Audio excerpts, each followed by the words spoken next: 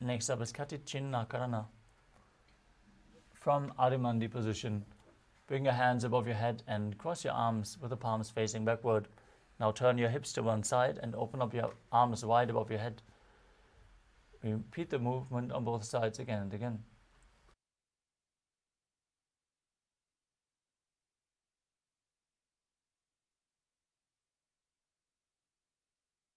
The next asana is Tadasana. Stand tall on the tips of the toes as you raise your arms up above your head. Keep your elbows straight, engage all three bandhas as you visualize yourself as a palm tree and internally chant the new japa Shivoham. महामुद्राबद्ध कोनो ताड़ासन विभेदकान्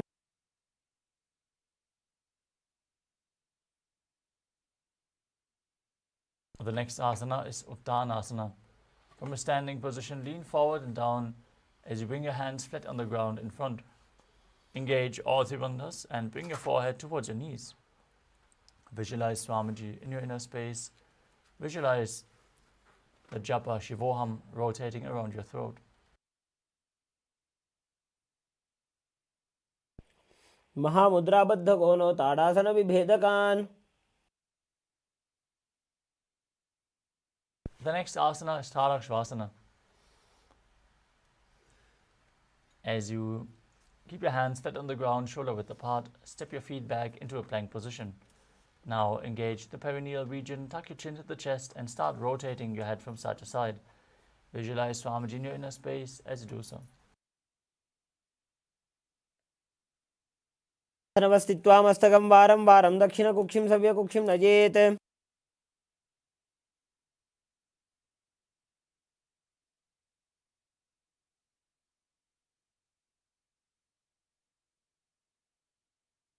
The next asana is Bhujangasana. Now lay down flat on your stomach as you keep the toes pointing backwards and the hands flat next to your chest.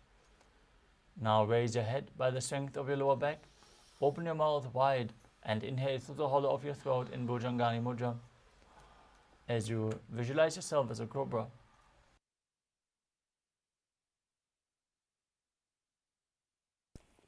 अंगुष्ठनाभिपर्यन्तम् अधोभूमौ विनिन्यसेत्. The next asana is Shashasana. Now push your body up into a plank position and alternate bringing one knee in towards your chest back and forth. As you visualize Swamiji in your inner space, breathe calmly through your nose in Sahaja Kumbhaka and perform the Mula Bandha. गजासन संस्थितो जानुद्वयमाकुञ्च वारं वारं कर्तव्यं शशासनं भवति. The next asana is Rathasana. From the plank position, step one foot in between the two hands, jump the foot back as you bring the other foot between the hands again and again. Visualize yourself as a chariot as you perform the Mula Bandha. गजासन संस्थितो एकैकं पादं पुरोमार्गेण भ्रामयित्वा कर्तव्यं रथासनं भवति. Next up is Virabhadrasana. As you keep one foot flat on the ground in front, with a knee bent at a 90-degree angle, toes pointing forward, keep the other leg pointed back, with the toes pointing outward, knees straight. Raise your arms up parallel above your head. Gaze towards your third eye. Visualize yourself as Lord Virabhadra as you perform Uddiyana Bandha and Mula Bandha.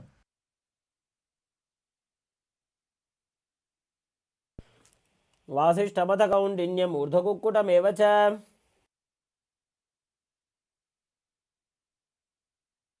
Exchange the position of your feet. Repeat Virabhadrasana on the other side. वासिष्ठमथ कौण्डिन्यम् ऊर्ध्वकुक्कुटमेव च. Next up is Vrikshasana. Now stand tall and bring one foot to the inner thigh. Keep your palms together in Anjali Mudra and raise them up above your head. As you pull your stomach in and up, contract the perineal region and visualize yourself as a tree. वामोरुमूलदेशे च जाम्यं पादं निधायतु. Next up is Garudasana. Now stand tall. Place one foot onto the opposite hip. Join your hands together in Namaskara Mudra in front of your heart center and visualize yourself as Lord Garuda in Garudasana. गरुडासनमावक्षे येन ध्यानं स्थिरं भवेत्. Now repeat Vrikshasana, the tree posture on the other side. साम्यं पादं निधायतु.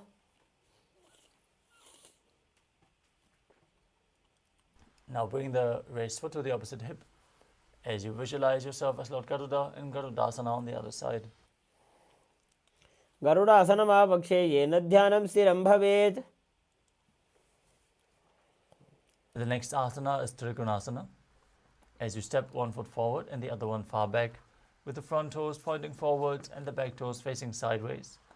Extend your arms parallel to the ground, lean forward and down as you gaze up along the arm and visualize yourself as a triangle.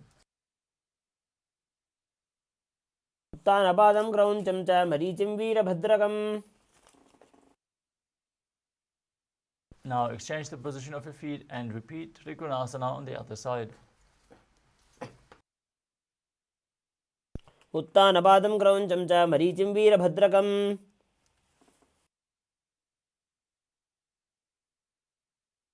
Next up is Nikutakakarana. From Arimandi position, heels together, toes pointing outwards and the knees bent. Raise one heel off the ground, place your hands in front of the chest with the palms facing each other and stomp the raised heel to the ground as you lift the other heel off the ground and exchange the position of your hands again and again.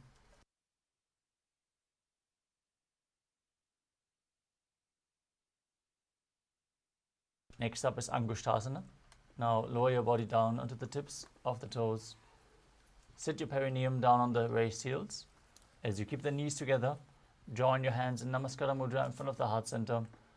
Visualize Swamiji in your inner space and start buzzing like a bee on the inhalation and exhalation in Brahmari Kumbhaka. As you perform the Mula Bandha and internally chant the new japa Sadashivoham. कबन्धासनमित्याहुः गोरक्षासनमेव च. From Angushtasana, extend one leg forward, heel down, toes pointing up.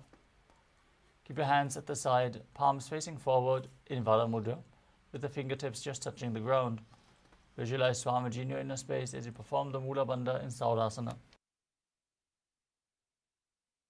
प्रसार्य एकं पादतलं संस्थाप्य त्वेकपादकम्.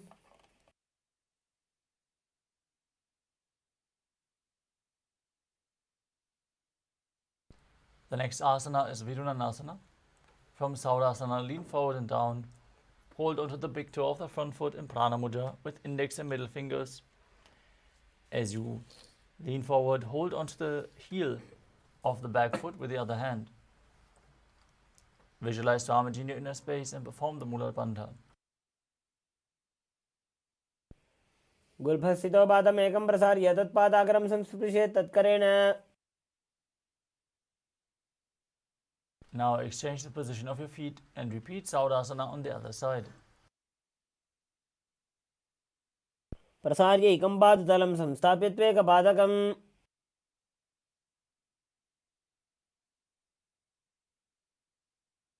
The next asana is Vidunanasana on the other side. Lean forward and down. Hold onto the big toe and the back heel as you visualize Swamiji.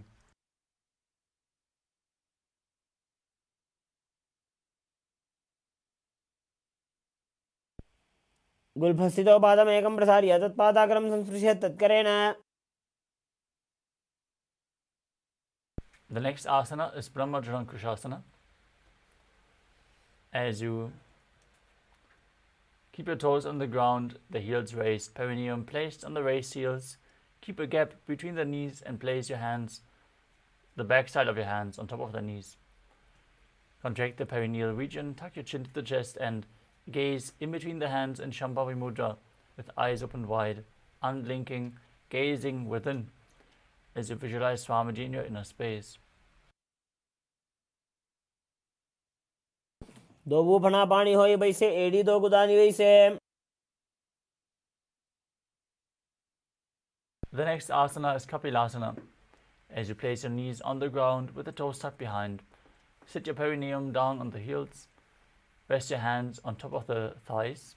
As you pull your stomach in and up, contract the perineal region and gaze towards your nose, visualizing yourself as sage Kapila Muni.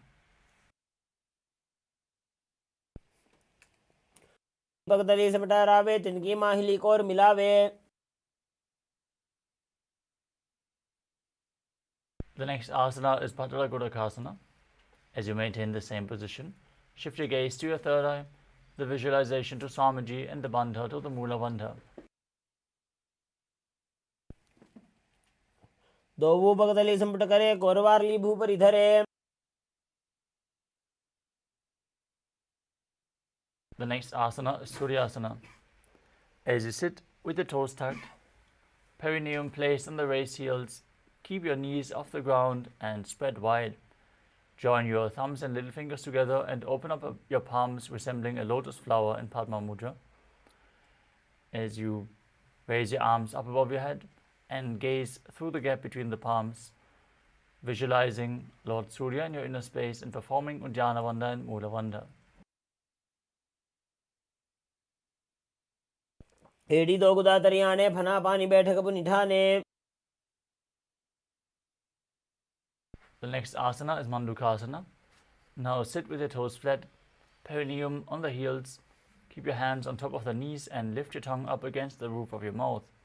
Visualize yourself as a frog as you gaze to your third eye, performing Manduki Mudra with your tongue. Breathe calmly through your nose in Sahadra Kumbhaka and perform the Mula Bandha.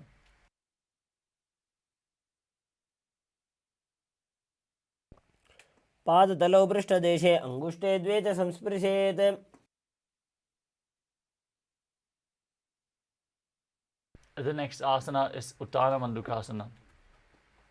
As you maintain the same position as in Mandukasana, bring your hands behind your back and hold on to opposite shoulders, keeping your elbows close to your head. Visualize yourself as a frog, gaze to your third eye, perform Manduki Mudra with your tongue, and engage Uddiyana Bandha and Mula Bandha. मंडुकासन मध्यस्थं कूर्पराभ्यां धृतं शिरः. The next asana is Simhasana. Now cross your ankles and sit on your feet. Keep your knees wide, fingers spread on top. Open your mouth wide, stick out your tongue and exhale forcefully as you gaze at the tip of your nose and visualize yourself as a lion.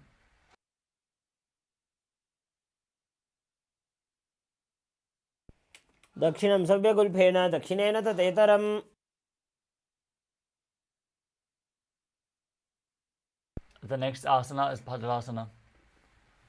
As you sit with your heels under the perineum, the knees opened wide, cross your hands behind your back and hold onto the big toes in Prana Mudra.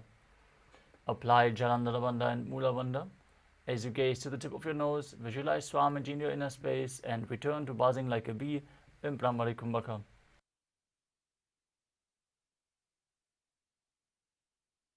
गुल्भौ च वृषणस्याधो व्युत्क्रमेण समाहितः.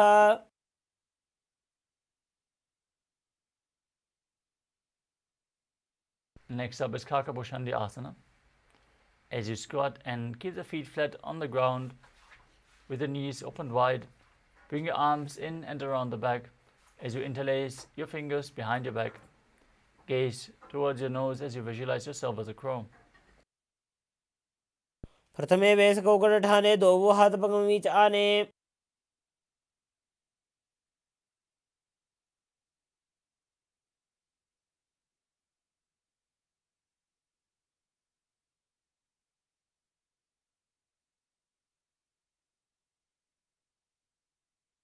The next asana is Karnivavasana. As you place your palms on the floor, shoulder width apart, bring your knees onto the back of your arms towards your armpits. Lean your chin forward and down as you lift the feet off the ground and visualize Swamiji in your inner space. आसन को गुण आशी दुष्टा होई तो आची होई. The next asana is Kapali Asana. This is going to be the first inverted posture of the sequence. So if you have any upper back or neck injuries or high blood pressure, take it slow with all the inverted postures. And if required, set yourself up in front of a wall for support. Now place your elbows onto your your knees onto your elbows, your head onto the ground, forming a triangle between your hands and your head as you align your hips with the shoulders and raise your legs up straight. Visualize Swamiji in your inner space as you perform the Mula Bandha. शीश शीशा धरती टेकी पकदो भूमि लिवाऊ चाकू करे।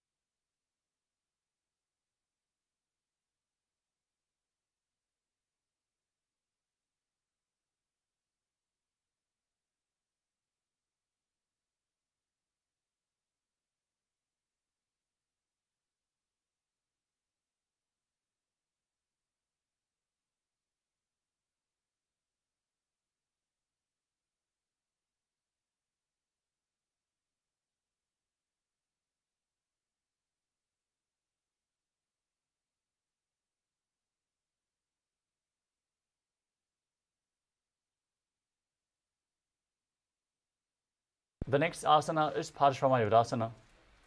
As you squat on your toes with the legs together, twist your body and place both hands to one side. Then lean onto your arms and balance, extending the legs to the side.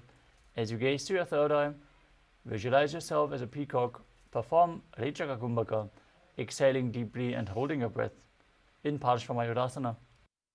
मयूरं दंडवत् कुर्यान् मायूरं दंडनामकम्. Now twist your body in the opposite direction and repeat Paramashivoham.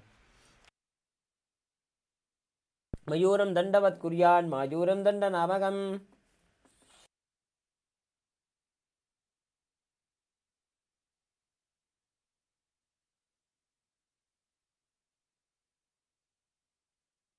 Now place your hands flat on the ground in front as you step your feet back into a plank position.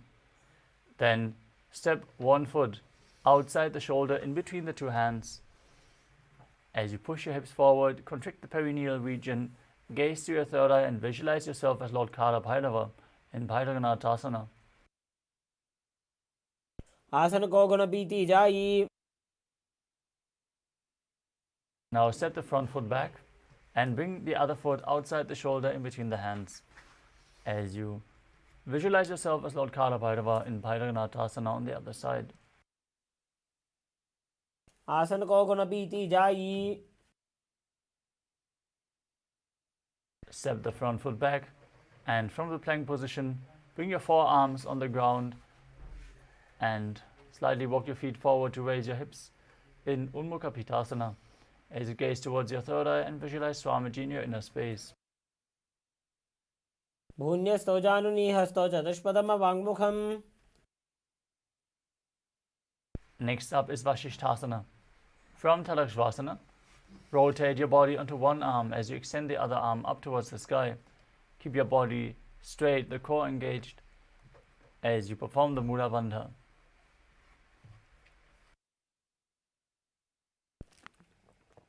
ऊर्ध्व कुक्कुटवासिष्ठ मरीचिहल मत्स्यकम्. Now rotate your body to the other side. Lift your arm. Visualize yourself as H Vashishta and Vashishthasana on the other side. ऊर्ध्व कुक्कुटवासिष्ठ मरीचिहल मत्स्यकम्.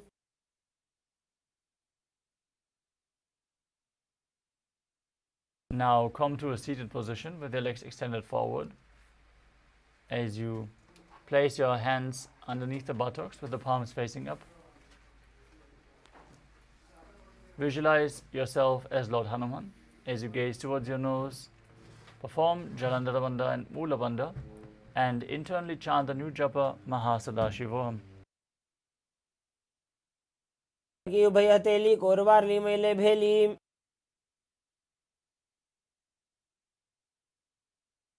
The next asana is Paschimottanasana.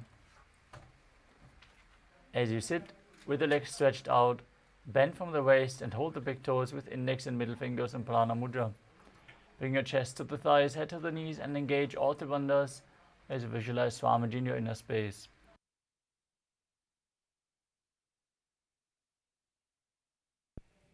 स्वबानिभ्यां दृढं दत्त्वा जानोपरि शिरोऽन्यसेत्. The next asana is Ugrasana. From the same position, interlace your fingers behind your head in Parashur Mudra. Lean forward and down. Bring your head towards the knees, in between the knees if you can, as you bring your elbows outside the knees. Engage your core. Perform all three bandhas as you visualize Kali in your inner space. स्वबानिभ्यां दृढं धृत्वा जानोपरि शिरोऽन्यसेत्. Next up is Marichi Asana. As you sit with the legs extended, bring one heel against the groin with the knee raised. Bring your arm in and around the raised knee. Interlock both hands behind the back.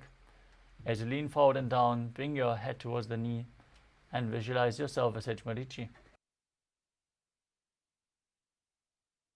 उत्तानपादं क्रौञ्चं च मरीचिं Virbhadra.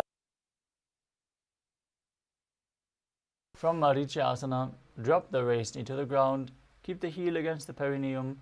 Lean forward and down and hold the front foot with both hands. As you engage all three bandhas, Mahamudra Bandha, gaze towards your nose and visualize Swamiji in Mahamudrasana.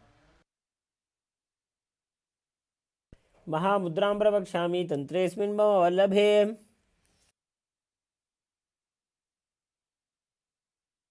Now extend both legs, bring the other heel against the groin as you repeat Marichi Asana on the other side.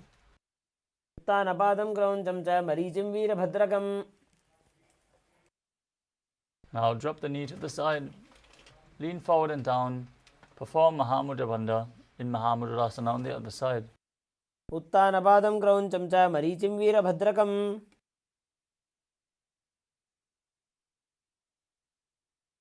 The next asana is Vajrasana too.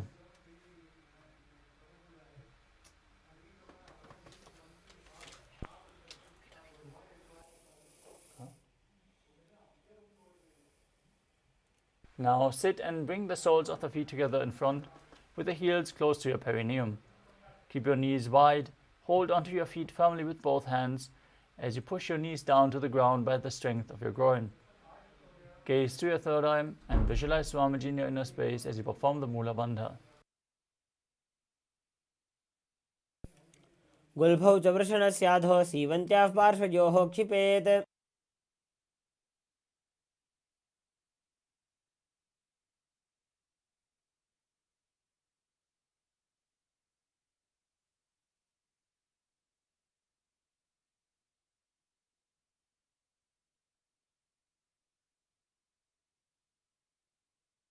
The next asana is Gvali Pavasana.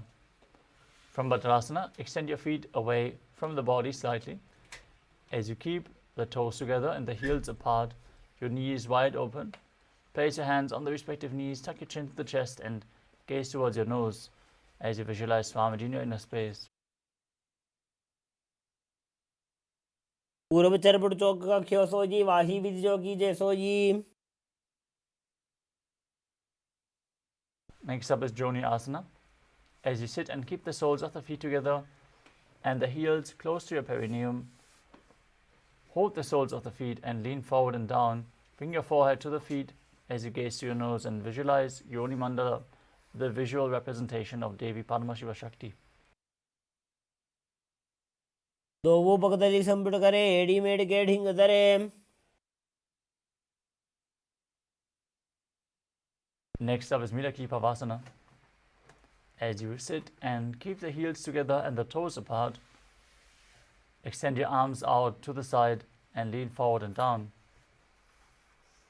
Bring your forehead to the ground behind the heels as you gaze to your nose and visualize Swamiji in your inner space.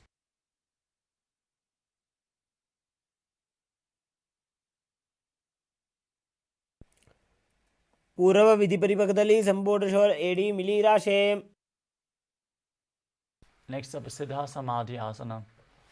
As you sit and keep the toes together, heels apart, Bring your arms below the shins and extend them out with the palms facing up. Bring your forehead to the ground in front of the feet as you bring your toes towards your throat if you can. Gaze towards your nose. Visualize Lord Surya in your inner space as you perform the Mula Bandha.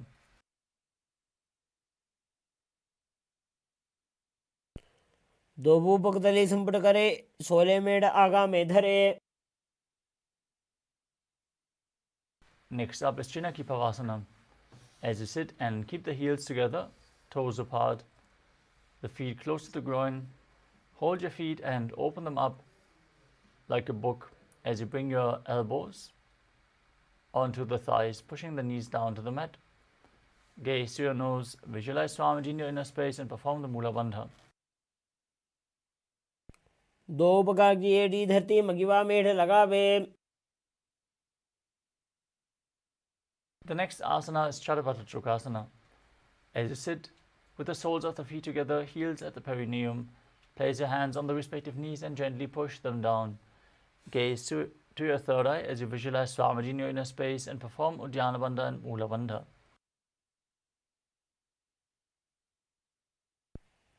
दो भूपकतली संपुट धारे आगाने कर जारे पसारे. Next up is Bhairavasana. As you sit and bring the soles of the feet together with the knees opened wide, lift your heels up off the ground and bring the toes down to the ground. Use the support of your hands if needed in this intense stretch. As you then place your knees on the ground and your hands on top of the knees in Bindu Mudra. Gaze to your third eye, visualize yourself as Lord Kala Bhairava as you perform Uddiyana Bandha and Mula Bandha.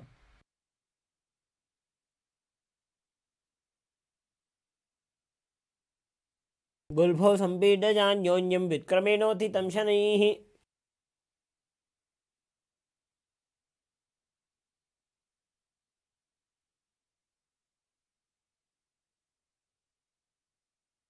The next asana is Samanasana. As you sit with one heel at the perineum, lift and hold the other foot towards your chest. Gaze to your third eye and visualize Swamiji as you perform the Mula Bandha. समानासनमावक्षे सिद्धमन्त्रादि साधनात्. The next asana is Apanasana.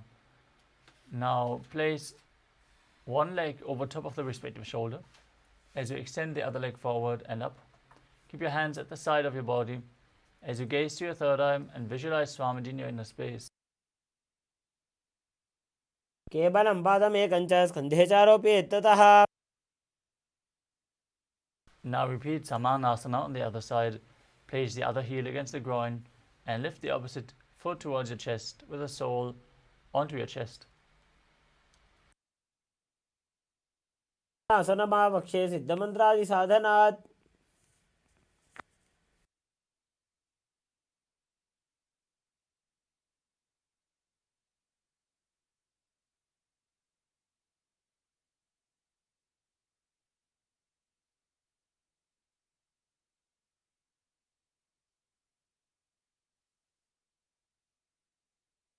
Now repeat Apanasana on the other side as you bring the other foot over top of the respective shoulder and extending the opposite leg forward and up. केवलं पादमेकं च स्कन्धे चारोप्येत्ततः. The next asana is Gomukhasana. As you sit and cross your legs, stacking the knees in front of the body with the heels close to your hips. Interlace your fingers and place them on the top knee. As you gaze to your nose, visualize the face of a cow. Start breathing in Sitkari Kumbhaka as you press your tongue against the top of your mouth and hiss through your teeth without your tongue touching the teeth. As you engage the Mula Bandha and internally chant the new japa Om Nithyanandoham. सव्ये दक्षिणगुल्फं तु पृष्ठपार्श्वे नियोजयेत्.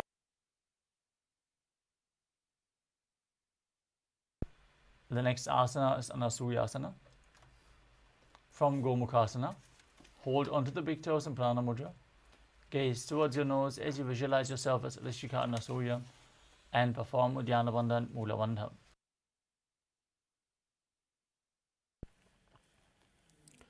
दक्षिण गोड़ नीचे उठाने, बाहों तागे ऊपर आने.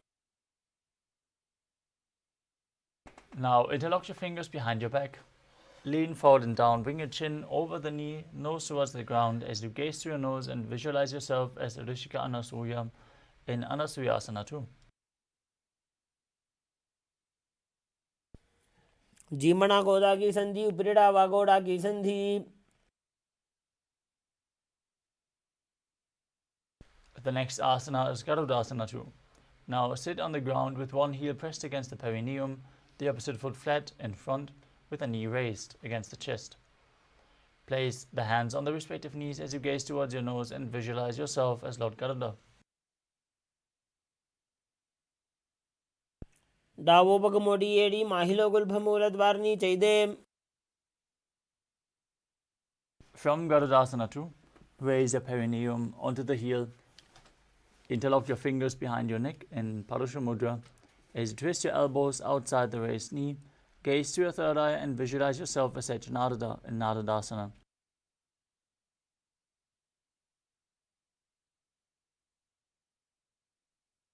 पिष्टि जो वाम पगदली केरी, भूपरी ताही लगावे फेरी. The next asana is Matsya Pitakasana. As you place one foot on top of the opposite thigh and wrap the respective arm around the knee, hold on to the shin, extend the other arm down and hold on to the big toe in Prana Mudra. Gaze towards your nose and visualize Matsya, the fish avatar of Lord Vishnu. वामे नवामांगुष्ठन्तो गृहीतं मत्स्यपीठकम्. Now repeat Gomukhasana on the other side as you stack your knees again with the other knee on top. Interlace your hands on top. Visualize the face of a cow and don't forget to breathe and sit Kari Kumbhaka, hissing through your teeth without the tongue touching the teeth.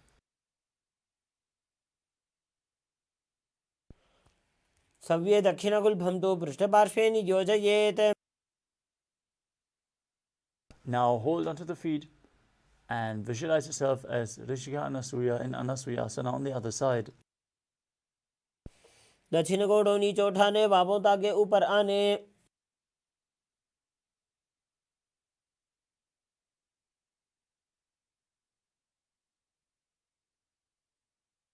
Now lean forward and down as you interlock your fingers behind your back. Repeat Anasuyasana 2 on the other side.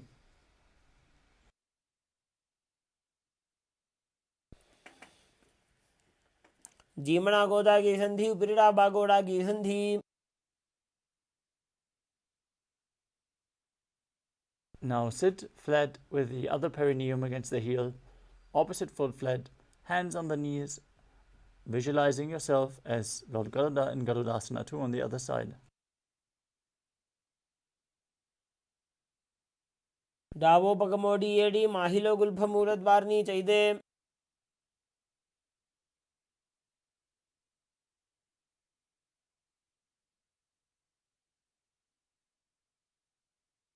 Now interlace your fingers behind your back, raise your perineum onto the heel, twist the elbows outside the raised knee as you repeat Naradasana on the other side. पिष्टि जो वाम पगदली केरी, भूपरी ताही लगावे फेरी.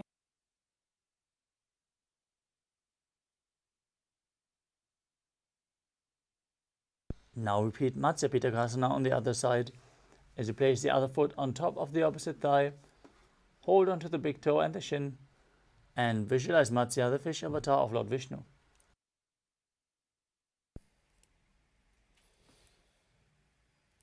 वामे नवामांगुष्ठन्तो गृहीतं मत्स्यपीठकम्.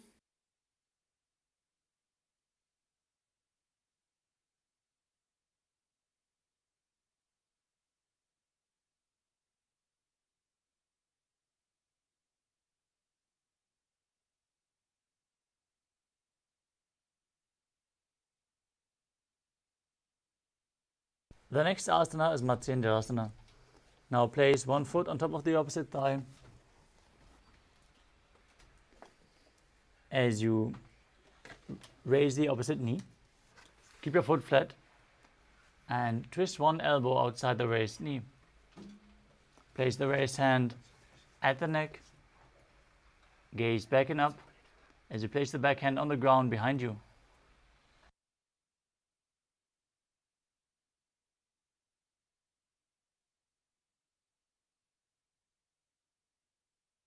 Visualize Matsendranath, the great sage and master of Hatha Yoga, in Matsendrasana. उदरं पश्चिमाभासं कृत्वा तिष्ठति यत्ततः. From Matsendrasana, extend the front arm down to the foot. Hold the big toe in Prana Mudra if you can. Otherwise, you can hold onto the shin. Gaze to your third eye. Visualize yourself as a camel. And hold the back ear with the other hand in Kubasana. आसन को गुण झोलो जाए.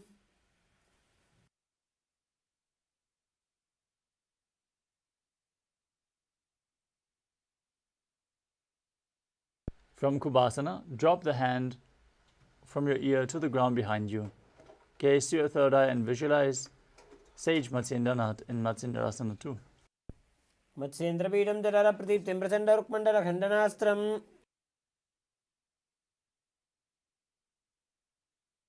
Now stretch both your legs out and place the other foot on top of the opposite thigh as you repeat Matsyendrasana on the other side. उदरं पश्चिमाभासं कृत्वा तिष्ठति यत्ततः.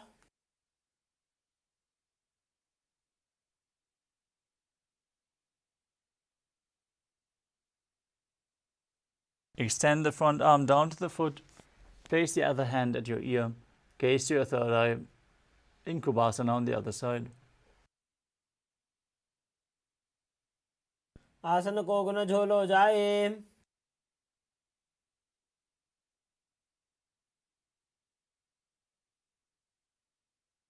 Now drop the hand from your ear to the ground behind you. Twist your body even further as you gaze towards your third eye and visualize Sage Matsendranath and Matsendrasana 2 on the other side.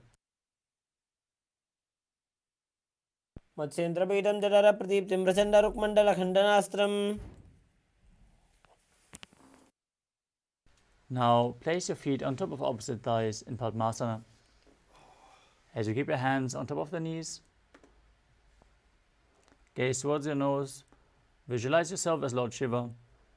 Breathe in Sitali Kumbhaka as you press your tongue against the back of your teeth and hiss through the teeth while inhaling. Perform Mahamudra Bandha and internally chant the new japa Om Nithyananda Paramashivoham. आसनं द्विधं प्रोक्तं पद्मं वज्रासनं तथा. Now maintain Padmasana. Cross your arms in front of your body. Hold onto the big toes in Prana Mudra. As you gaze towards your nose, visualize yourself as Goddess Parvati, the consort of Lord Shiva. Keep breathing in Sitali Kumbhaka and engage the Mula Bandha in Padmasana 2. उत्तानौ चरणौ कृत्वा ऊरु संस्थौ प्रयत्नतः. Next up is Kukutasana.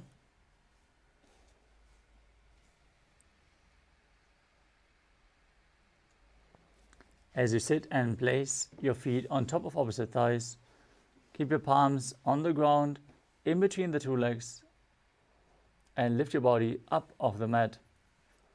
Now visualize yourself as a rooster as you breathe calmly through your nose in Sahaja Kumbhaka and perform the Mula Bandha. पद्मासनं सुसंस्थाप्य नान्वोरुरन्तरे करौ. Next up is Baddha Keki Asana. From Padmasana, rise up onto your knees and place your hands flat on the ground in front with the fingers pointing backwards. Now lean onto your elbows and balance as you lift your knees off the ground and visualize Swamiji in your inner space. नमोष्टभ्यकरद्वयेन तत्कुरुपरिस्थापिता नाभिपार्श्वः. From Baddha Keki Asana, extend your legs back into Mayurasana. From a kneeling position, you can place your hands flat on the mat. Bring your elbows to the navel, lean forward until you find balance, and then extend your legs up straight. Visualize yourself as a peacock as you perform the Mula Bandha in Mayurasana. क्षे Mahadev मयूरासनमुत्तमम्.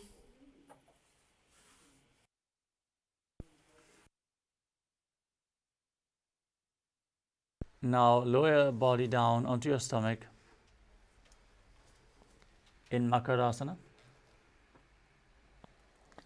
As you interlock your fingers behind your neck and keep the toes pointing outwards, placing the forehead on the ground. Visualize yourself as a crocodile. Breathe calmly in Sahaja Kumbhaka and perform the Mula Bandha.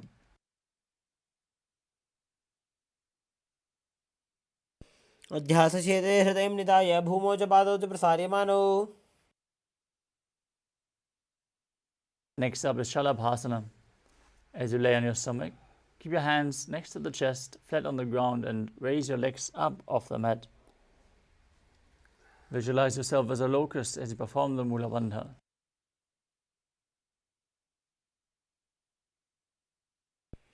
अध्यासचेते करयुग्मवक्षौ भूमिमष्टभ्यकरयोस्तलाभ्याम्. Next up is Ushtrasana. As you lay on your stomach, hold onto your feet. As you pull them down outside the hips, close to the ground, as low as possible. As you visualize yourself as a camel in Ushtrasana.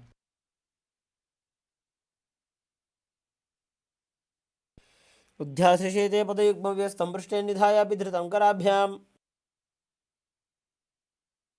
The next asana is Dhanurasana.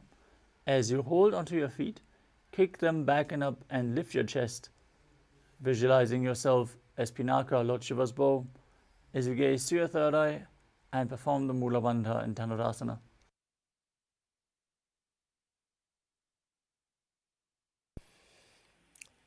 प्रसार्य पादौ भूयदण्डरूपौ करौ च पृष्ठे धृतपादयुग्मम्. The next asana is Bhagasana. Now sit in a kneeling posture with your heels outside the hips, the toes touching behind. Place your hands on the thighs, gaze to your third eye. Visualize Swamiji in your inner space as you perform the Mula Bandha and internally chant the new japa Om Nithyananda Paramashivoham.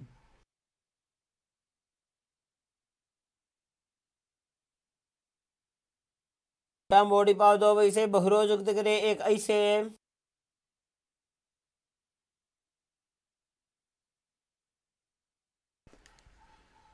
The next asana is Gohi Asana. We are setting up for another inverted posture. So place yourself in front of a wall if you need the support.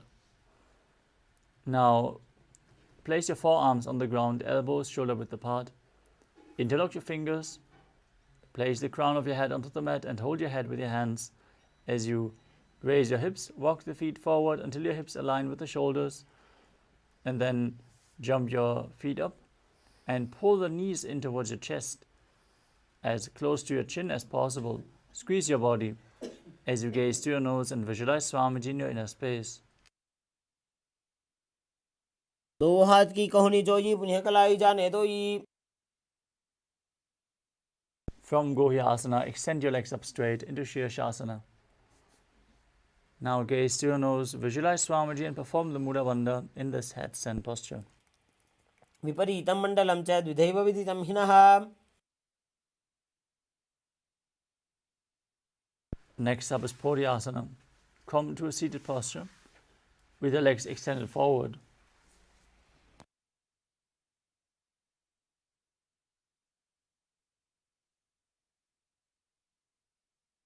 Start breathing in Bastika Kumbhaka, rapidly exhaling from your diaphragm, pushing the air out again and again like the bellows of a blacksmith. As you hold your calves from behind and raise your legs up vertical, bringing your head towards your knees. Visualize Swamiji and perform the Mula Bandha. हर आने घोड़ा तरे कागसी ठाने.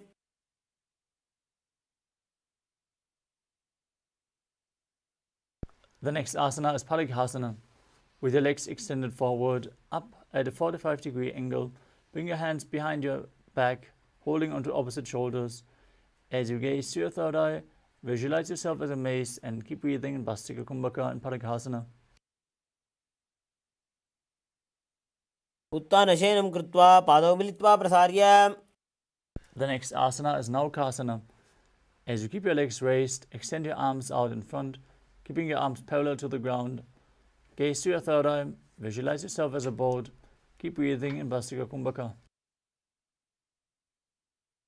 उत्तानशयनं कूर्पराभ्यां भूमिवष्टभ्य. Next up is Rudrasana. As you sit and lift your feet up, scoop your hands under the heels and pull your feet towards your chest. Keep your spine upright, gaze towards your nose, and visualize yourself as Lord Rudra as you keep breathing in Bhastrika Kumbhaka. पगतली संपूटकरी हाथस्य उचाजी. Now breathe calmly through your nose as you lay down on your back with the feet flat, knees raised, hands flat on the ground behind your heels with the palms facing down. Now push your hips up, engage the perineal region, and perform the Jalandhara Bandha as you breathe in Mudra Kumbhaka, exhaling while the throat lock is still engaged. Gaze towards your nose and visualize Swamiji in your inner space in Unmukha Pitasana too. ऊर्ध्वे च जानुनी कृत्वा शवेत्वोर्ध्वमुखं तथा. The next asana is Shivasana. As you lay down on your back with the hands next to your hip, palms facing up, perform Shakti Chalan Mudra. Pull the Kundalini Shakti up along the spine forcefully. Then relax. Unclutch from any micro movements of the body and mind. As you visualize that your body is dead and Swamiji, the Supreme Pontiff of Hinduism, is liberating you. Internally chant the Mahavakya, Om Nithyananda Paramashivoham. उत्तानं शववद्भूमौ शयनं तु शवासनं. शवासनं श्रान्तिहरं चित्तविश्रान्तिकारणम्.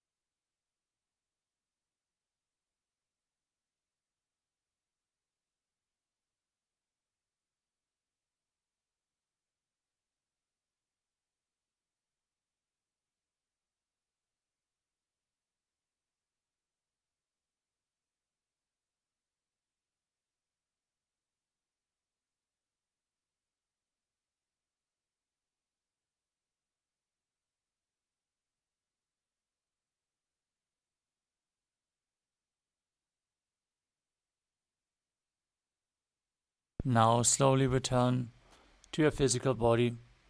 Start to wiggle your fingers and toes, your wrists and your ankles, your elbows and your knees.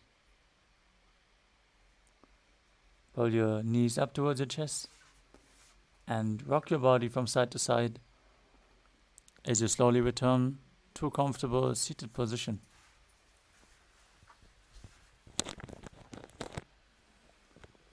Congratulations, you completed the first 108 asanas of the sequence, which form the Pratama Vinyasa Karma. We are now going to move on to the next asana of the sequence, Yathasana Ishthasana. Now sit in a position that brings ease to your physical and mental space. Any posture is fine. Just place your hands on top of the knees in Bindu Mudra. Visualize Swamiji as you perform the Mula Bandha in Yathasana Ishthasana. पर्यङ्कं तत्समाख्यातं जितसंस्थं यथा स्थितिः.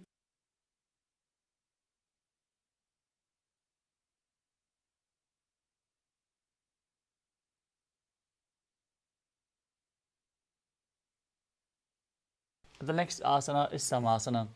As you sit in a cross-legged position with your hands on the knees in Bindu Mudra, take a long deep inhalation and hold your breath.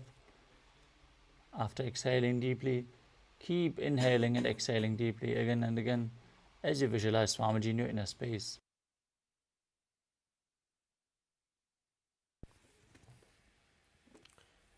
इदानीं गर्भिणीनां योगाभ्यासो यथा लघु. The next asana is Muktasana. As you place the left foot against the genital region, place the right foot over top of the left.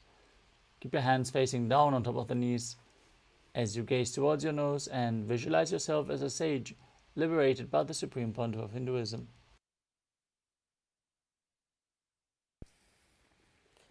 निपीड्य सीविनीं सूक्ष्मां दक्षिणेतरगुल्पतः. Next up is Siddhasana. Maintain the same position, shift your gaze to the third eye and visualize Swamiji in your inner space. स्थानसंयमितेन्द्रियोचलदृशा पश्यन् भ्रुवोरन्तरं चैतन्मोक्षकपातभेदजनकं सिद्धासनं प्रोच्यते. Next up is Siddhyasana. Maintain the same position, shift your gaze to the ground in front of you as you visualize Swamiji and engage all three bandhas. वामपादके इडीजानो सीवनिमदितासकोठानो.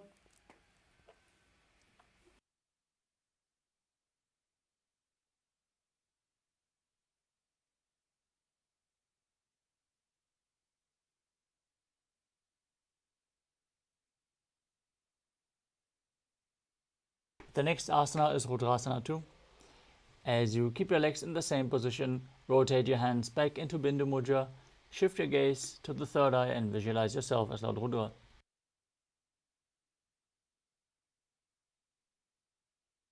वामचरण परि दक्षिणे राखे एकजुगति ऐसे विधि राखे.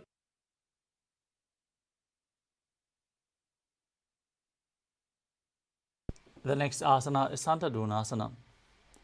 As you maintain the same position, switch your gaze to the nose and embody tranquility and an unshakable nature. आसन की गुण मन की चंचलता meet.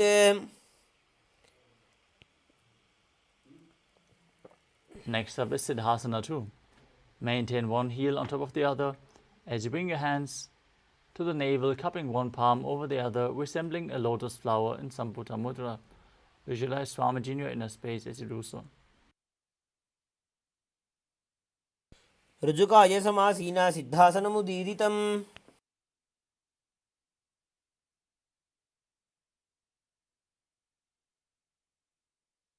Next up is Bandha Yoni Asana. As you maintain your feet in the same position, set the sankalpa of manifesting through the womb of creation. Prepare yourself to enter Shanmukhi Mudra as we lock all our five senses with our hands. Now place the little fingers beneath the bottom lip, ring fingers above the upper lip, middle fingers closing the nostrils, index fingers closing the eyes, and the thumbs locking the ears. यत्र मध्ये महादेव बन्धयोन्यासने शृणु. The next asana is Virasana. Now place one foot on top of the opposite thigh and the other foot below the opposite thigh. Place your hands on the knees in Bindu Mudra and visualize the state, embody the state and space of bravery.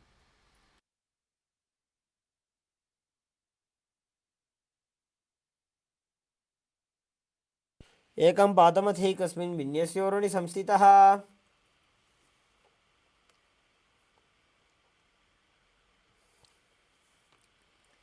Next up is Valmikasana. As you keep your feet in the same position, hands on the knees in Bindu Mudra, gaze to your third eye and visualize Sage Valmiki, the great poet and author of Ramayana. डाबा पग की पगथली पुनि AD है जो या.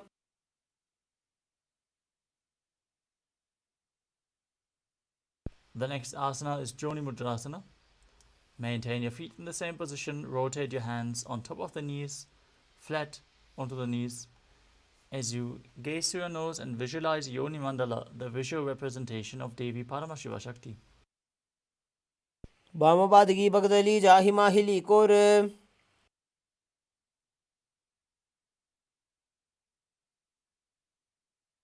Next up is Yoni Asana.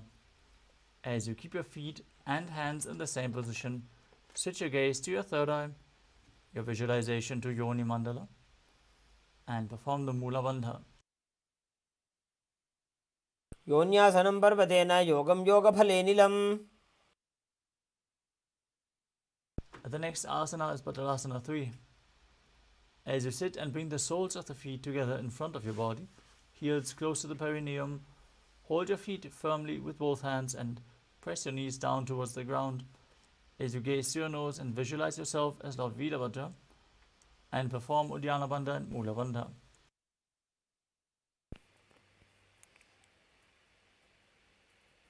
गुल्फौ च वृषणस्यादः सीवन्त्याः पार्श्वयोः क्षिपेत्.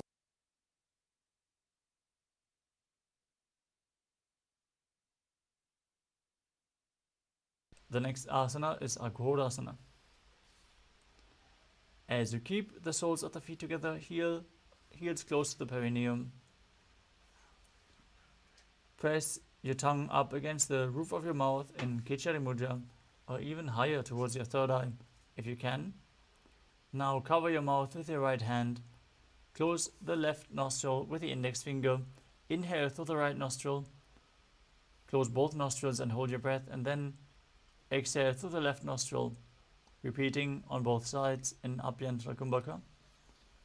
As you gaze towards your third eye and visualize yourself as an Aghori.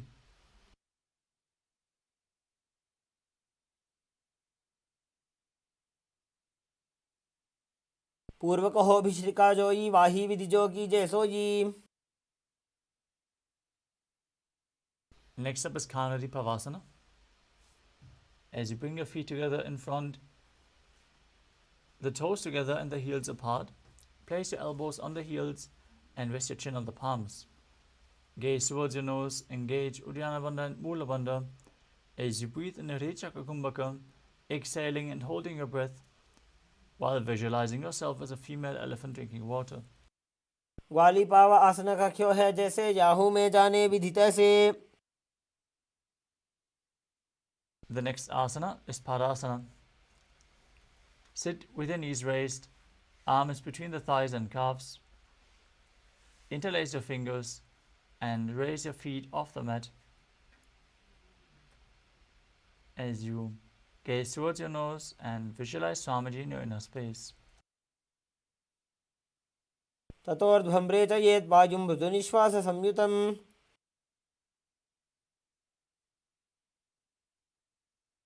Next up is Gopi Chandasana. Now interlace your fingers around the feet with the soles together and the toes. Lift the toes to the groove of your throat as you keep your heels towards your chest. Place your chin on your hands, gaze to your nose, and embody the state and space of a king. पूर्व विधिपगा का अंगूठा कंठ को पराशे.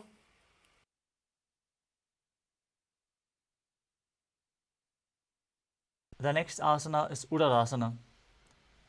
As you sit with the soles of the feet together, insert your hands underneath the legs and hold your feet with interlocked fingers. Now bring the feet up towards your chest as you bring your head down, touching your chin to the soles of the feet. Gaze through your nose and visualize your body free from any defects. ದೋಬೂಪಕದಲ್ಲಿ ಸಂಪುಟಟಾನೆ ಉಭಯ ಹಸ್ತಕರಿವರದ ಹಿತಾನೆ. From the same position, raise your feet even higher in front of your face, with your interlocked fingers above your forehead, in Vishishtasana, visualizing yourself excelling in everything. ದೋಬೂಪಕದಲ್ಲಿ ಜೋಡಿ ಸಂಪುಟ ಕರೆ.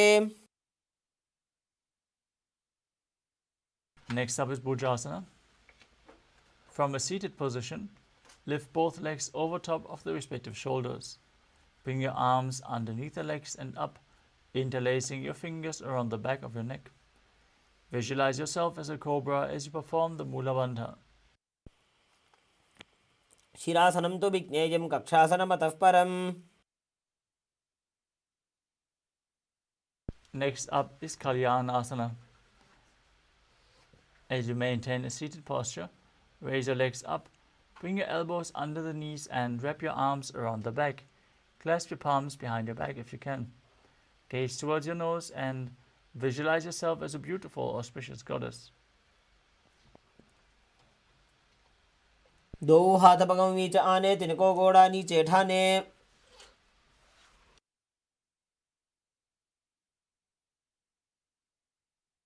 The next asana is Sankatasana. Now place the top of the left foot flat on the mat and sit your perineum down on the left heel. Stack the right knee over top, heel close to the hip. As you place your hands on opposite knees, gaze outwards in Vaishnavi Mudra without focusing on any external object, only focusing on the object within. Visualize yourself as an elegant swan as you start breathing in Ujjayi Pranayama, making an ocean-like sound with your mouth. वामपादं चितेर्मूलं सन्यस्य धरणीतले.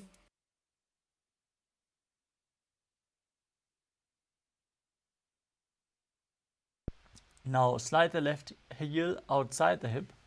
Sit on the ground as you place both hands on the top knee. Visualize a cow in your inner space.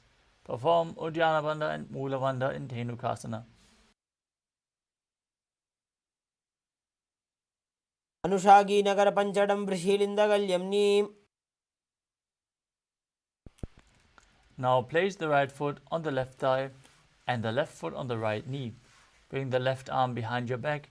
Twist your body to hold on to the opposite thighs with your hands. Once you catch hold, twist your body even further. Gaze towards your third eye and visualize Swamiji in your inner space and Machandrasana.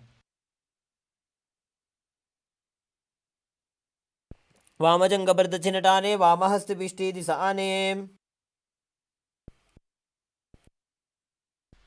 Now untwist your body, hold onto the feet. As you maintain your legs in the same position, lean forward and down, place your forehead on the ground and visualize Swamiji in Machandrasana too. प्रथमजी मनो चरणजुजोजी वामजङ्गपरिराखेसोजी.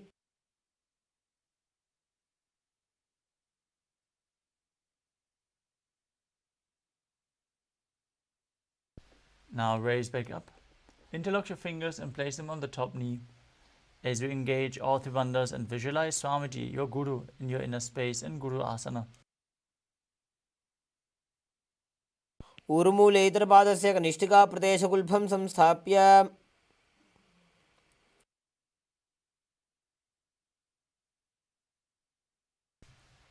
Now stack your knees again, this time keeping your right foot flat, sitting on the right heel. As you keep your hands on opposite knees, visualize yourself as an elegant swan in Sankatasana on the other side. वामपादं चितेर्मूलं सन्यस्य धरणीतले. Now slide the right foot outside the hip and sit on the ground as you visualize a cow in Dhenukasana on the other side. अनुषागी Nagar पंचडं वृषीलिन्दगल्यम्नी. Now place the left foot on the right thigh and the right foot on the left knee. Twist your right arm behind the back. Hold on to opposite thighs as you twist your body even further. Repeat Machandrasana on the other side. वामजङ्गपरिदक्षिणटाने वामहस्तपिष्टीति स आने. Untwist your spine, hold onto the feet and lean forward and down as you repeat Machandrasana 2 on the other side. प्रथम जी मनो चरण जुजोजी वामजङ्गपरिराखे sooji. Now interlace your fingers, place them on the top knee, engage all three bandhas as you visualize your Guru in Guru Asana. ऊर्मूलेतरपादस्य कनिष्ठिका प्रदेशगुल्फं संस्थाप्य. Next up is Parshasana. As you sit with your feet flat on the ground, the knees raised, hold the knees with opposite hands and pull them close towards your chest. Push your tongue up in Kechari Mudra as you gaze to your third eye and visualize Swamiji in your inner space. पादतले भूमो निधाय जानुनिवृसि निधाय. Next up is Bodha Shukasana.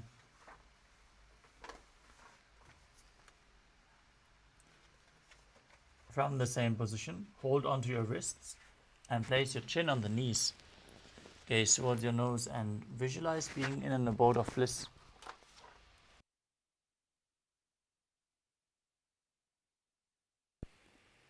दोवुपकदली भूपरिधरे कोरमाहिलिये सेकरे.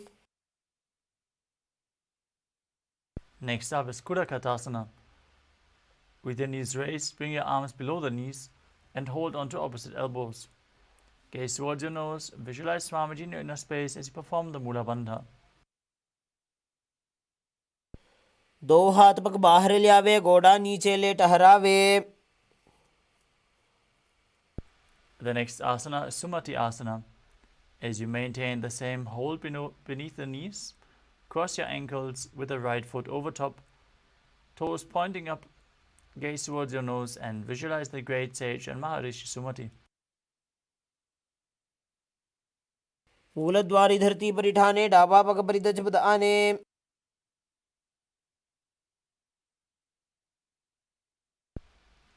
Next up is Dandasana.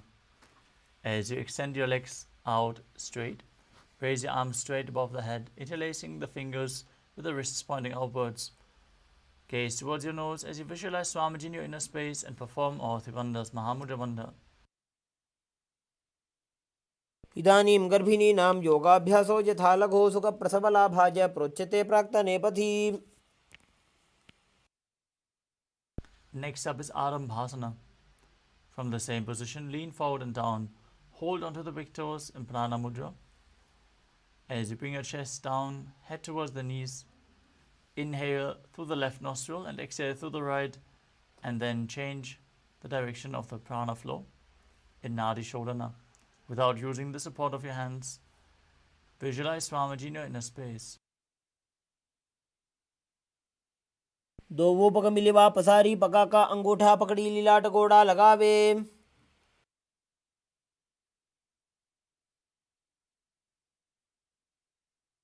Next up is Pirokasana.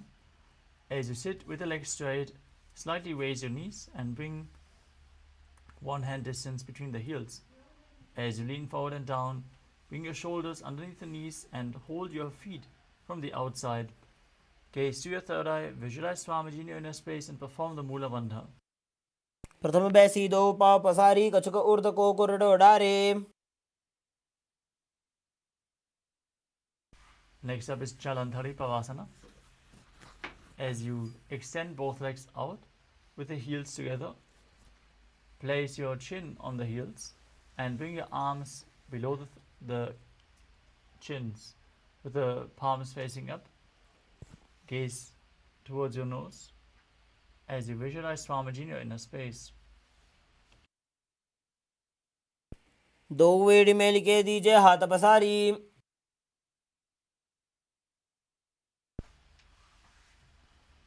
The next asana is Urdhva Paschimottanasana. As you sit and extend both legs out, lift one foot behind the neck. lean forward and down and hold on to the front foot with both hands as in Paschimottanasana. Now visualize Swamiji in your inner space as you perform Pratyahara Pranayama, focusing on the prana flowing up through the 9 points within the body as revealed by Mahadeva himself. Those 9 points are the soles of the feet, the regenerative organs, the navel, the heart, the throat, the uvula, the center of the eyebrows, the top of the forehead, and the crown of the head, the Brahmaranda. Perform the Mula Bandha and internally chant the Mahavakya, Om Nithyananda Paramashivoham. पश्चिमतानवत् संस्थितिं कृत्वा एकं पादं ग्रीवायां धृत्वा तिष्ठेत्. From Urdhva Paschimottanasana, lean back, straighten your spine, hold onto the foot which is still behind your neck with the opposite hand. Gaze through your nose and visualize yourself as infinite, endless, eternal, Ananta. उत्तानशयनी एकैकं Pai ग्रीवायां विन्यस्य. Next up is Ankushasana. From Anantasana, rest onto the elbow of the hand holding the foot. Concentrate on the prana flowing upwards as you gaze through your nose and feel in complete control. उत्तानशयित एकैकं पादं ग्रीवायां कुर्वन्. The next asana is Durushasana. As you lay on your back, hold your knees with opposite hands and pull them close as you rock your body from side to side. Visualize Swamiji in your inner space. उत्तानशयनं जानुनी हृदये वष्टम्भ जङ्घासहितो उरूनि करद्वये बद्ध्वा.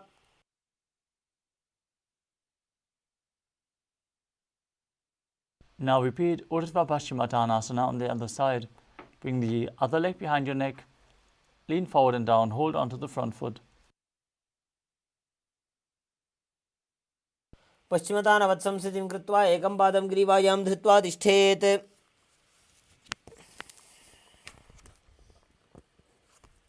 Now lean back into Anantasana. As you keep the leg behind your neck, hold onto the foot with the opposite hand. Gaze through your nose and visualize yourself as unending.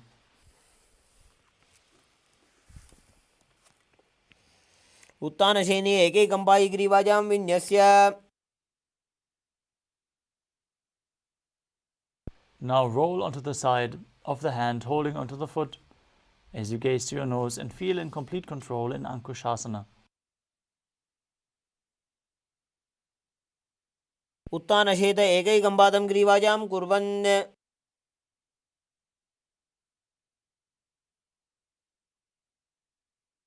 The next asana is Yoga Nidrasana. As you lie on your back, lift your legs one by one up behind your head. Hold your hands behind your back and gaze to your nose as you visualize Swamiji in your inner space. पादाभ्यां वेष्टयेत् कण्ठं हस्ताभ्यां पृष्ठबन्धनम्.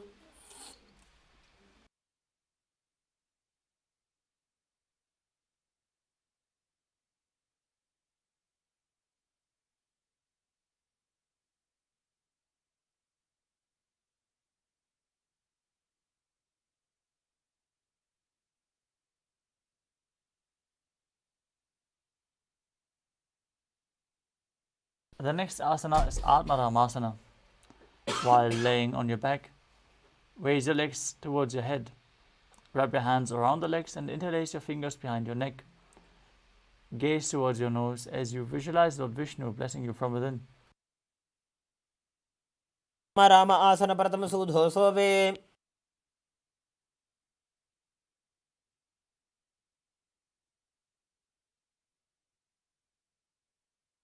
Next up is Kuchikasana.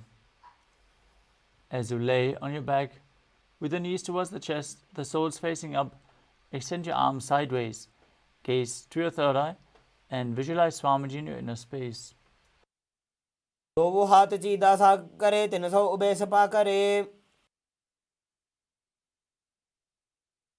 Next up is Jatara Parivritti.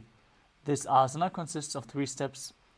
We're going to perform all 3 steps and then repeat them on the other side. Let us first enter a neutral position where you pull your knees in towards your chest and extend your arms out to the side at shoulder level. Visualize Swamiji and perform the Mula Bandha as you drop one knee to the side and extend the other leg down. This is the first step. Now bend both knees to the side. Second step. And extend both legs to the side, hold onto the feet and gaze in the opposite direction. Third step. Now return to the center, the neutral position, and then drop the other knee down to the side, extending the opposite leg. Bring both knees bent to the side and extend both legs to the side as you gaze away from the feet. परिवृत्ते कुक्षिभागे त्रिदाहि परिकीर्तितः. Next up is the Dvipadapitam. As you lay on your back, place your feet flat on the mat with the knees raised. Hold on to your ankles and lift your hips up as you gaze through your nose and visualize yourself as sturdy as a bridge, breathing in Mudra Kumbhaka with Jalandhara Bandha and Mula Bandha engaged. प्रतिक्रियायुतं द्वन्द्वपीठः सर्वबलप्रदं गर्भिणीनां दुर्बलानामिति Gargi जगादनु.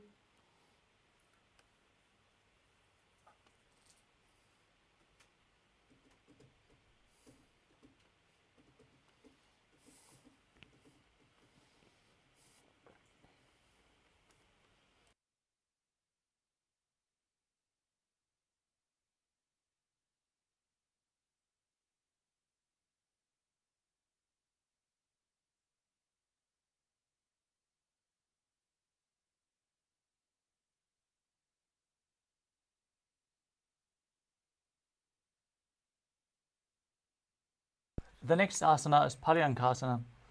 As you lay on your back and place your feet flat on the mat, bring your arms over your head, place your hands flat on the mat as well, with the fingers pointing towards your feet, and then lift your entire body off the ground as you visualize yourself as sturdy as stone furniture.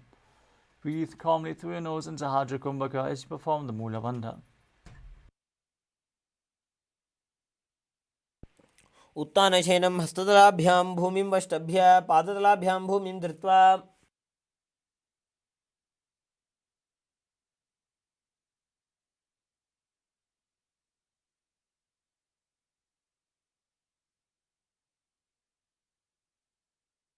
Next up is Shvotanasana.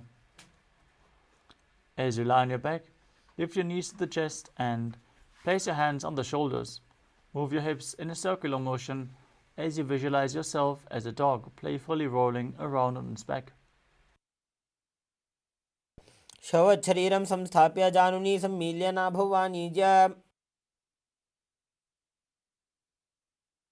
Next up is the Viparita Karani. As you lay supine, place your arms flat on the mat and push your legs and hips up. Be completely straight and then move your legs in a circular motion. Visualize Swamiji in your inner space as you perform Jalandhara Bandha and Mula Bandha. भूतले सशिरो दत्वा खेनये चरणद्वयम्.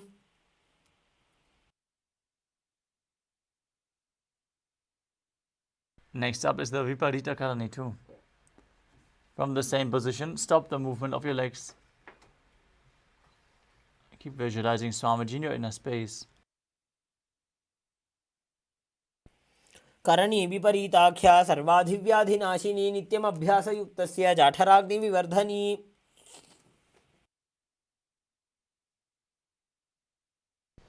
Next up is Langalasana. Now lay on your back and then lift your hips as you take your feet over your head, toes on the floor. Place your hands stretched on the ground behind your back, interlaced in Padasha Mudra. As you rest on your neck and shoulders, visualize yourself as a plow.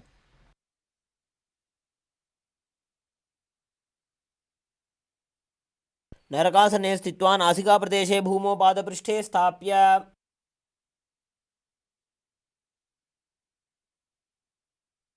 Next up is Shaita Paschimottanasana. As you lay on your back, lift your legs over your head with the toes pointing to the ground Hold onto the feet with both hands as you keep your arms and legs straight.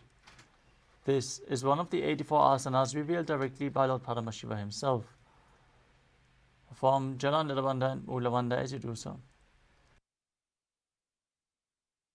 शयित्वात् कुर्वीत शयितपश्चिमतानकम्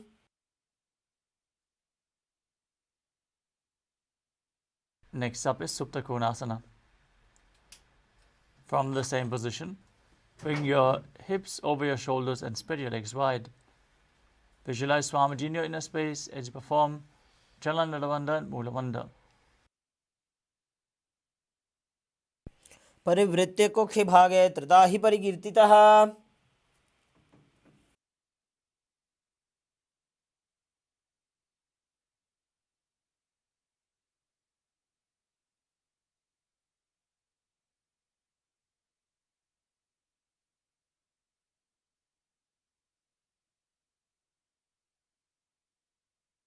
The next asana is Chakrasana. As you hold the ankles of the feet with the feet joined above your head, roll onto your back as you visualize yourself as a chakra, keeping the arms and legs straight. शवासनस्थद्वौ पादौ कुर्यान्मस्तकतः परो व्युत्क्रमेण ततः शीघ्रमेतत्सर्वस्य साधनम् The next asana is Supta Prasarita Parangushtasana.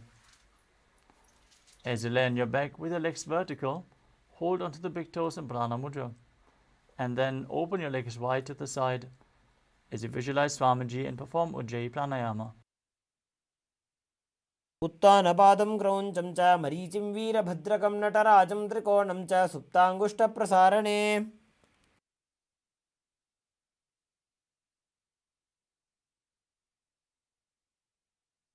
Next up is Supta Parangushtasana. As you join your feet together above your body, holding onto the big toes in Prana Mudra, visualizing Swamiji in your inner space. उत्तानपादं क्रौञ्चं च मरीचिं वीरभद्रकं नटराजं त्रिकोणं च सुप्ताङ्गुष्ठप्रसारणे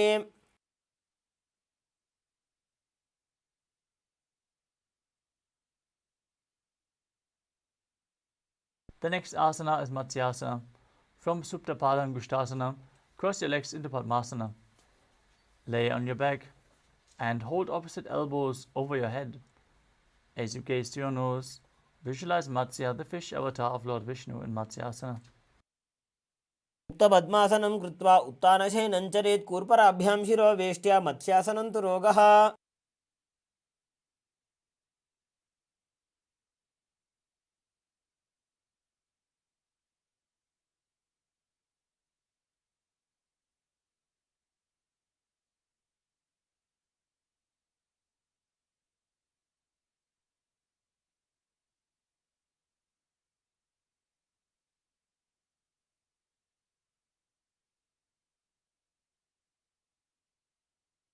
Next up is Parasharamasana. As you lay on your back in Padmasana, place the back side of your right hand onto the left palm. Gaze to your nose as you visualize the Rama in your inner space. प्रथमकरे पद्मासन आछे सूधो सोवे भूपरिपाछे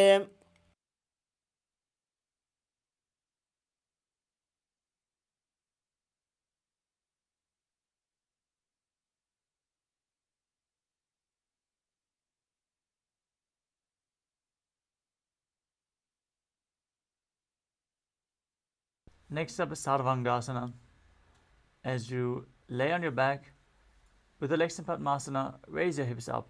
Support your hips with your hands and place the elbows on the ground. As you gaze to your nose, visualize Swamiji in your inner space, perform Jalandhara Bandha and Mula Bandha. अथवा क्षेत्रसंक्षेपात् सर्वाङ्गासनमुत्तमम् Next up is Vrishchikasana.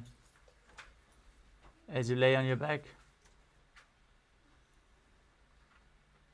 place one foot on top of the opposite thigh and pull the opposite knee towards your chest as you extend your arms up above your head, hooking the fingers forward, gazing to your third eye and visualizing yourself as a scorpion.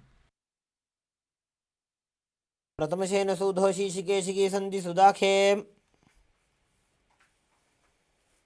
Now exchange the position of your feet. Repeat Vrishchikasana on the other side. प्रथमशेन सूधो शीर्षकेशिकी सन्धि सुदाखे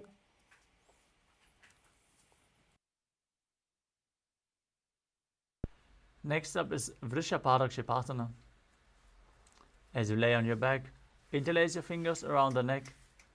Lift both legs off the mat and alternate pulling one knee in towards your chest back and forth.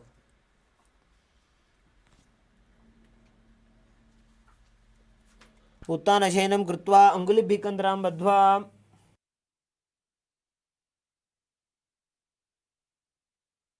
Next up is Maruttanasana. As you lay on your back, with a hand next to the hip, alternate bringing one knee in towards your ear, back and forth, as you visualize Swamiji in your inner space. श्रोतानवत् संस्थितिः कृत्वा जानुद्वयं पर्यायेन कर्णयोः संस्पृशेत्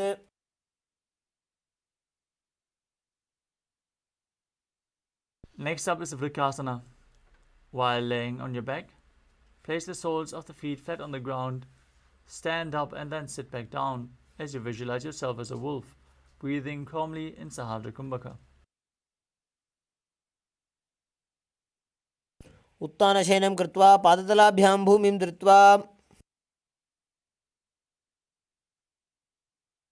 Next up is Luthasana. As you lay on your back, quickly throw your legs above your head and completely roll over. Repeat this movement again and again as you visualize Swamiji in your inner space. उत्तानशयनं पादौ शिर उल्लङ्घ्य भूमौ स्थापयित्वा निब्जं भूयाति निब्जं शयनम्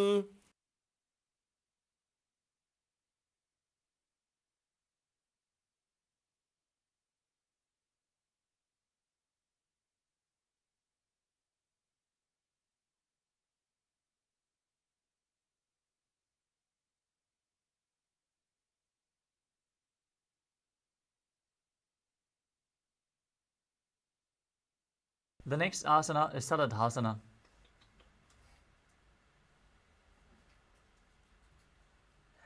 As you lay on your stomach, keep your hands at shoulder level.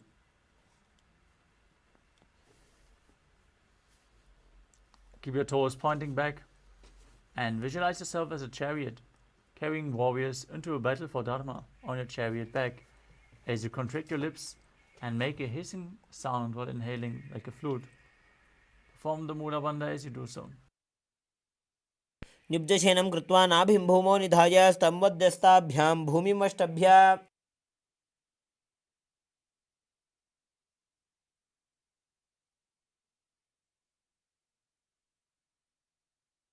Next up is Dehalyulanganasana.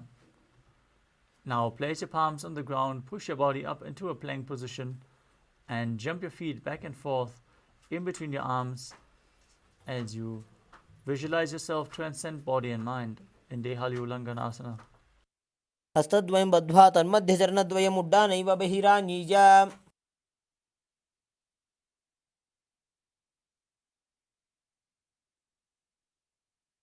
Next up is Jatyasana. From a standing position, bend forward and place your hands on the mat. Walk back and forth as you visualize yourself as a wise 60-year-old elephant. जात्यासनं वक्ष्ये येन जातिस्मरो भवेत् Next up is Lolitika Karana. Now stand with your knees bent, the feet pointing outwards. As you bend your elbows and keep the hands at the chest, rotate your arms around your chest, open up your chest by leaning backwards and move your head in all directions.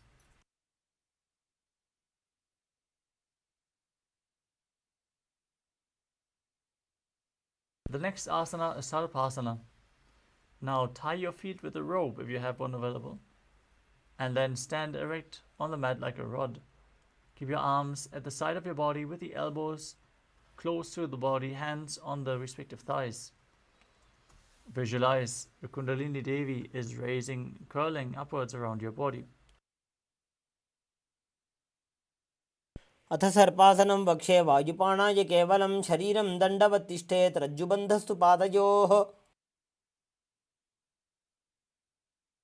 The next asana is Ushtra Sadhanasana. While standing, place all fingers on the mat and then stand on your hands. Hold the toes from the front as you start walking around on the mat, visualizing yourself as a camel. मुष्टिकनिष्ठिकाप्रदेशेन भूमौ निधाय उपरि पादतले संस्थाप्य.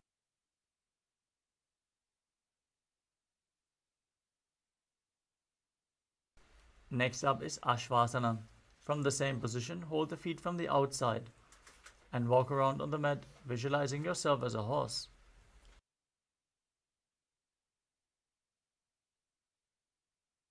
मुष्टिकनिष्ठिकाप्रदेशेन भूमौ निधाय उपरि पादतले संस्थाप्य.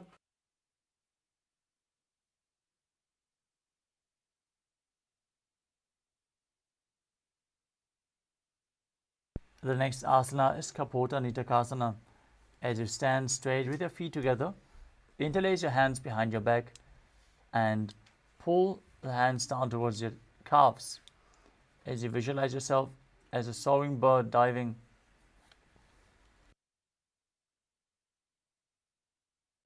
पादतले भूमौ निधाय पृष्ठभागेन हस्तौ जङ्घापर्यन्तं नीत्वा.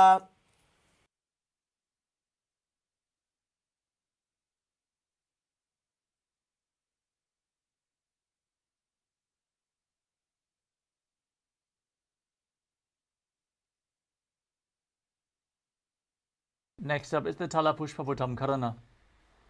As you stand tall with the palms together in Namaskara Mudra, gently bend the knees and keep the toes pointing outwards. Bow down to one side as you open up your palms and raise the heel of the respective side as you visualize yourself holding a bouquet of flowers and offering it to Paramashiva.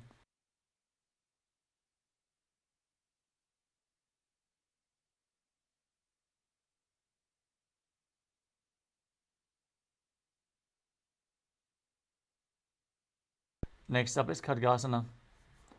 As you visualize yourself as a rhinoceros, gaze towards your nose and then lay down on your stomach, jump your feet up towards your hands and stand back up as you join your hands in Namaskara Mudra, forming the horn of the rhinoceros.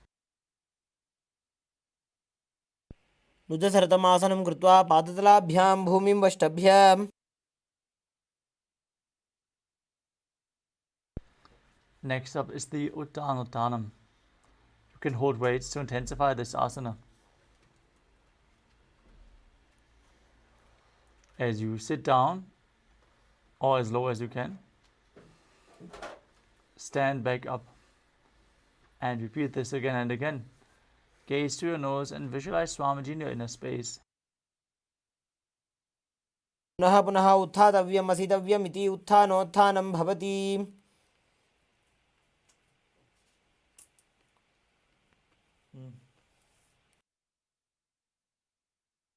Next up is Musalasana. As you stand up straight, raise your arms above your head and jump repeatedly as you visualize yourself as a mace. सरलं स्थित्वा ऊर्ध्वं बाहुं नयेत् वारं वारम् उड्डानं कृत्वा. Next up is Utsheshakasana. From a standing position, pull one sole of one foot towards your chest. With the other leg, sit down and stand back up, alternating on both sides again and again as you gaze to your nose and visualize Swamiji in your inner space. एकैकं पादतलं कुक्षौ निधाय तिष्ठेत् उच्छीर्षकं भवति.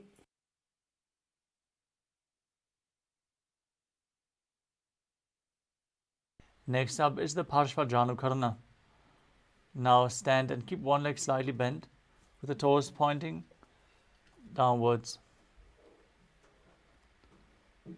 Lift one knee and pull it up towards your chest, holding it with a hand and a fist. Opposite hand on the thigh, fingers pointing inwards.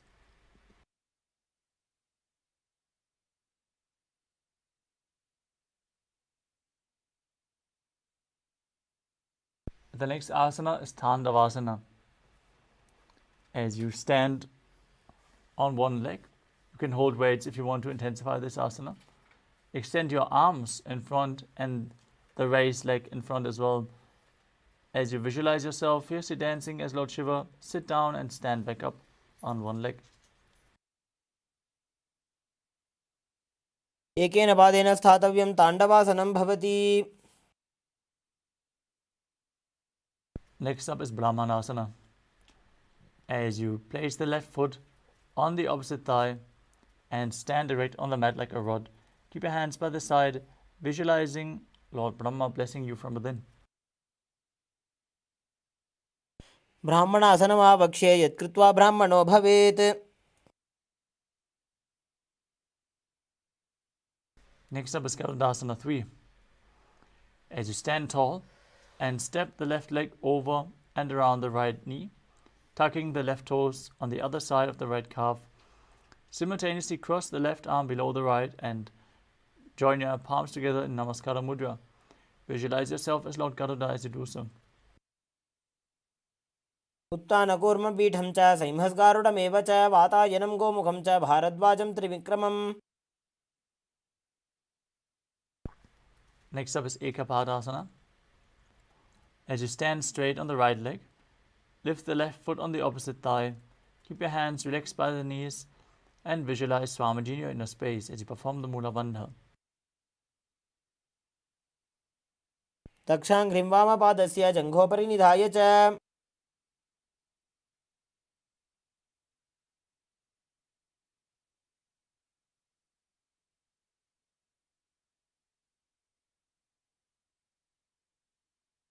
The next asana is Dhuruvasana, the pole-star posture.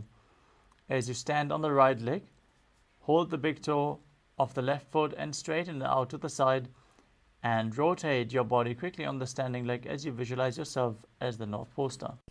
एकेन हस्तेन दण्डरूपस्य एकस्य पादस्य अग्रं धृत्वा.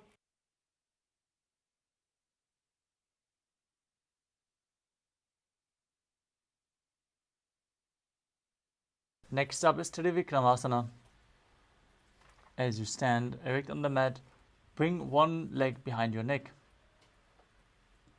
Stand tall as you perform the 3 steps of Lord Vishnu, standing, sitting down and standing back up in Trivikramasana. ग्रीवायां पादं संस्थाप्य स्थातव्यम् उत्थातव्यं त्रिविक्रमासनं भवति.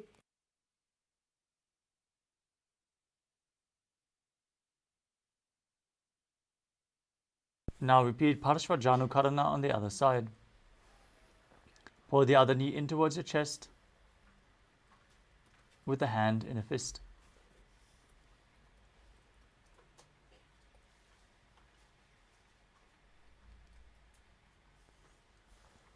The next asana is Tandavasana on the other side. Now visualize yourself fiercely dancing as Lord Shiva as you stand up and sit back down on one leg. एकेन पादेन स्थातव्यं ताण्डवासनं भवति. Now repeat Brahmanasana on the other side as you place the other foot towards the inner thigh, hands hanging down at the side, visualizing Lord Brahma blessing you from within. ब्राह्मणासनमावक्ष्ये यत्कृत्वा ब्राह्मणो भवेत्. Now repeat Garudasana 3 as you intertwine your legs and your arms, visualizing yourself as Lord Garuda. उत्तानकूर्मपीठं च संहस्गारुडमेव च. Now repeat Ekapadasana on the other side as you place the raised foot to the opposite hip, hands by the knees, visualizing Swamiji in your inner space. दक्षाङ्घ्रिं वामपादस्य जङ्घोपरि निधाय च.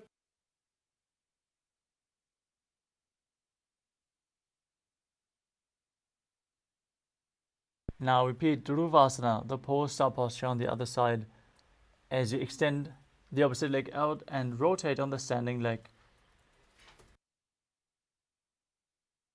एकेन हस्तेन दण्डरूपस्य एकस्य पादस्य अग्रं धृत्वा.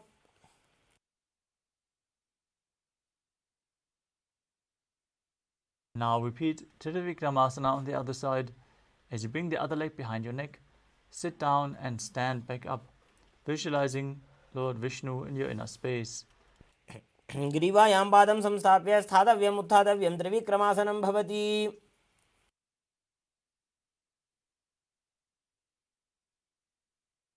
Next up is Samanaka Karana.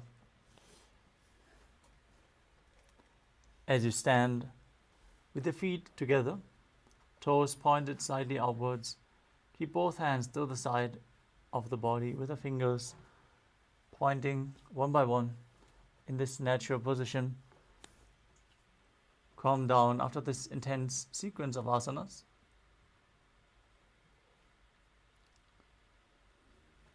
As we move on to the final 100 asanas of this sequence, we request all the participants to please switch on your cameras and be visible. Make sure your room is properly lit and your camera is adjusted properly so you're visible. Please follow the security guidelines. Let us move on to Gorak Anjali Asana.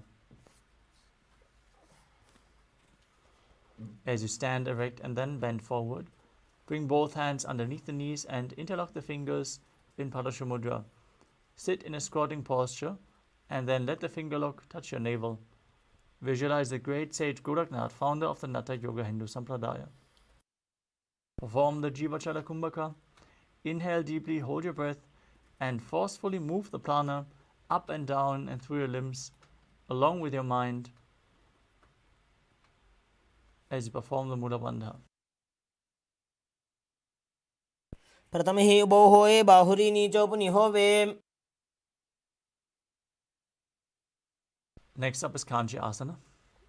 As you insert your hands between the thighs and calves, wrap them around behind your butt, interlacing the fingers in Padasha Mudra. Keep your spine and chest straight as you visualize Swamiji in your inner space. ऊर्मध्यात् हस्तौ निवेश्य नितम्बं धृत्वा. Next up is Paidu Asana.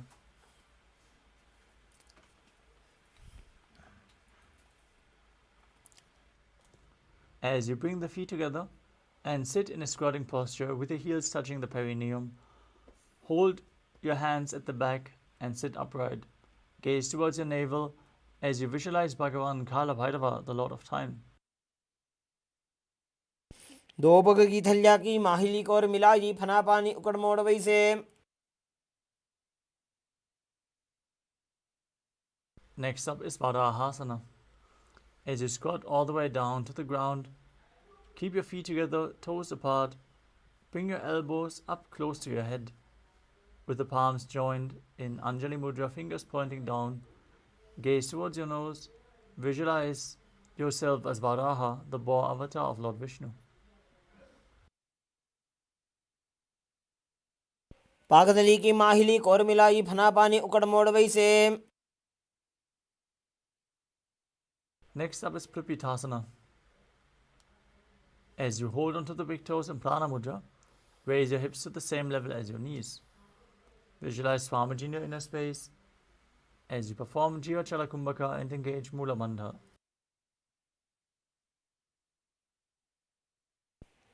पार्श्वद्वय सम्मील्य स्थित्वा नितम्बं जानुप्रदेश आनीय.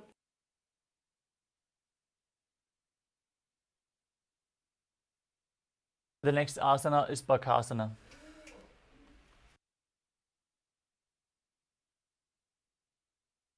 As you place both hands on the mat, shoulder width apart, with the fingers wide, place your knees onto the back of your arms and lift your feet off the ground, balancing on your arms as you visualize yourself as a crow. हस्ताभ्याम् अवनिमवष्टभ्याम्.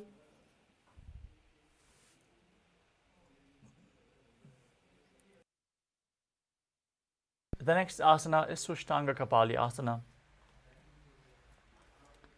As you kneel down, place your head on the ground and spread your palms for support. Raise your body onto your head and bring your legs into Padmasana as you gaze through the nose and visualize Swamiji in your inner space. आसन को गुण कपाल आछो होई.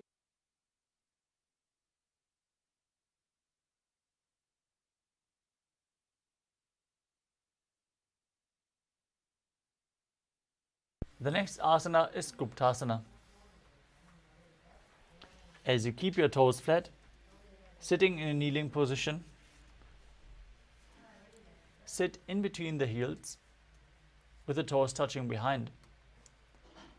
Place your hands on the thighs, gaze towards your nose, and visualize you are sitting in the secret seat with Paramashiva and Guru as you perform the Mula Bandha.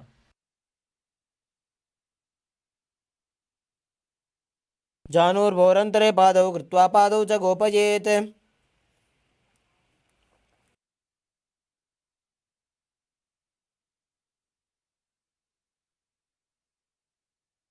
The next asana is Vrikshasana too.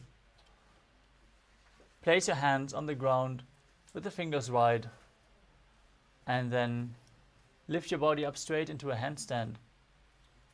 If you can perform the handstand freely, you can use the support of a wall or ask a partner to aid you. This asana should be practiced to purify the 7 chakras. Now visualize yourself as a tree with deep roots growing into the ground. सप्तचक्रक्षालनाय वृक्षासनविशेषकान्. Next up is Shibu Asana. In the handstand position, move your hands and feet close together and gaze to your third eye. Visualize Tejas energy is flowing to your third eye and rejuvenating your body. द्वौ पकजोड़ी माही गुल्फमिलाए.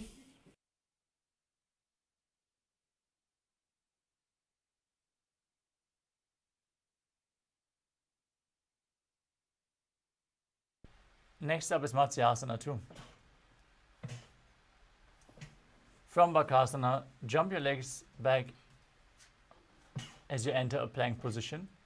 Lower your body down and push your body back up again and again. Visualizing yourself as a fish in Matsyasana too. निब्जं शयनं कूर्परो पार्श्वभागायामूर्धकृत्य.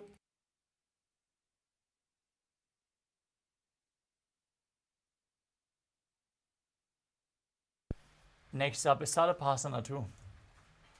As you lay prone on your belly, with the hands on the hips, lift your chest to the left and right and visualize and move your body like a snake. निब्जशयनं कृत्वा हस्तौ नितम्बं संस्थाप्य. The next asana is Nidalambanasana.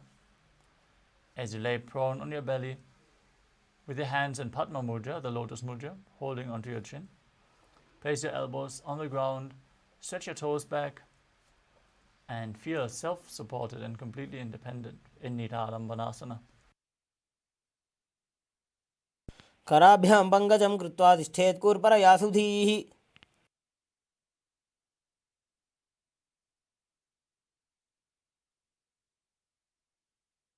The next asana is Chakrasana. As you lay on your stomach, place your hands flat on the mat in front. Straighten your arms and bend your knees as you bring your feet up towards your upper back. Lift up your head and chest as you visualize yourself as an umbrella protecting your guru from the sun rays.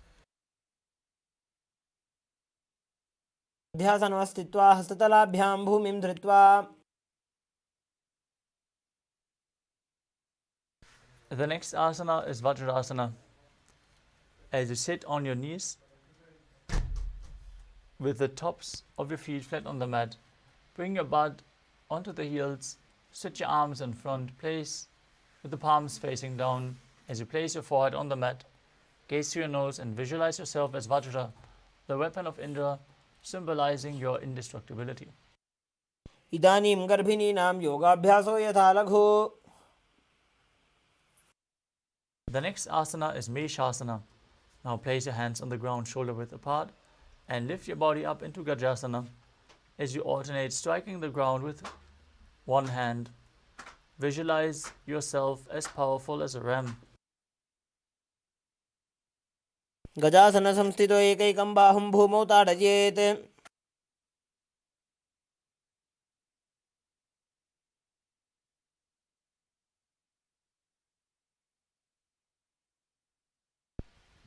The next asana is Ajasana.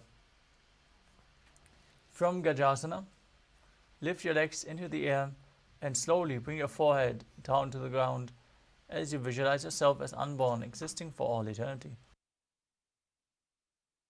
गजासन संस्थितो पादद्वयमन्तराळे कृत्य मस्तकेन भूमिं स्पृशेत्.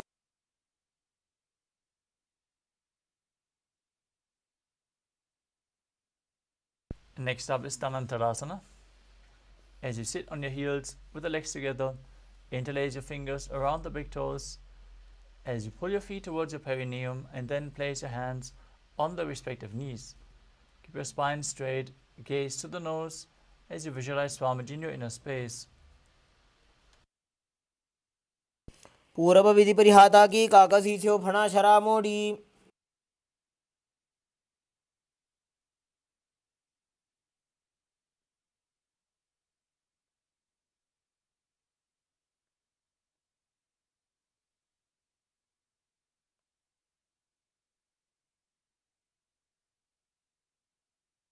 Next up is the Angamotanam.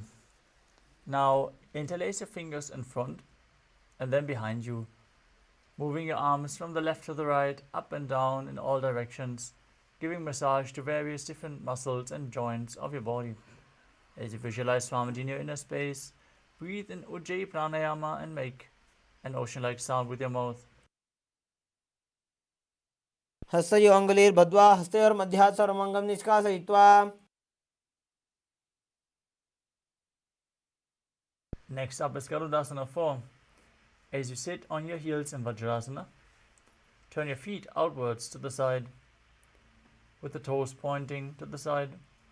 Keep your thighs and knees on the ground as you keep your spine straight, hands on the knees, and visualize yourself as Lord Garuda, flying Lord Vishnu and Lakshmi on his back. जङ्घोरुभ्यान्तरां पीड्य स्थिरकायो द्विजानुना. Next up is Ananda Mandirasana. As you sit with your legs folded back, toes pointing backwards, with your knees wide, hands holding onto the ankles, place the front of your buttocks on the ground and gaze towards your third eye as you visualize yourself residing in the blissful space of a temple. अथ वक्षे वीरनाथ आनन्दमन्दिरासनम्.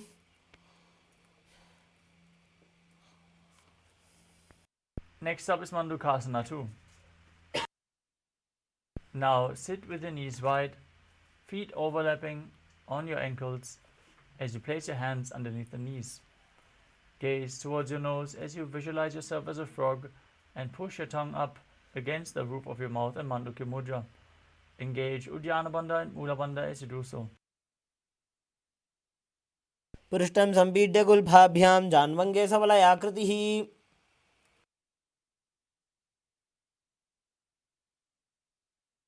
The next asana is Narasimhasana. As you keep your toes on the mat, heels up and together, place your perineum on the raised heels. Place your palms on the ground, fingers spread, thumbs touching and the base of your hands touching the toes. As you keep your arms straight, gaze towards your nose, stick out your tongue and exhale forcefully as you visualize Narasimha, one of the 10 avatars of Lord Vishnu. दो फणा पानी होय वैसे एड़ी दो गुदानी वैसे. Next up is Pishlakasana. As you sit on your toes, place your perineum on the heels, separate the knees sidewards and place them on the ground. Make a hollow of your palms and place them over your mouth as you keep your thumbs under the teeth and close your lips. Gaze towards your nose as you inhale through the right nostril and exhale through the mouth in Bishtaka Pranayama. Visualize yourself as Devi, victorious over any fears you might have. दो पका की एड़ी जोजी गोड़ा फनोबान अपनी होई.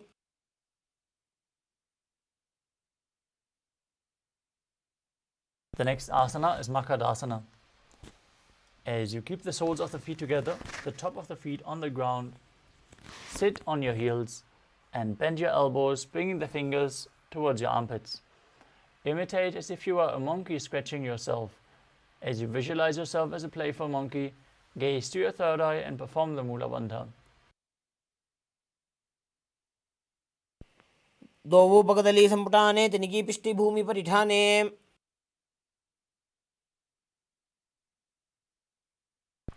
Next up is Vajrasangarasana. As you stand on your toes with the soles of the feet together, sit on your heels with the knees wide and off the floor. Keep your hands behind your back, hold on to opposite elbows as you gaze to the nose and embody diamond-like strength for you and your Sangha, your spiritual community. प्रथम पणापाणि होय बैसे दो वेड़ी गुदानी वैसे.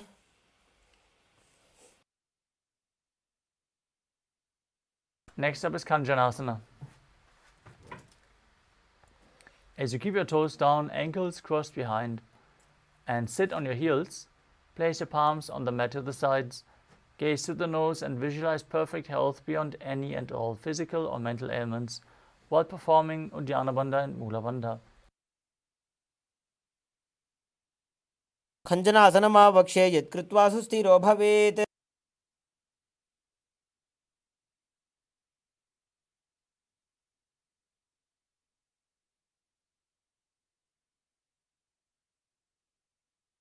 Next up is Kurmasana. With the toes flat, cross your feet and place your perineum onto the back of the heels. Keep your knees wide, hands on the knees, make your upper back and neck stiff like the shell of a turtle. As you gaze towards your nose and visualize yourself as a turtle with a stable body and mind to live for centuries. गुल्फौ च वृषणस्याधो व्युत्क्रमेण समाहितौ.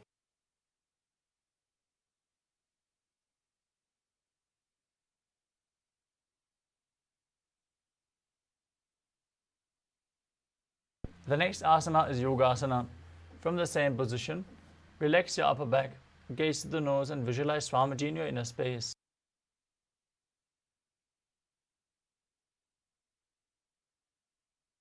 गुदं नियम्य गुल्फाभ्यां व्युत्क्रमेण समाहितः. Next up is Vijogasana. As you stand on your knees, cross your ankles behind the feet, near the opposite knees. Hold your calves with your fingers inside and the thumbs outside. As you gaze to your third eye and visualize a space of eternal oneness, Advaita, with your Guru. गोड़ा वामो उबो होई गोड़ा आड़ा राखे दोई.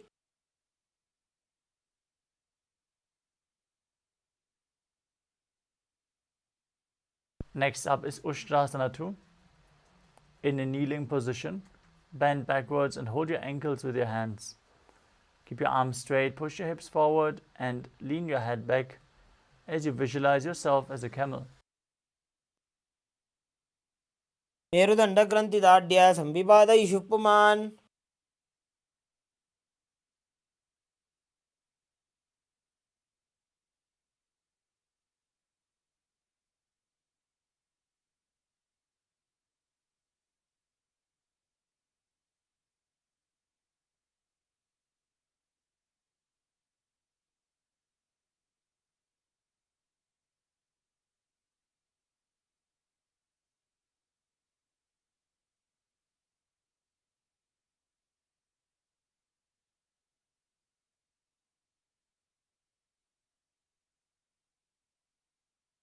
The next asana is Jati Asana 2. With your heels together and the hands on the soles of the feet, slowly lean back. Bring your elbows down to the mat and place the back of your head onto the mat as well. As you gaze through your nose, experience yourself as a lotus blooming. दो वेड़ी संपुट करे 16 मूलद्वारित रिधरे. Next up is Viratasana. As you sit on your knees with the thighs and calves together, lean back and touch your back to the ground, then rise back up again and again. You can use the support of your hands if needed. Gaze to your nose and visualize the healing and liberation of all causal, subtle forms of your body.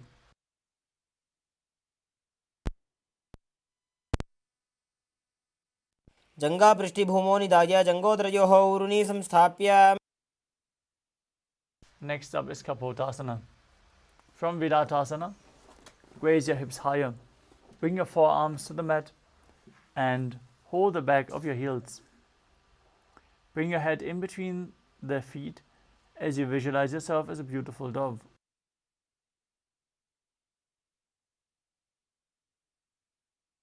मेरुदण्डग्रन्थिदाढ्य संविपादयिषु पुमान्. Next up is Vadasana. As you stand upright on the knees with the toes tucked, hold your arms and sit with opposite hands. Hold your arms with opposite hands. Gaze to your nose as you perform the Mula Bandha. This is the boon fulfilling posture. Receive your boon from Paramashiva. जानुनि भूमौ संस्थाप्य हस्ताभ्यां बाहु परस्परं धृत्वा. The next asana is Varahasana too. As you keep your knees together with the toes tucked, lean forward and bring your elbows to the mat with your hands holding your head.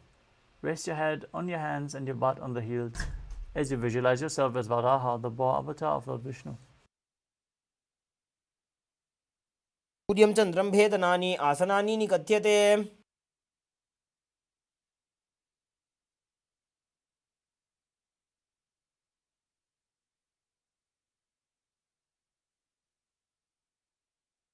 The next asana is Mundasana. Now place your forearms on the ground, shoulder width apart. Interlock your fingers, place the crown of your head onto the mat. Raise your hips and walk your feet forward and lift your legs up straight as you gaze to the nose and visualize yourself as a lopped tree. अधो मुण्डासनं वक्षे सर्वेषां प्राणिनां सुखम्. Gently lower your legs down as you enter Andhasana. Now kneel down, place your head in between the knees. Hold your head with both hands and place the elbows outside of the knees. Gaze through your nose and visualize Swamiji in your inner space. प्रथम पगतली समटहरावे कोरमाहिली उभे मिलावे. The next asana is Viparita Shalabhasana. You can hold weights if you want to intensify this asana. Now lay down on your belly with the arms extended straight out. Lift your thighs, arms and chest off the ground as you visualize yourself as a locust. Calmly breathe in Sahadra Kumbhaka. प्रभासन भेदाश्च नटभेरुण्ड नामके. Now place your forehead on the ground and your hands beside the hips with the palms facing down. As you lift your feet up together, visualize a skull representing the mind with purified thoughts and a strong will to attain enlightenment in Kapalasana. कपालं भूमौ निधाय ऊर्ध्वं पादौ नजेत् कपालासनं भवति.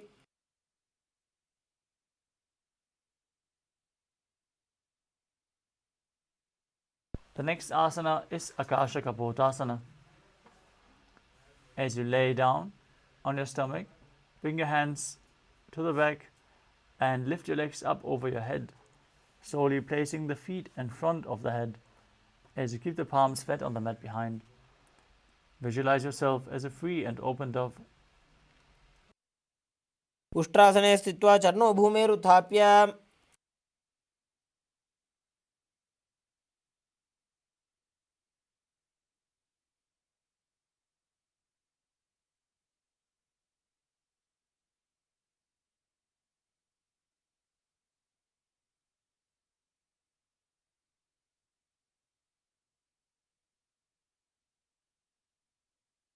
Next up is Chatakasana. As you sit on the knees, bring your chest down so your navel touches the knees. Keep your hands flat on the mat, forearms on the ground. As you are sturdy and visualize yourself as a sparrow in Chatakasana. कूर्परपर्यन्तौ हस्तौ धरामवष्टभ्य. Next up is Vrishchikasana too.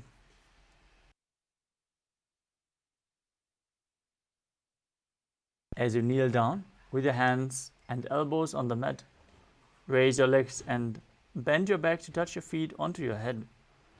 Lift your chin as you visualize yourself as a scorpion. विच्छेव पुच्छ प्रतिमां कृपा श्रीधृत्वा स्वशीर्षे चिबुकं विधार्य कौ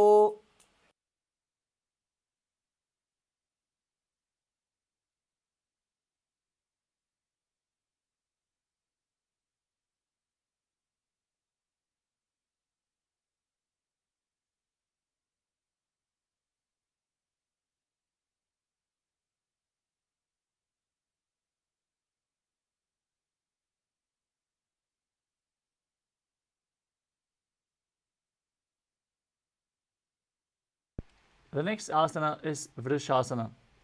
As you place your perineum down on the right heel, keep the left foot outside the hip with the ankle to the side.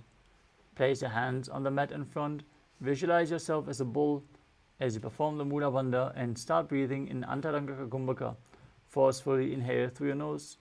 Hold the breath for a short while and then exhale slowly, again through the nose.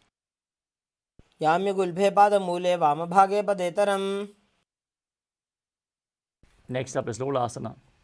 With your hands in front on the mat, lift your knees off the mat and cross the toes of the left foot over the right. Now visualize Swamiji in your inner space and perform the Mula Bandha. लोलासनं सदा कुर्यात् वायुलोलापघातनात्.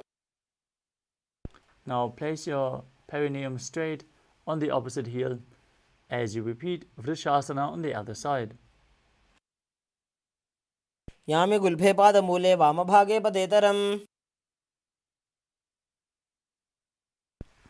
Next up is Bala Gunasana. As you place the toes of the left foot to the ground, sit down on the left heel. Place the other foot flat on the ground with the knee raised towards your chest. Place your hands on the respective knees. Visualize Bala Gunahai, one of the 84 siddhas, in your inner space as you perform the Mula Bandha. आसन कोगुन जल विकार जाई. Next up is Grahasana. As you squat with your feet flat on the mat, bring your elbows under the thighs and wrap the hands around the shins. Hold onto your ankles from the outside as you visualize yourself as the entire planet. पादतले भूमौ संस्थाप्य जानुमध्ये कुर्परौ स्थाप्य. Next up is Balagunasana on the other side.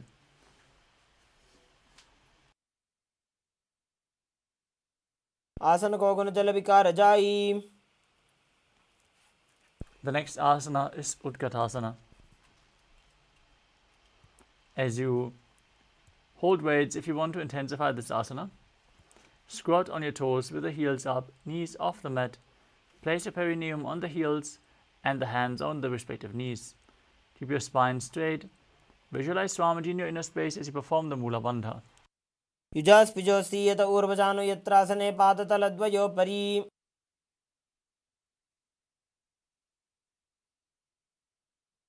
Next up is Vajrasanghara 2. As you sit on the toes with the perineum on the raised heels, keep the soles of the feet together, knees spread, and hold your elbows behind your back. Visualize Swamiji in your inner space as you perform the Mula Bandha.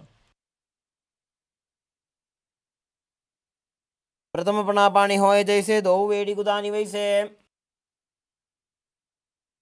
The next asana is Anilasana. As you squat or sit with the feet hip width apart, flat on the ground, place your hands underneath the soles of the feet from the inside with the palms facing down. Keep your arms straight, elbows close to the navel as you gaze to your nose and visualize you're able to live off of air alone. दो हाथ भूमि पर ठाने कहुनी जाड़ी नाभि लगाने. Next up is Palukasana. As you place the back of your hands onto the mat with the fingers facing towards your body, step your feet on top and wrap your hands around the feet like a shoe. Now visualize yourself wearing palikas, walking across India as you walk around on the mat. हस्ततलयोः पादतले कृत्वा तिष्ठेत् गच्छेत् पादुकासनं भवति.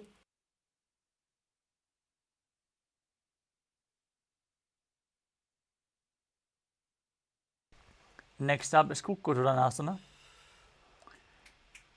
As you place your palms on the mat and raise both feet upwards into the air, let them fall back down again and again, visualizing yourself as a rooster. हस्ततले भूमौ कृत्वा पादतले च ऊर्ध्वमुड्डानं कृत्वा. The next asana is Viparita Nrityasana. As you place your hands on the mat shoulder width apart, raise your legs upwards into a handstand and move around on two hands dancing. As you feel yourself become free of all inhibitions. हस्ततलाभ्यां भूमिं वष्टभ्य ऊर्ध्वपादाग्रे कुर्वन्.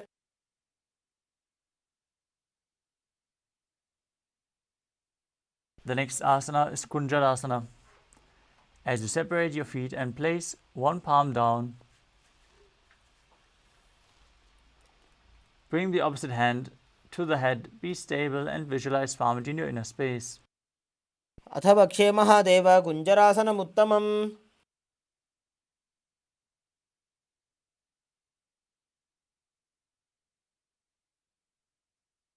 Now exchange the position of your hands and repeat Kunjarasana on the other side. अथ वक्षे Mahadev कुञ्जरासनमुत्तमम्. The next asana is Kadambasana. As you sit on the ground with your feet flat and the heels close to your body, hold the respective ankles with your hands and lift your feet off the mat. As you visualize yourself as a Kadamba tree, a pious tree that promotes a long life. पार्ष्णिभ्यां भूमिं वष्टभ्य हस्तद्वयेन गुल्फौ धृत्वा.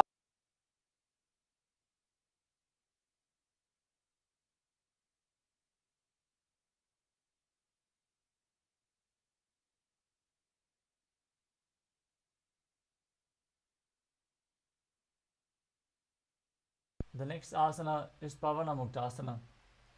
As you sit with your heels at the perineum, hold your knees with your hands and press them towards your chest as you visualize any excess water being released from or balanced within your system. द्वयोस्तु पादयोः पाणिं लात्वा स्वस्वनितम्बके. Next up is Chakrasana. As you sit and lift one leg behind your head, place both hands flat on the mat and extend the opposite leg up towards the sky. As you lift your body up and gaze towards your third eye, visualizing yourself as a powerful source of energy. पूर्वतानं च दुष्पादपीठं वज्रासनं तथा. Next up is Dhanurasana 2. As you hold onto the big toes of the respective feet in Prana Mudra, extend one leg and pull the other foot towards your ear. Now visualize yourself as a bow as you perform Mula Bandha in Dhanurasana 2. पादाङ्गुष्ठोदपाणिभ्यां गृहीत्वा श्रवणावधि. Next up is Ashtavakrasana. As you sit and lift the left leg over top of the left shoulder, bring the right foot across and hook it on top of the left foot. Lean forward and down while extending the legs to the side. Balance on your arm as you visualize yourself as a flying crane. वासिष्ठमथ कौण्डिन्यमूर्धकुक्कुटमेव च. The next asana is Pranasana. As you place the right foot onto the left thigh and bring the left foot flat on the ground, bring the left shoulder underneath the raised knee and push the other knee down to the mat. As you gaze to your third eye and visualize you're immortal and able to exist solely from prana. एतत् प्रभेदं वक्ष्यामि करोति यस्य चामरः. Next up is Parshvamatsendrasana. As you place the right foot at the roof of the left thigh and then step the left foot over top of the right knee, bring your arm underneath the raised leg and interlock your fingers behind your back. Twist your body as you gaze to your third eye and visualize Sage Matsyendranath, the master of Hatha Yoga. वामोरुमूलार्पितदक्षपादो जान्वो बहिर्वेष्टितदक्षदोष्णा. Now repeat Chakrasana on the other side as you lift your entire body off the mat with one leg behind your neck the opposite leg extended, visualizing yourself as a powerful source of energy. पूर्वतानं चतुष्पादपीठं वज्रासनं तथा. Now repeat Dhanurasana 2 on the other side as you pull the other foot towards your ear, holding onto the big toes and prana mudra, visualizing yourself as a bow. पादाङ्गुष्ठौ तु पाणिभ्यां गृहीत्वा श्रवणावधि. Now repeat Ashtavakrasana on the other side as you hook the other foot over top of the respective shoulder and extend the legs to the side, balancing on your arms while visualizing yourself as a flying crane. वासिष्ठमथ कौण्डिन्यमूर्ध्वकुक्कुटमेव च.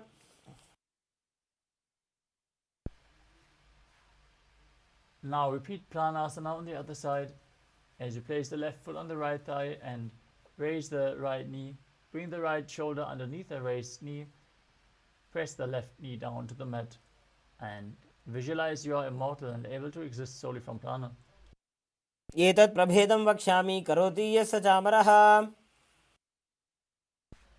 Now repeat Parshvamatsendrasana with the other foot against the outside of the hip, opposite foot stepped over top of the knee, hand underneath the knee, fingers interlocked behind your back, twisting the body intensely as you gaze to your third eye and visualize Sage Matsyendranath.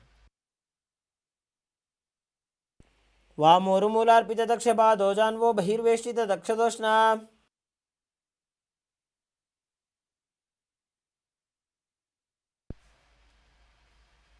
Next up is Ardha Paschimottanasana. As you keep one leg straight and press the perineum with the other heel, lean your chest forward and down and hold onto the front foot with both hands. Bring your head towards the knee. Visualize Swamiji in your inner space and perform the Jivachala Kumbhaka, holding the breath and moving the prana up and down and through your limbs by your will. एकं पादं प्रसार्य एकं पादस्य पार्श्वनासीवनी सम्पीड्य. The next asana is Kraunchasana. As you place your left ankle outside of the hip, hold the sole of the right foot and lift the leg upwards towards your forehead. Keep your knees straight, gaze to the nose and visualize yourself as a crane. वासिष्ठमथ कौण्डिन्यमूर्ध्वकुक्कुटमेव च.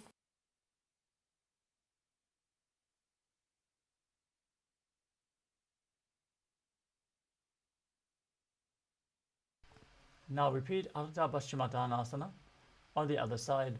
As you bring the other heel towards the perineum, lean forward and down. एकं पादं प्रसार्य एकं पादस्य पार्श्वनासीवनी सम्पीड्य.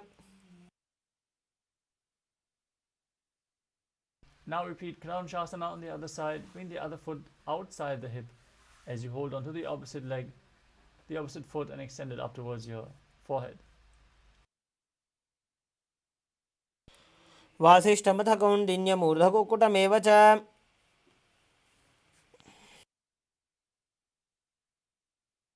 The next asana is Swastikasana.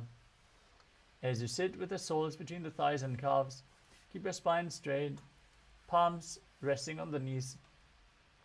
Gaze towards your nose and embody peace, well-being, good fortune and prosperity as you visualize a swastika. जानुर्वोरन्तरे सम्यक् कृत्वा पादतले उभे.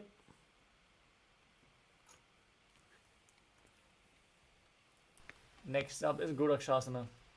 Keep your feet in the same position and cover your heels with the respective hands. Perform Jalandhara Bandha and Mula Bandha. Tuck your chin to the chest and contract your perineal region as you gaze to your nose and visualize the great sage Goraknath, founder of the Natha Yoga Hindu Sampradaya.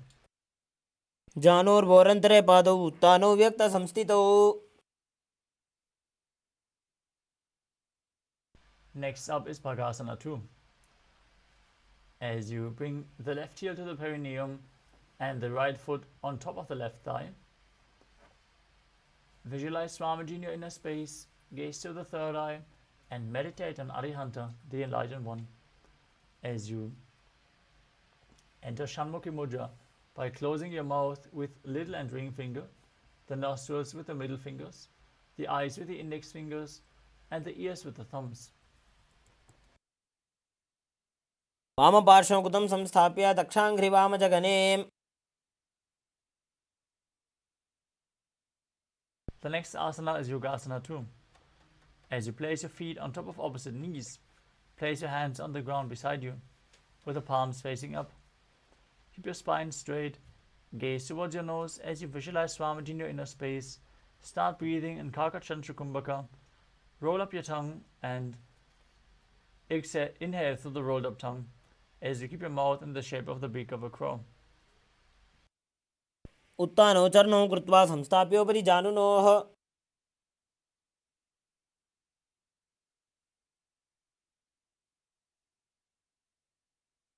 Next up is Urdhva Kukutasana.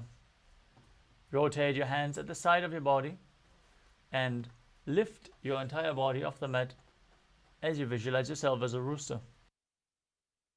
वासिष्ठमथ कौण्डिन्यम् ऊर्ध्वकुक्कुटमेव च.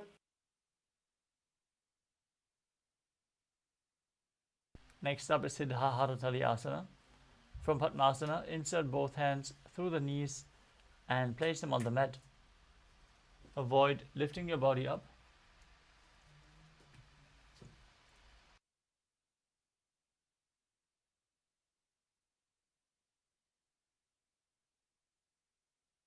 Stay seated on the mat and visualize Swamiji in your inner space. प्रथम पद्मासन को करे, हस्त दो गोड़ासन धरे. The next asana is Hamsasana. From the same position, push your hands into the ground and lift your body off the mat. Gaze to the nose and visualize yourself as an elegant swan. Kukkutasana स्थित्वा स्कन्धपर्यन्तं ऊरोनि नीत्वा.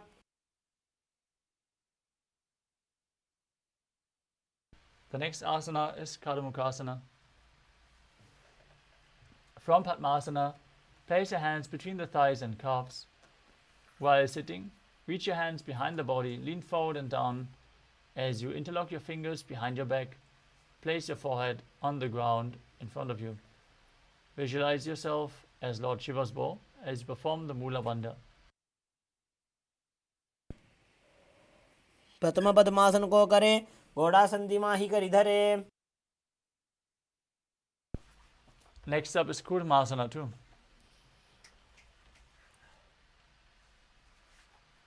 From Padmasana, insert both hands through the thighs and calves. Bend your elbows and hold the respective shoulders with your hands. Visualize yourself as a turtle having a stable body and mind to live for hundreds of years. दाई जंग पर दक्षिण बावा, दाई जंग पर by ल्यावा.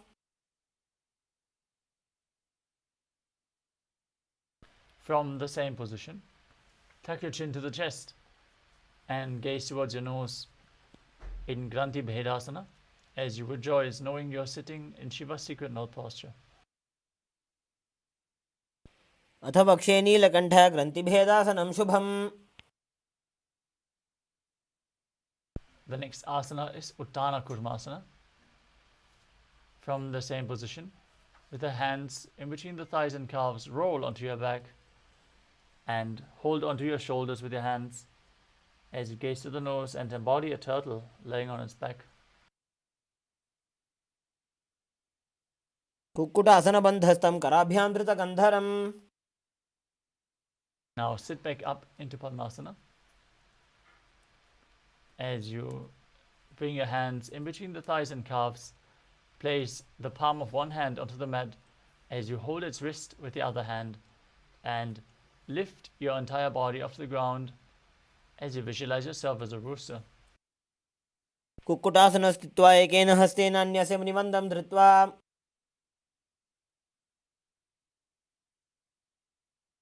Now place the other hand flat on the mat as you lift your body up, repeating Pangu Kukutasana on the other side.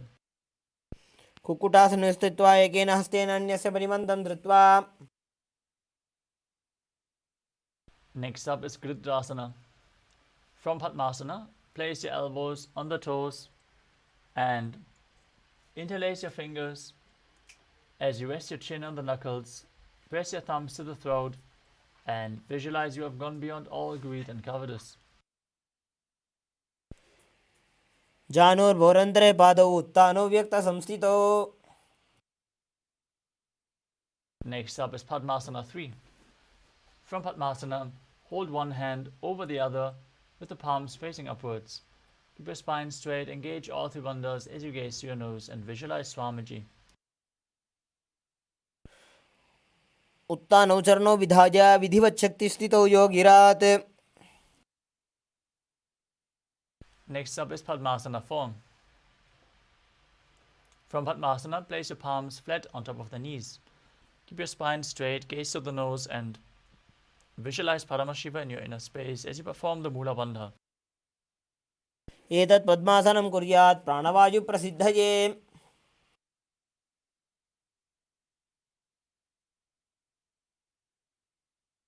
The next asana is Karmukasana 2. From Padmasana, hook the right hand, index and middle fingers around the big toe. Pull the elbow back as if you're pulling a bowstring. Move the big toe round and round as you keep the other hand on the respective knee. Visualize yourself as Paramashiva's bow as you repeat the side.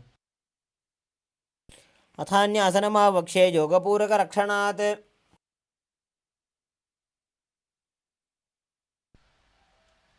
The next asana is Karmukasana 3. From Padmasana, cross your arms behind your back and hold onto the big toes in Prana Mudra. Inhale through the tongue, straight in like an arrow in Kakachantra Kumbhaka. As you engage all the bandhas, gaze to your nose and visualize yourself as Pinaka, Lord Shiva's bow. कार्मुकासनमाक्षित्य उदरे पूरयेत् सुखम्. Next up is Riddhasana. From the same position, lift your chest, shift your gaze to the third eye, and visualize yourself as the action of Paramashiva's third eye, destroying anything you come across. ऊरुभ्यामुपरि स्थाप्य पादयुग्मं प्रयत्नतः. Next up is Nagadasana. From the same position, lay down onto your back as you lay on crossed arms behind your back. Gaze to the nose and visualize yourself as a snake. Breathe calmly in Sahaja Kumbhaka.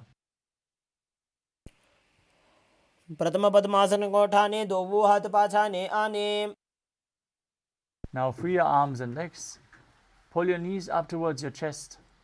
Interlock your fingers and pull the knees close as you tuck your chin to the chest and squeeze your body into a ball.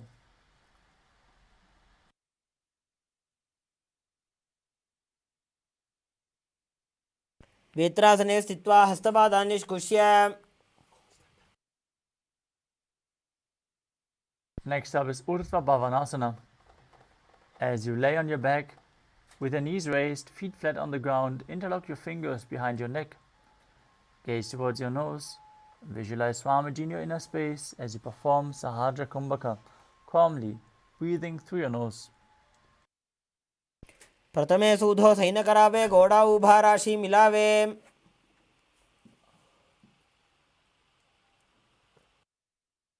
Next up is Marikata Pitasana.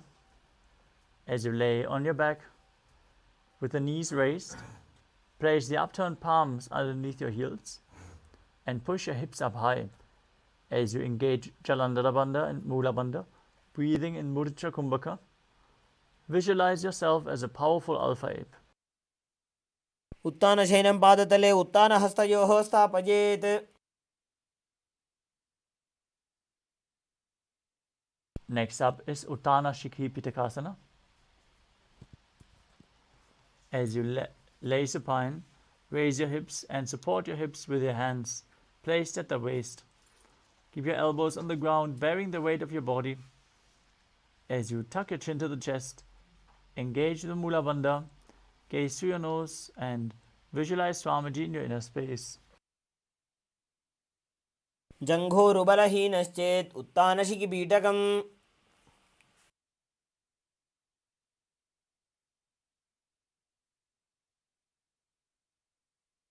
The next asana is Narakasana. As you lie supine, raise your hips and legs up and keep your arms flat on the mat.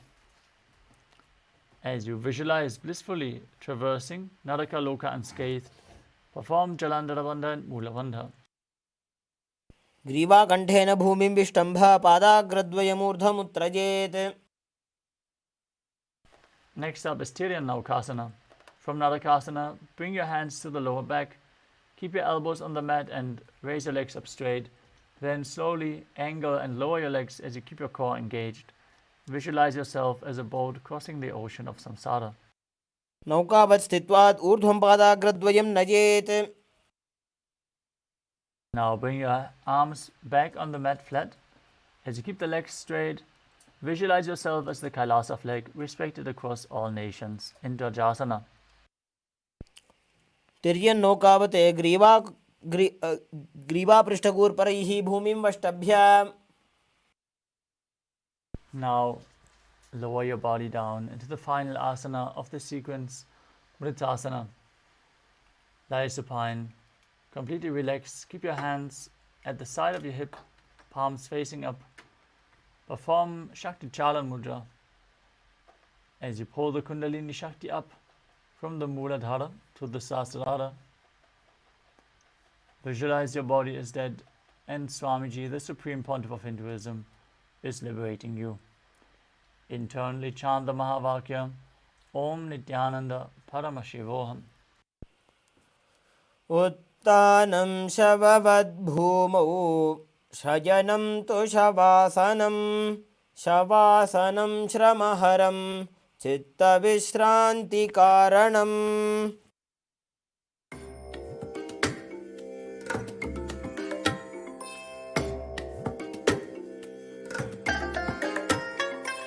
I bless you all.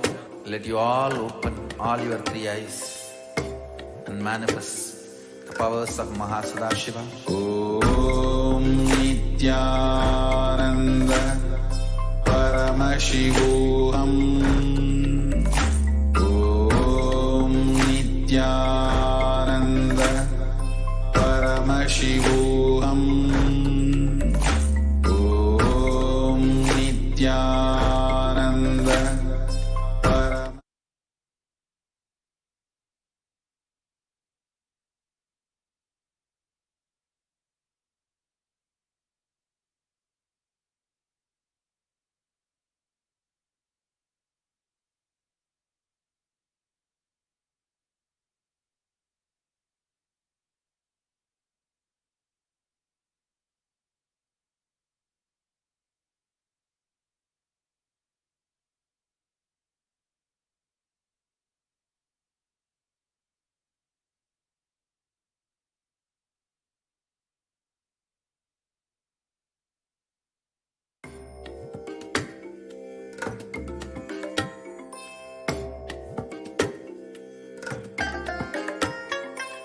I bless you all.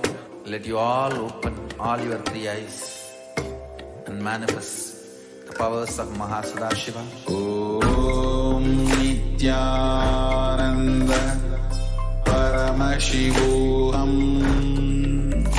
Om Nithyananda Paramashivoham. Om Nithyananda Paramashivoham. Om Nithyananda Paramashivoham. Om Nithyananda Paramashivoham.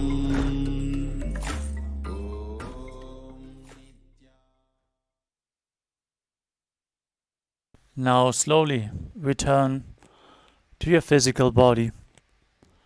Start to wiggle your fingers and toes, your wrists and your ankles, your elbows and your knees.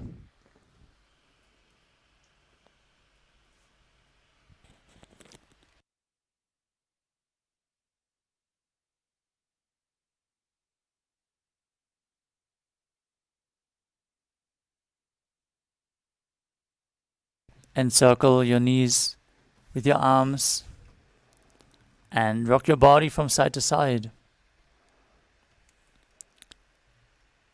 As you get ready,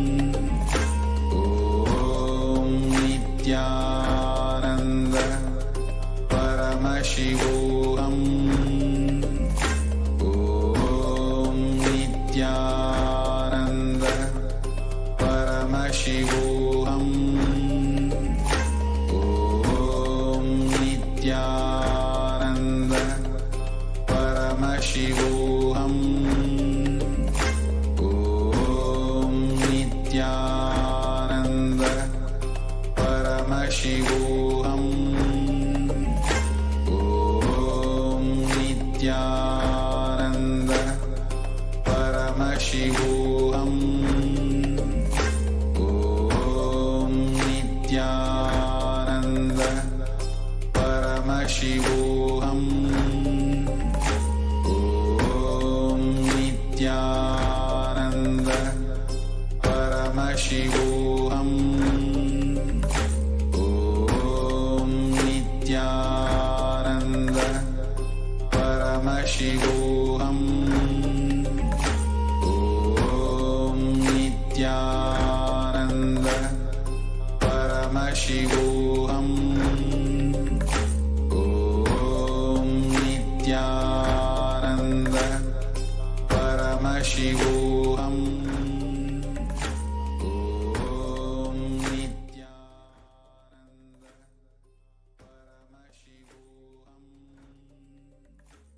Om Nithyananda Paramashivoham Om Nithyananda Paramashivoham Om Nithyananda Paramashivoham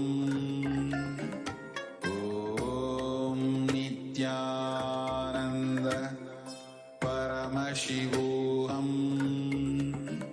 Om Nithyananda Paramashivoham.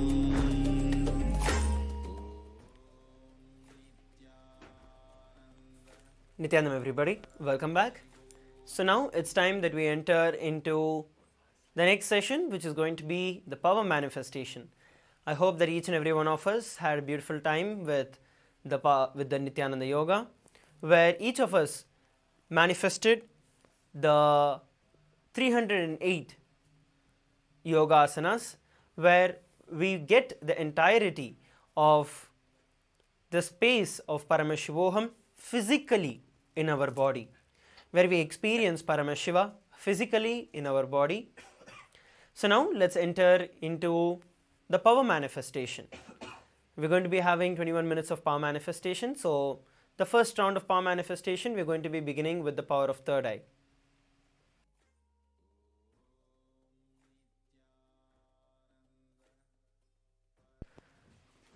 So now let's enter into the power manifestation. Please sit straight, please come and settle down. Some of you are missing from the camera. Please come and be seated.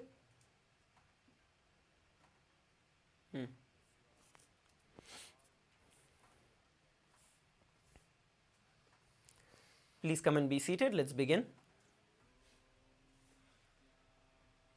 So the first round of power manifestation is going to be the power of third eye, where we are able to identify the various different colors with our eyes blindfolded. So let's begin.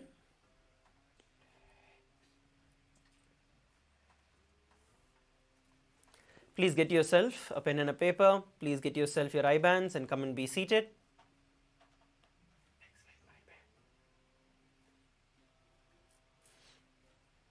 Get yourself a pen and paper. Get yourself a blindfold. If you do not have a blindfold, get yourself an opaque cloth. Please get it and come and be seated.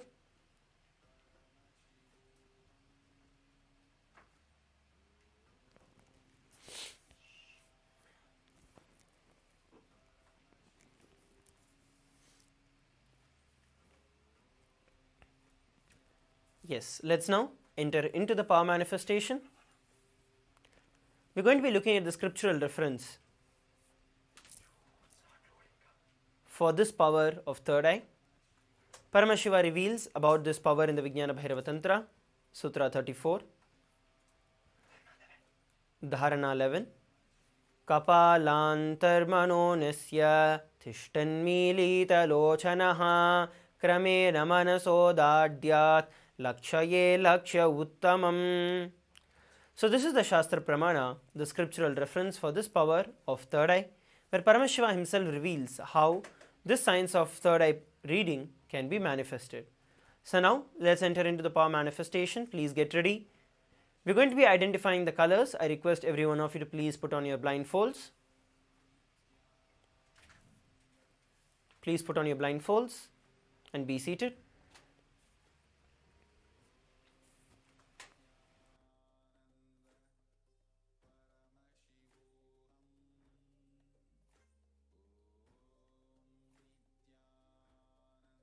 Yes.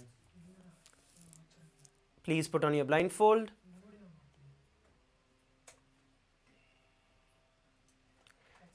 So what we are going to be doing is chanting the Mahavakya, Om Nithyananda Paramashivoham. By chanting the Mahavakya, we are going to be establishing ourselves in the space of oneness with Swamiji.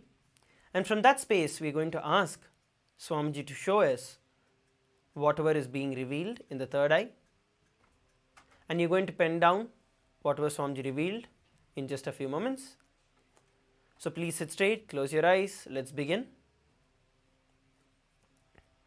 Please start chanting the Mahavakya, Om Nithyananda Paramashivoham. And let's start. Please start verbalizing whatever Swamiji is showing you. Please begin.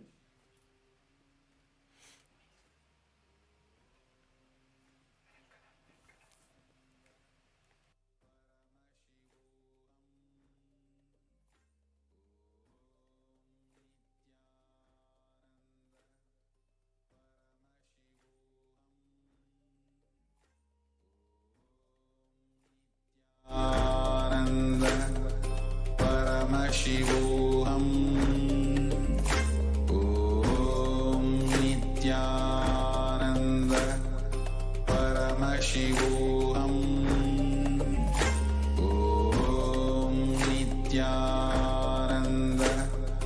Paramashivoham Om Nithyananda Paramashivoham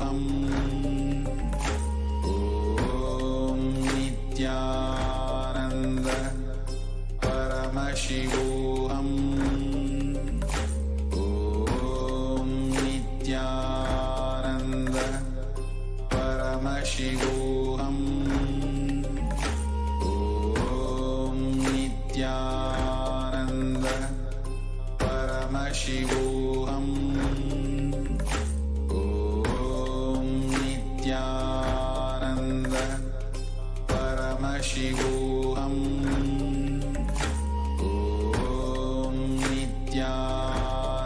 And the Mahavakya intensely. And verbalize whatever color you're able to see. We have a few more moments. Just ask Swamiji to show you. And whatever Swamiji is showing you, don't worry whether it is, you feel you're guessing it or you're not, you're having some doubts. Don't worry about that. Just verbalize whatever you're able to see. We have a few more moments before we verify the answer.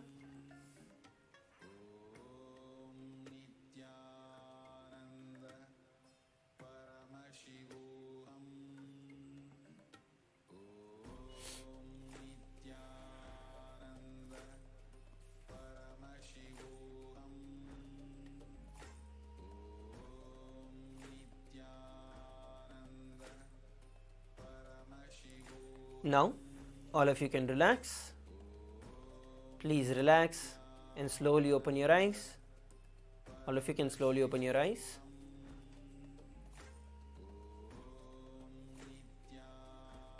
So now what you're going to be doing is you're going to be putting in the chat the answers that were revealed to you by Swamiji. So please start posting in the chat.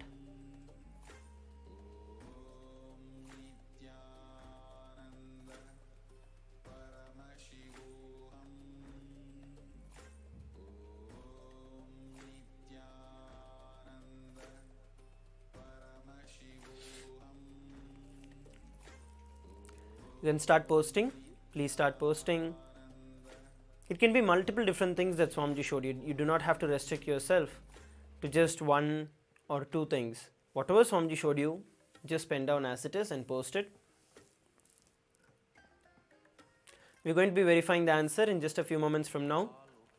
Yes, we have Daniel sharing purple. Let's keep going on. Rest of you can also share. Singaravelu is sharing blue color. Okay. Rest of you can also put. We're going to be verifying the answer shortly.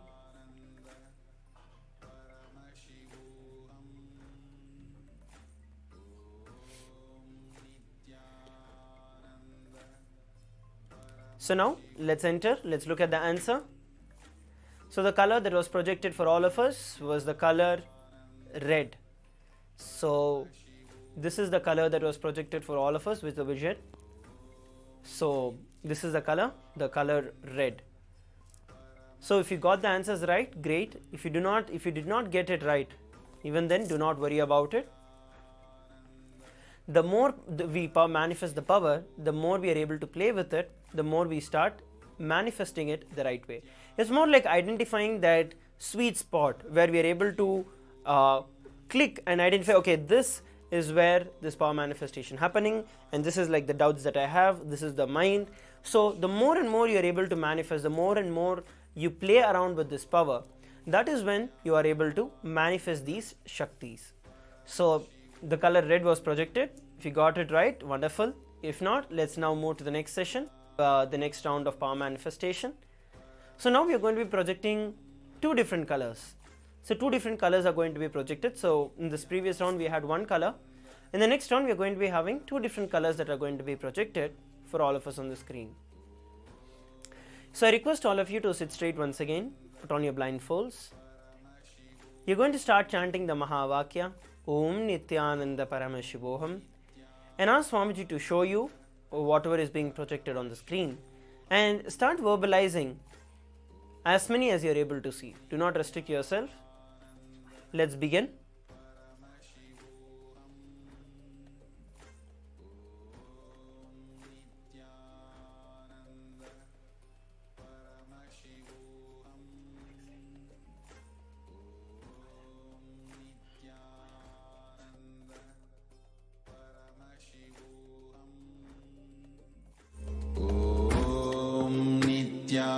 Nithyananda Paramashivoham. Om Nithyananda Paramashivoham. Om Nithyananda Paramashivoham. Om Nithyananda Paramashivoham. Om Nithyananda Paramashivoham. Om Nithyananda Paramashivoham. Om Nithyananda Paramashivoham.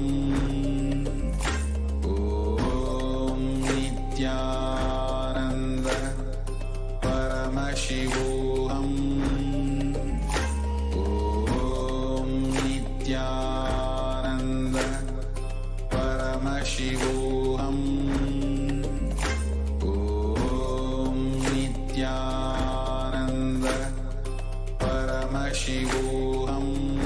Paramashivoham. Om Nithyananda Paramashivoham.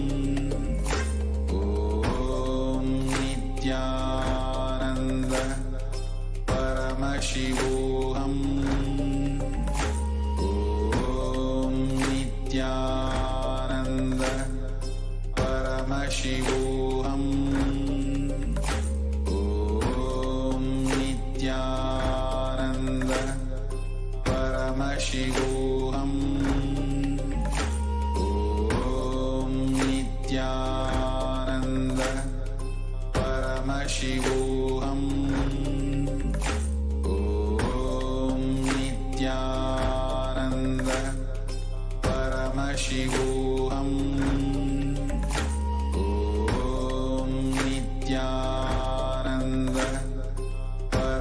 Paramashivoham Om Nithyananda Paramashivoham. And now, slowly, every one of you can open your eyes and start posting in the Zoom chat. Whatever were the colors that Swamiji showed you, please start posting it in the Zoom chat. Please take a few moments to do it.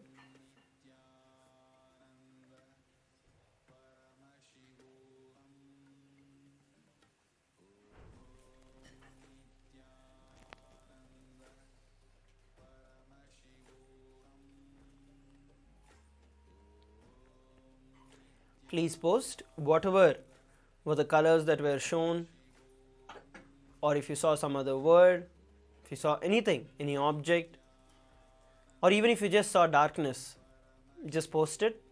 Whatever Swamiji showed you, post it as it is in the chat.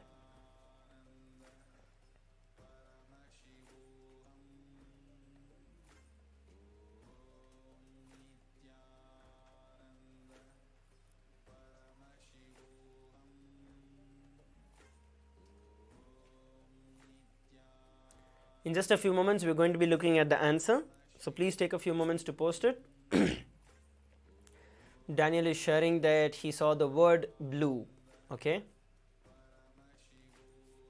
Yes, how about others? Singaruvelu is sharing white. Okay. Anyone else? Please go ahead, you can post it.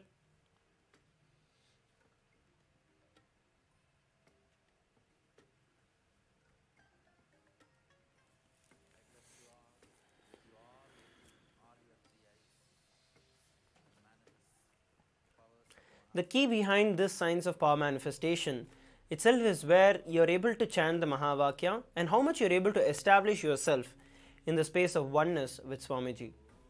The joy that flowers in you, the oneness experience that you have when you remember Swamiji in your inner space, that is what is the key to this power manifestation. So the more and more you are able to establish yourself in that space, the more and more the power manifestation happens. So now let's look at the answer. We're going to be looking at the answer. So we have the colors purple and pink. So the shades of blue, closer to blue I would say. And during the initial phase of it also had like the white color that was projected for quite some time, after which the colors turned blue. So yes, so the white is also right. So whatever you told, both of you have got the answers right. And the others who are also commenting, blue color is also right, purple is right.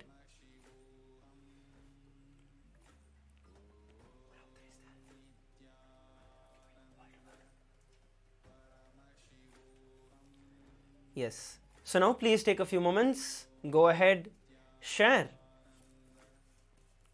your experience of this power manifestation on the Facebook, on other social media platforms. We are going to be having multiple rounds of power manifestation.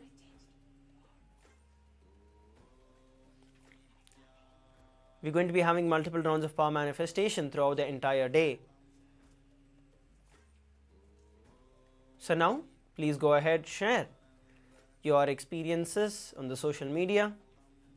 And shortly, in just a few moments from now, we are going to be entering into the next session for today. We are going to be blessed with the darshan of Mahakala Bhairava today.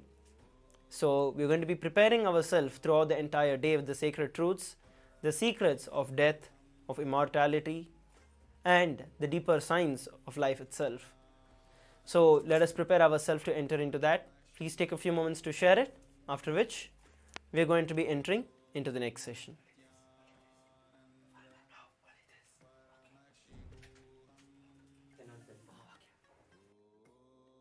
Nithyananda Paramashivoham Om Nithyananda Paramashivoham Om Nithyananda Paramashivoham Om Nithyananda Paramashivoham Om Nithyananda Paramashivoham Om Nithyananda Paramashivoham Om Nithyananda Paramashivoham Om Nithyananda Paramashivoham Om Nithyananda Paramashivoham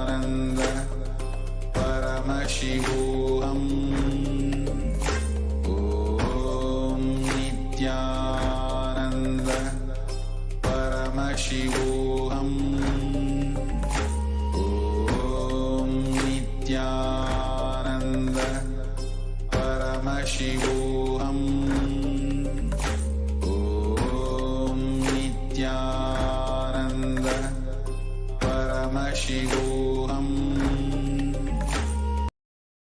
Om Nithyananda Paramashivoham Om Nithyananda Paramashivoham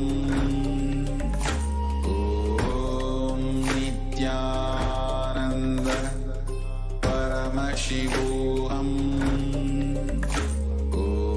Om Nithyananda Paramashivoham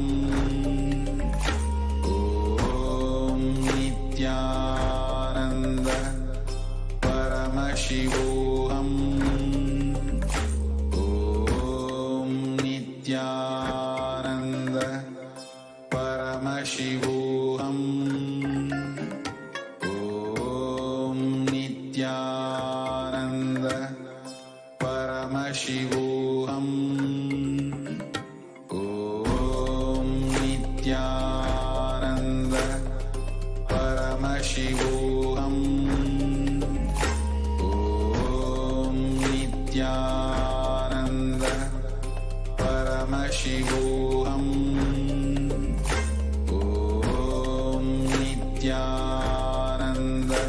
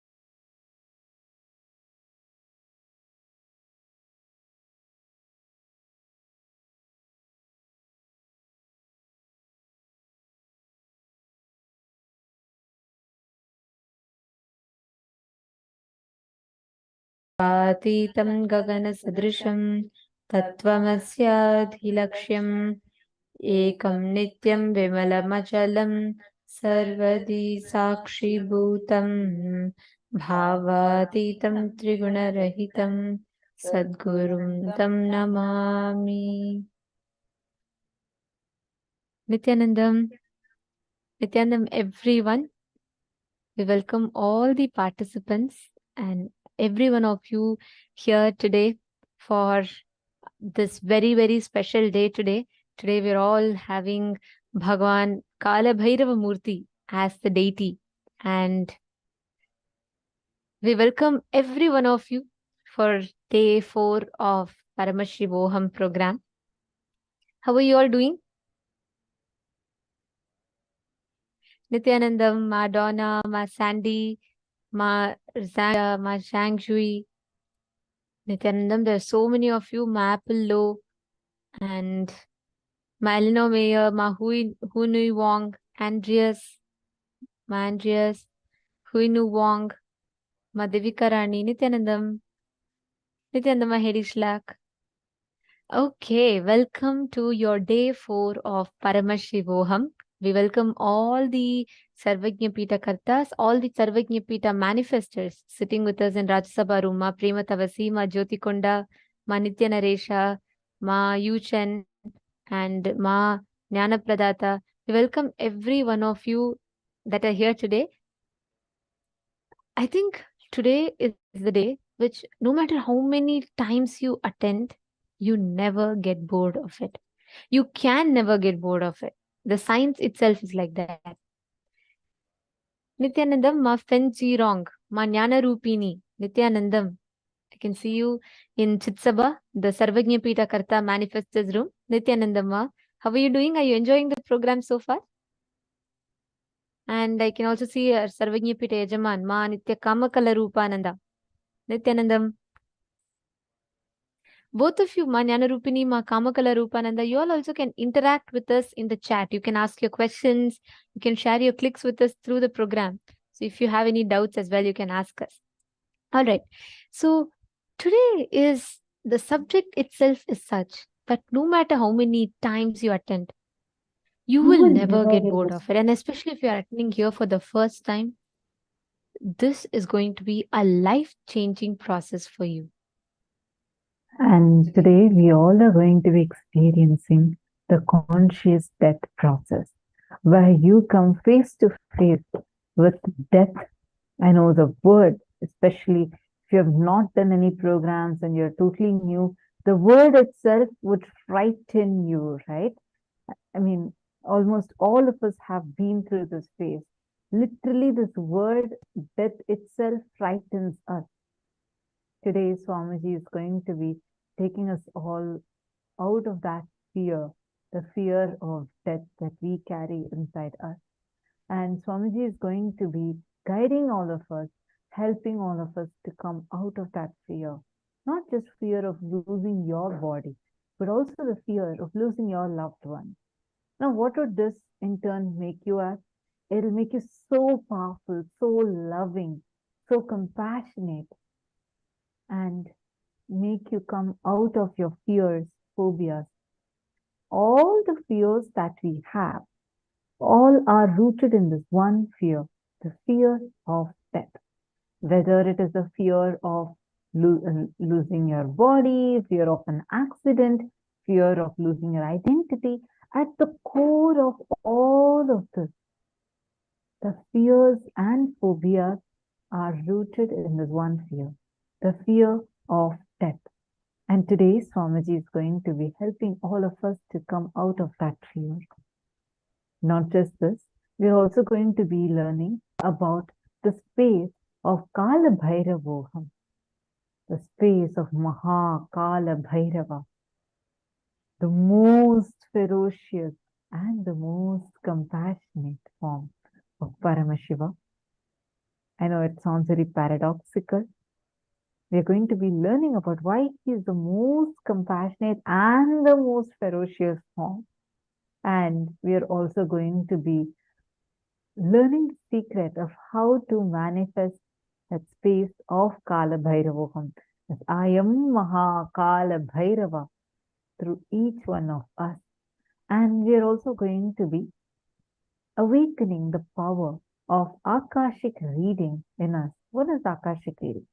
Whatever has happened, happening, and yet to happen. All these three are already recorded in space. We call it as cosmic archives. Everything that has happened, happening, and yet to happen.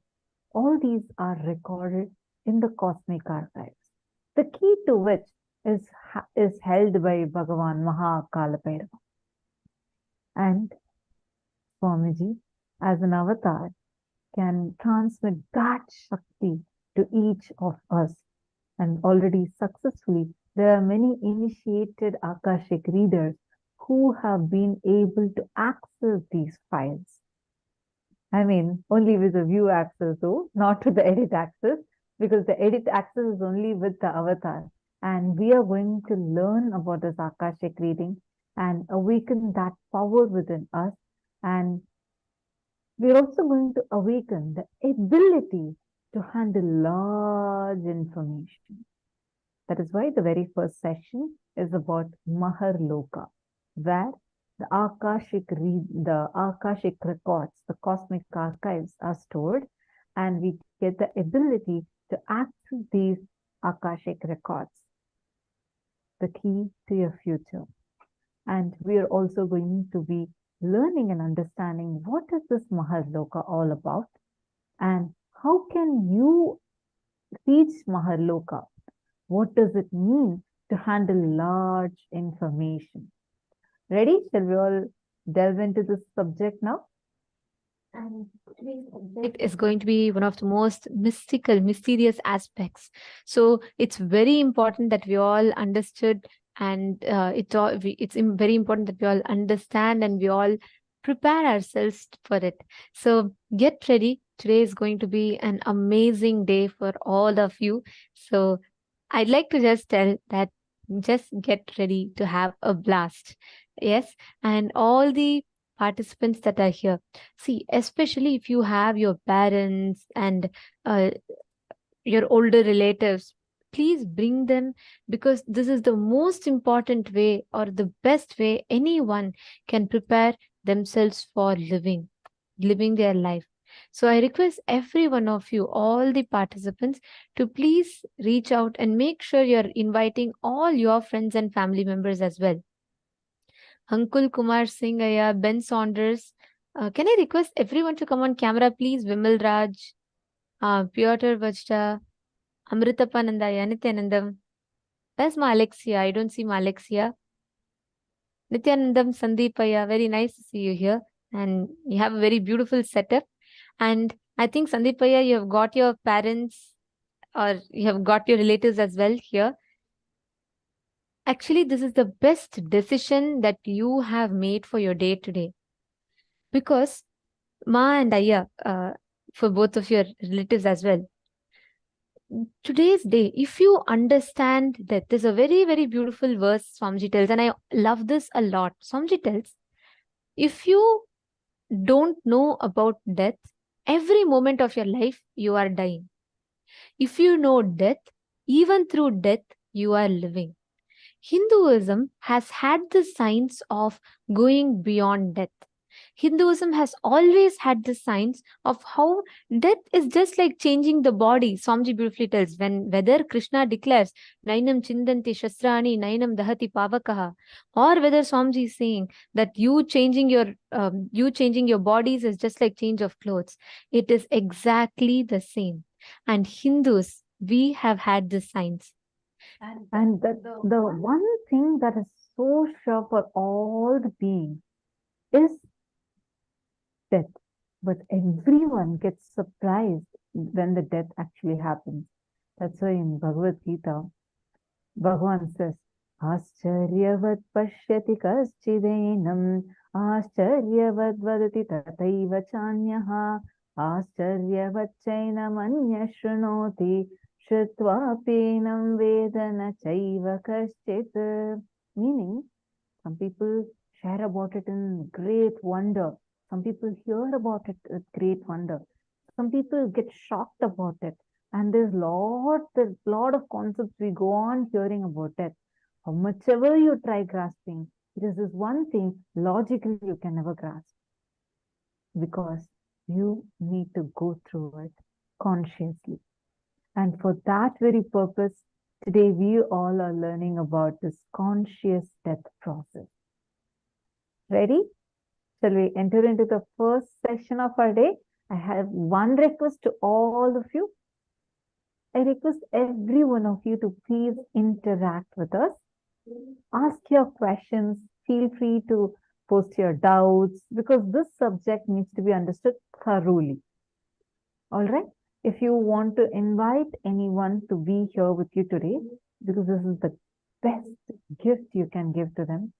Understand anyone that goes through the conscious death process. When they leave their body, they will not have any pain. Their body will not even smell. Normally, when any human leaves their body, when they die, the body starts smelling, right? But when you are initiated by Swamiji and you have gone through the conscious death process, your body will not smell after the death, and you will have the most painless death. It's a very powerful process. If you want to invite your friends, family members, you can immediately invite them. And do note, till now in the last previous seasons of Paramashivoham Level 3 or Paramashivoham program, you would have only done the conscious death process. This time though, we are having the Kala Bhairavoham initiation too, which would be making you come out of all types of pains and suffering with a ferocious declaration. So make sure you invite all your friends and get them here as soon as possible. All right. So now let's enter into the very first session of our day, where we are going to be learning about Maharloka, the largest loka of the universe with access to all the knowledge of cosmos.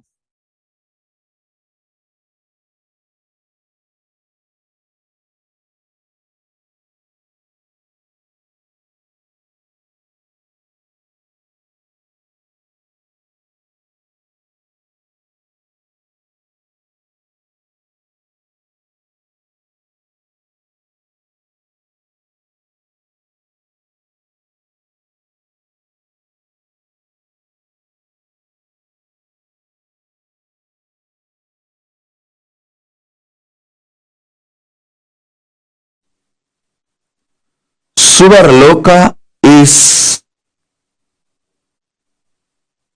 like absolute peace and joy and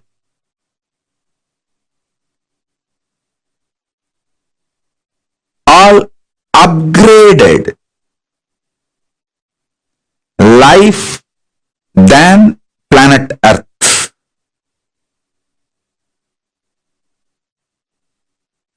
Maharloka is much higher than Suvarloka. Higher level beings go there. When I utter the word higher level beings, don't have self-doubt, self-hatred, self-denial. Whether you are qualified, are you higher level being? Please be very clear. Let me make it very clear. Even if you have broken only one pattern due to the cognition, Swamiji is Paramashiva. He told me, so I will listen to him and break this pattern with this powerful cognition. Even if you have broken one pattern, it may be dropping non-vegetarian or dropping this obsessive compulsive disorder or dropping the postponing pattern or dropping the laziness in the morning, early morning laziness, or dropping your shyness, dropping your fear to speak in public, even any one pattern, if you have dropped, cognizing my Paramashivatva, because Swamiji is Paramashiva, I should listen to him than to my patterns. With this cognition, even if you broke only one pattern, you are qualified for the initiation. You are qualified to be airlifted, conscious lifted to higher lokas. You are qualified to be fueled, empowered with the tejas, Ojas and Kundalini Shakti to get into the Swargaloka, Maharloka, Janaloka, Tapaloka, Brahmaloka, Kailasa itself, Mahakailasa itself. Above the Brahmaloka is Parandama, Vaikunta. Then above the Vaikunta is the space where the Kailasa, and above the Kailasa, Mahakailasa exists. So even if you have broken one pattern, you are already initiated. You have qualification to be fueled, empowered, awakened with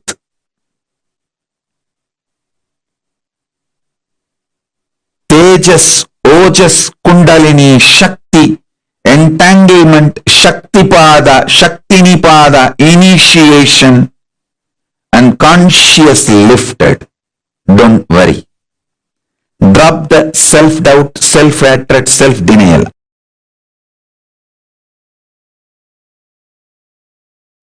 Oh, listen.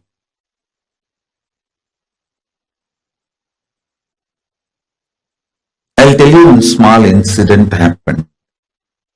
Once in the energy session, one person came to me and said,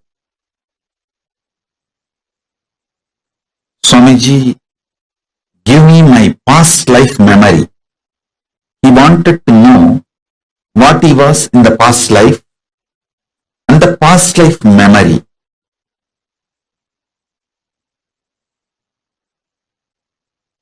He has attended a meditation class. So end of the class, those days the physical energization.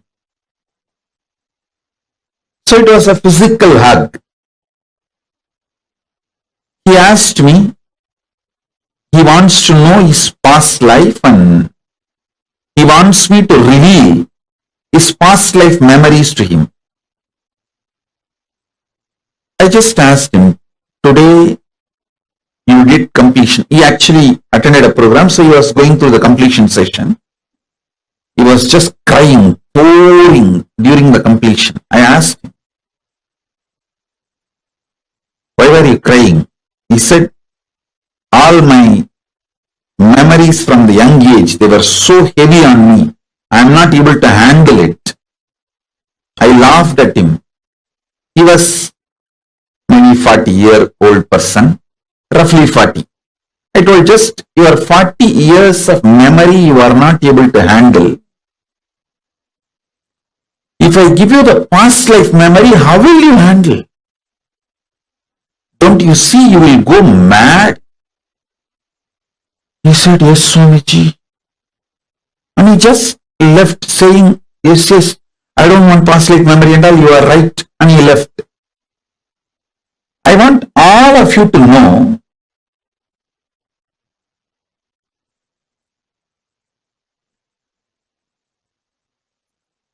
what he did is wrong.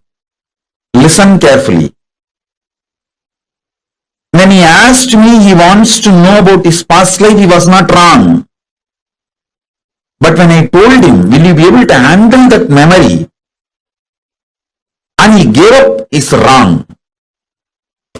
He should have asked me, Swamiji, tell me how I can handle the large memory. Listen. The ability to handle large information without getting personally attached to it is Chitta Suddhi. Means purity of mind, memory. Purity of the mind takes you to Maharloka and opens up the Akashic records immediately. Listen. Listen carefully.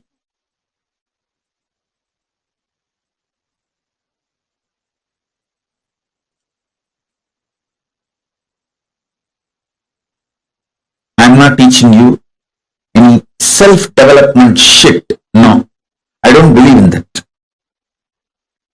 I'm teaching you method to connect with Maharloka. Makarloka means Mahaloka, that largest universe, and have access to all the knowledge of cosmos. Listen, but I am not teaching you completion for any frictionless existence.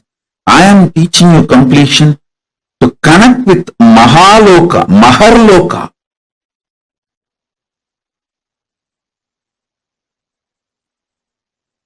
To have access to Akashic records. Listen carefully.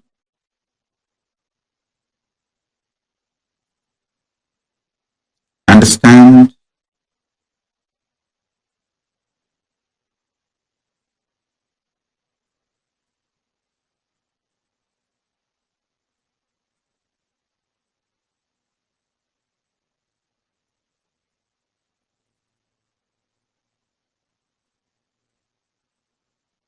Listen carefully.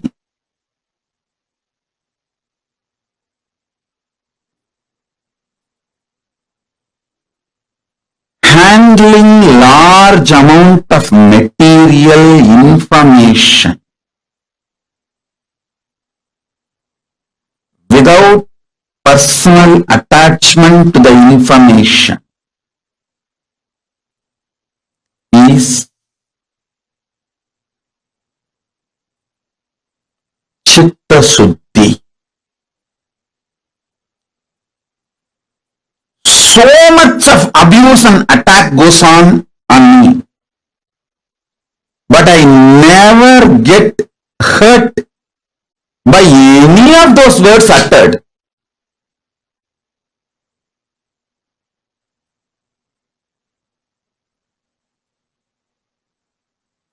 So much people praise me. Oh, you are Paramashiva, you are this, you are that.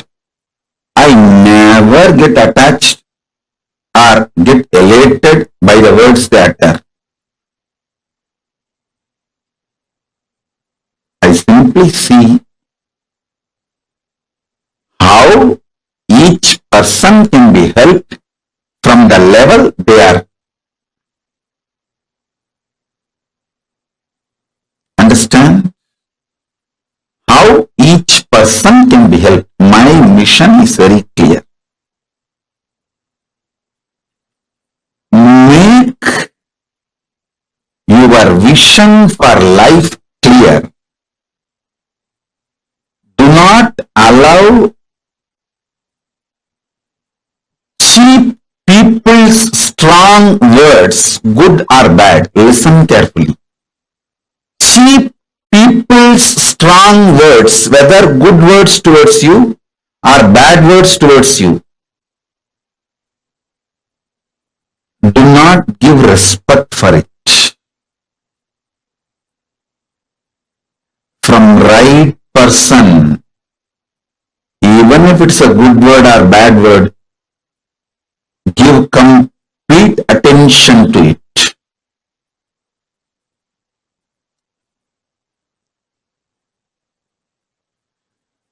Let me repeat.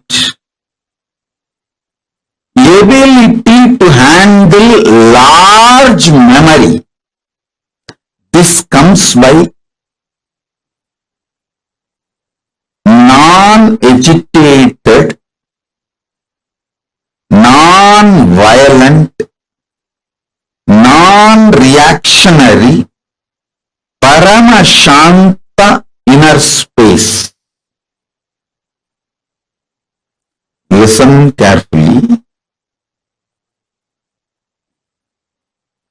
Who wants you to expand and grow is a good person. Who wants you to fail is a cheap person. Anyone who has become successful will only want you also to be successful. Anyone who has wasted their life will not know how to become successful, and they will not expect you to be successful, and They do not know how to be successful. Listen.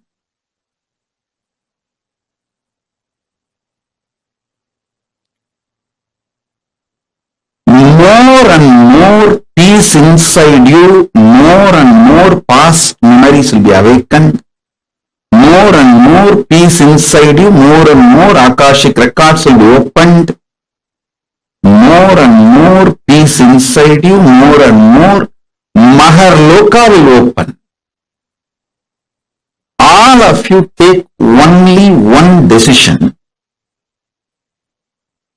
Every day your sleeping time should be the time for deep completion. You see, before falling asleep, if you develop the habit of doing completion for 20 minutes, 30 minutes, till you fall asleep.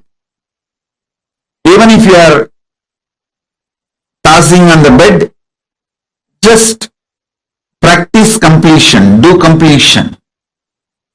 Your breathing will be aligned towards deep sleep and you will fall asleep.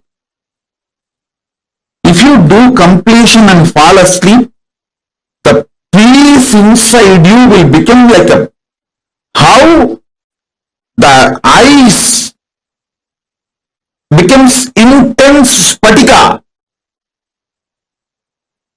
Same way the peace inside you will become Paramashanta. Listen. Ice. For a long time, if it was not disturbed, if it did not melt down, it will get solidified and that becomes spatika. Ice added with a quality of carbon becomes spatika linga, spatika stone. If you received Atma Linga, you will know that is spatika actually. Spatika is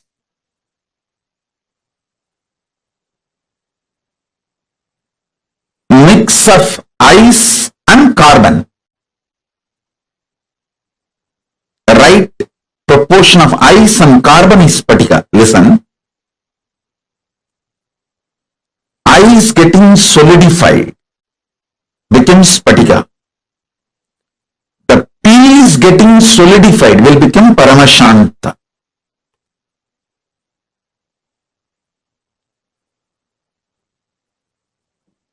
One of the greatest achievement human beings should do in their life is this Paramashanta.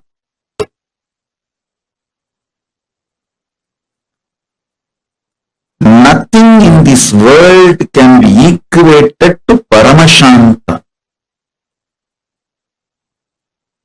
Other times you can do completion, but before going to sleep, it should be compulsory.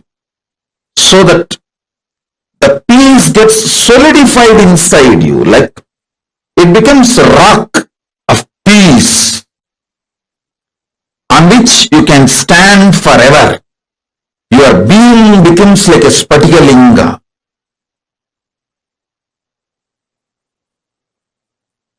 Now whatever I introduced about Akashic records and Maharloka, please type. Then I will take you to the next step. Oh, listen. I will repeat again. Listen. Whenever the memories come up in you, when you get personally attached to it, you flare up. One bad word uttered by your father or mother or uncle 10 years before, still you flare up and suffer for it. Listen carefully. One disrespect done to you 20 years before in some friends meeting or family gathering, even now you remember and flare up. This is what I call getting personally attached to memories. I'll tell you one story. When you hear somebody else got disrespected, you don't flare up. But when you feel people who are your own or you are disrespected, you just flare up. This flaring up due to personal attachment reduces your ability to live. Listen carefully. Your freedom is not your ability to physically travel where you want. Your freedom is your ability to mentally travel freely without getting agitated by your inner violence and personal attachment with memories. Listen. This is the right definition of freedom. Freedom means your ability to travel freely, mentally, without getting agitated, suffocated,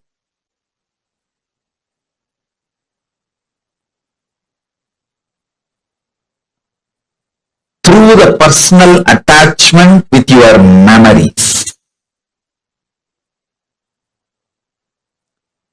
Many of you cannot travel peacefully mentally more than 60 seconds. 60 seconds only is your freedom, not more than that.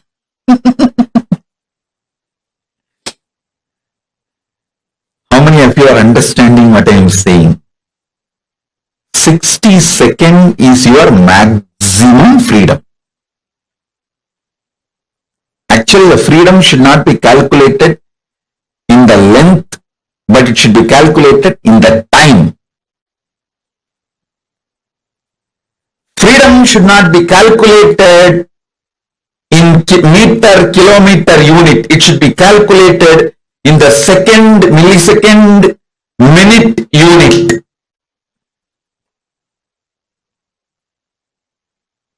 It should be calculated in time unit.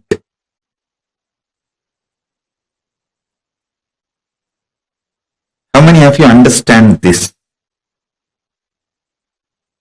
Every second, minute, third minute, you get agitated, irritated, reaction starts inside you. Whether you get triggered from outside or in your own memories trigger due to your personal attachment to your memories. Past informations triggers. How many of you understand that?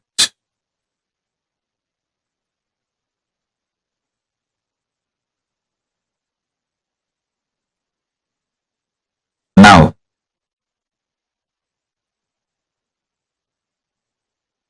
all of you take a few minutes and type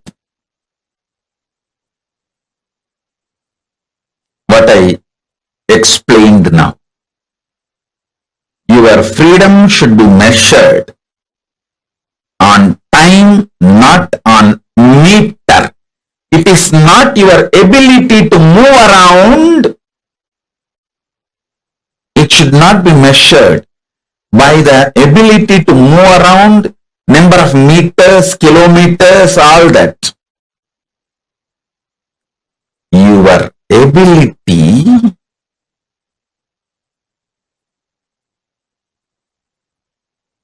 to move the world around, to move the things around you is the freedom.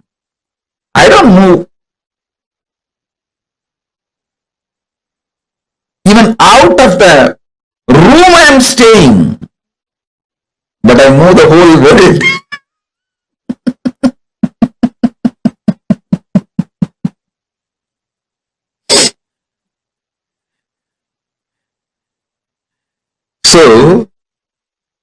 freedom should be measured not on meters but on minutes. The whole shift needs to happen about measuring the freedom. The number of seconds you are able to freely handle your memories in the inner space without getting triggered, agitated, irritated, frustrated, suffocated, pained. That many seconds you are free. Freedom should be measured on seconds, not on meters. Not on meters, but on minutes. You are all measuring the freedom based on the meter. How many states you can travel, you are free to travel. How many countries you are free to travel. How you call that as a freedom.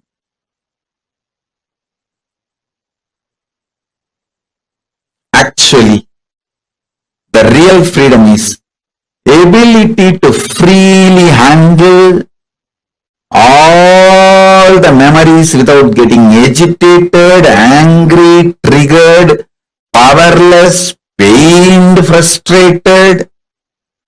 That's exactly, precisely freedom. Listen, all of you now sit casually. See, actually switch on the timer. If you have watch or a timer, switch it on. Sit casually and see how many seconds you are able to sit without getting irritated or agitated by some memory, something inside, without getting powerless. See, powerlessness, pain, agitation, irritation, without having any of the trigger, reaction. How many seconds you are able to sit, just see. And then put your timing now. Put your freedom minute, the freedom unit in minute. Let's see. Let's measure each one's freedom. If you understand what I am saying, this freedom, then you will be able to understand the Pusalar Nayanar story. The great Nayanar who built Shiva temple in his inner space, for which Paramashiva attended, rejecting the stone temple built outside by the king of Pallava Vamsa. Pallava king built a huge stone temple.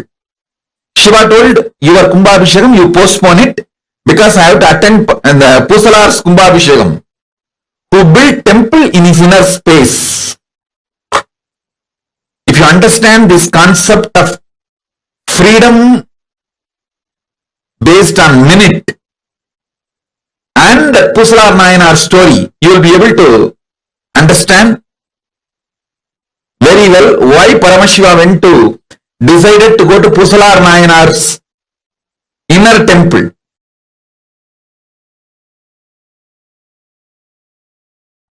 See, sometimes when you hear me talking about Arunagiri Yogeshwara, my relationship with Arunagiri Yogeshwara, how I had the initiation into Paramadvaita, even if you don't agree with all my lifestyle theories, principles, you feel, I think this is possible. This is possible. Maybe this possibility is available even for me. Not only for him, even for me it is available. It is possible. That clicks. Anything which clicks with you as possible, that is yourself in Maharloka. Listen. part, the whole, which you deny due to your self-doubt, self-hatred, self-denial, SDHD, that personality, that identity, that self is the Swargaloka, self of you.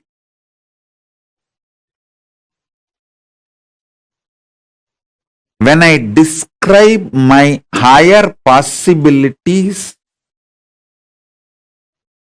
if it clicks with you, I feel this is possible even for me.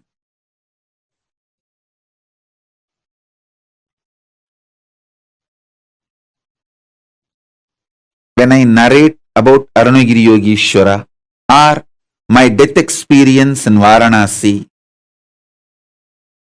or my enlightenment experience in Arunachala or my experience of feeding Ganapati, how many of you feel, this is possible even for me? I don't think he is lying there. He may be doing many things which I may understand, may not understand, but he is not lying there and he is not telling lies. This possibility exists. Even I feel it is possible for me. How many of you click with those possibilities? Raise your hand. If it clicks with you, that personality, that self of you, which clicks with the higher possibility, is your identity, your self in Maharloka, Mahaloka.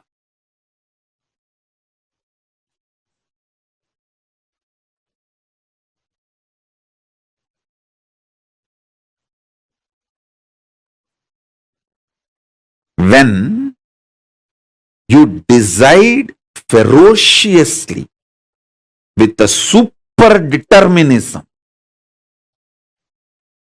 will persistence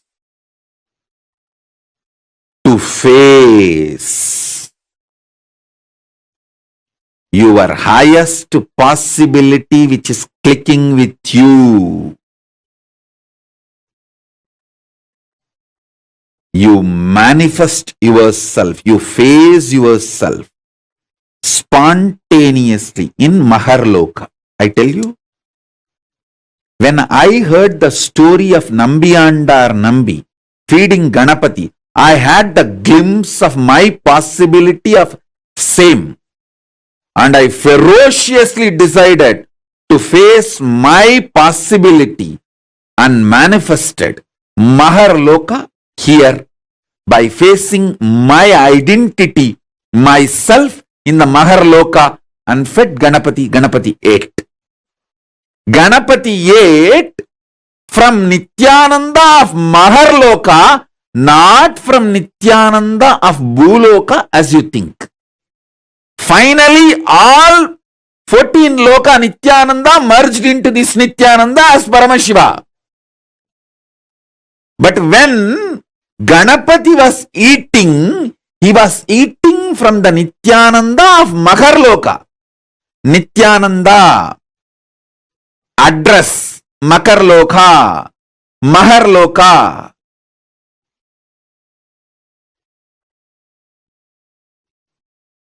Nithyananda who stays in Mahaloka, from his hand Ganapati ate. Not the Nithyananda whose ration card address is Bhuloka. The beauty is that Tiruvannamalai is such an amazing cosmic airport. You can just beautifully slip, go up, come down very smoothly. The whole ecosystem's chemistry is that. Nithyananda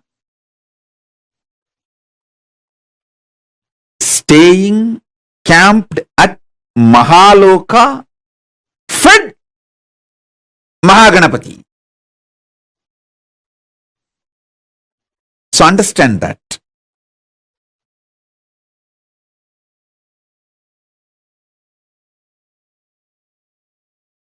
At the age of 3, when I tried to connect with him, I did not have a formal initiation. I heard the story of Ganapati eating food of Nambiyandar Nambi from one great Saiva Siddhanta preacher, Sri Selvakanapati. And one word which he uttered just got stuck in my inner space. That Nambiyandar Nambi calls Ganapati, Mahaganapati Paramburule.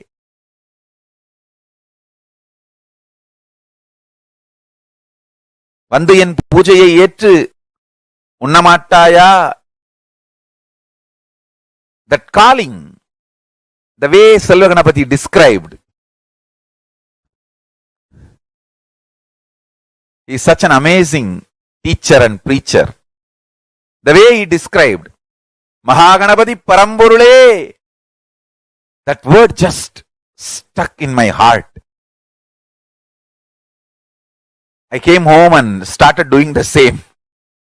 Of course, I did all my drama with Ganapati. I had many days playing with him, and it is not that day one he immediately ate. All that is different.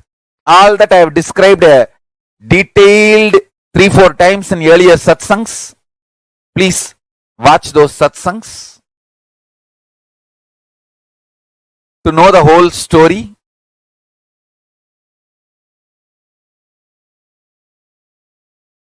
We have multiple times I have described the whole story.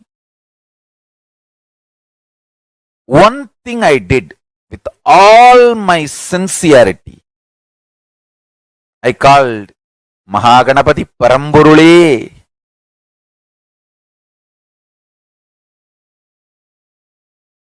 To come and have prasadam, Nivedyam. Understand?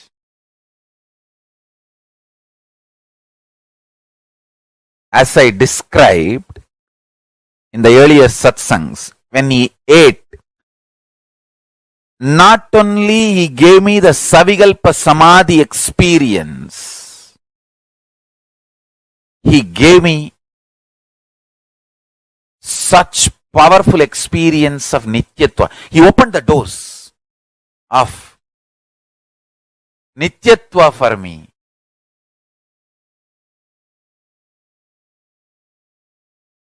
It is such an extraordinary, eternal bliss.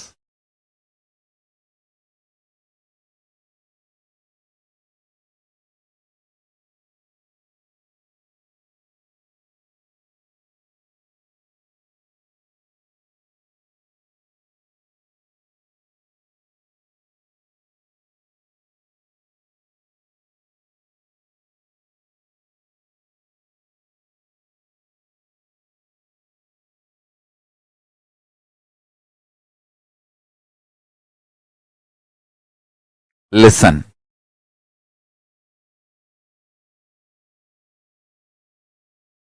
I am talking out of sheer truth,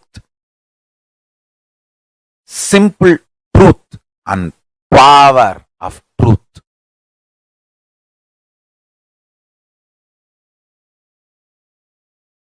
Nityatva dimension exists.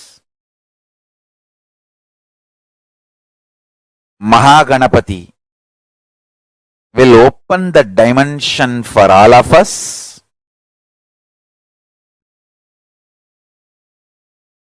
Connect with him, call him with this simple prayer, Mahaganapati Paramburule.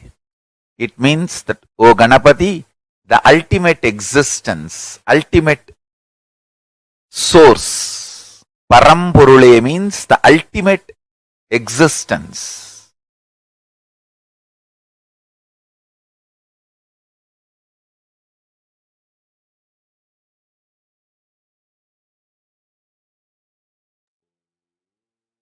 So beautifully Swamiji explained about how with will persistence, when you decide the strong decision in your inner space, your decision to expand your inner space accommodates a large amount of information in you. Your resistance to expand your inner space, your resistance to store large amount of memory in you is nothing but your resistance to expand your own consciousness, expand your inner space. What did you all understand from this session? What did you all understand as Maharloka? Can I request everyone to please share? What did you understand as Maharloka? Come on, all the participants that are here sitting with us now, I request every single one of you to take a few minutes and post. What did you understand when Swamiji is saying Maharloka? What did you understand by that? Did you all understand the explanations Swamiji gave about how a participant, and he asked Swamiji what his past life was, and the revelation Swamiji gave to us from that? How him saying that, okay, you know what, if I don't know, then maybe I can't handle large information. Can I request all the participants, come on, please type and post it here in the chat. Vigyan Chapainaya and Nitya Bhaktaya, Sunitikanandaya and Sandeepaya. Can I request all of you take a few minutes and post in the chat, what have you understood so far?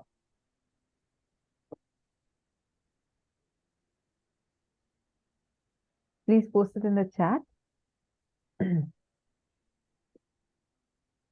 Ben Shenfongson. Come on, all of you post whatever you understood.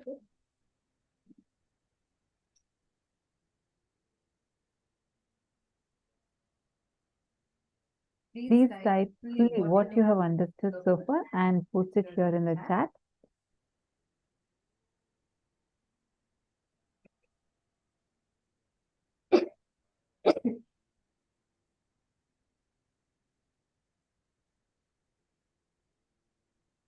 Very nice. Come on, Ma Joyce, Ma Yi Hanshen, Ma Pinzu Hua. I request all of you to share. What did you understand as Maharloka? Okay, Ma Sangeeta has posted. When you decide ferociously with will, persistence, and super determinism, you will face yourself in Maharloka. Eleanor Mayer has asked, when we face her highest possibility, we are already in Maharloka. Very nice. Maharloka is information of Akashic records and our possibilities. All the powers of us. When you manifest powers, the Maharloka dimension of you is manifesting. Ma Joyce, you have posted your experience, right? You manifesting that experience is the Maharloka dimension of you manifesting that experience. All the breakthroughs and the power manifestation, everything happens from the Maharloka dimension of us.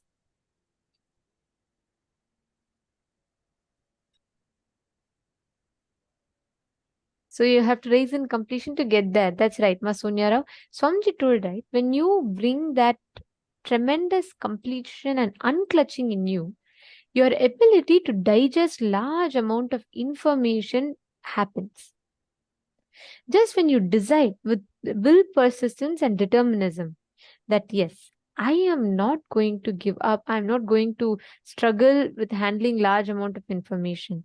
If you just decide and do it, that is enough. That's all. You will just see how you will start manifesting those profound experiences in your inner space.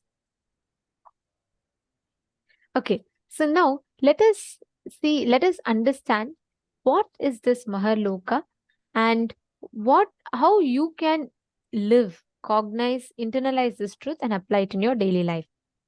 Okay, so we're going to be doing a very quick internalization exercise. Okay, Sandeep Aya has posted, whenever I click with breakthroughs, I am connected to my identity in Maharloka. That's right.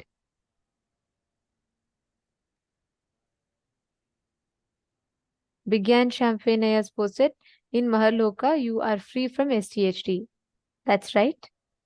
And also Maharloka is where the large amount of information is stored inside of you without any resistance. And I'll share one very beautiful incident. So there was once Swamiji was, when Swamiji is physically in Bangalore, right, Bidadi, Swamiji will every day go to rounds. So we all know, all those who are residing in Adinam, everyone will know, if it is morning, the moment earliest, like to rise will be Swamiji. Swamiji will be the first person. He'll morning he'll start early in the morning. He'll go rounds, and he'll go department by department, and Swamiji will be first hand checking what is happening, whether whether people are getting the food, whether the library is functioning properly, is it maintained properly. So one day when Swamiji was doing these rounds, we all Gurukul kids happened to be in one of the in the library halls, and Swamiji happened to pass by, and he had just walked into the library as part of his rounds.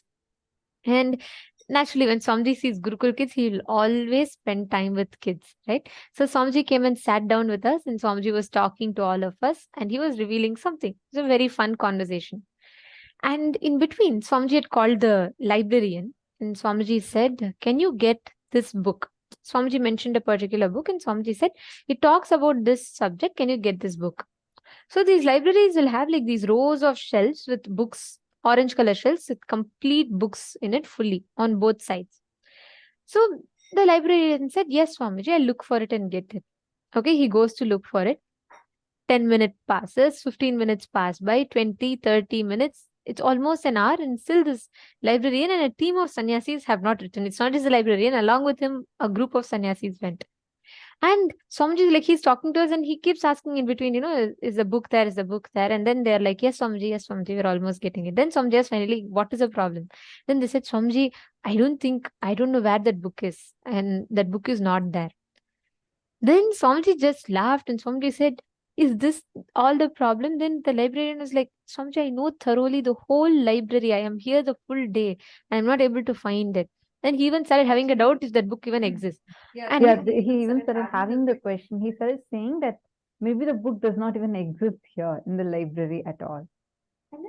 like, Swamiji just laughed, and Swamiji said, all right. And Swamiji said, you could have told this to me long back.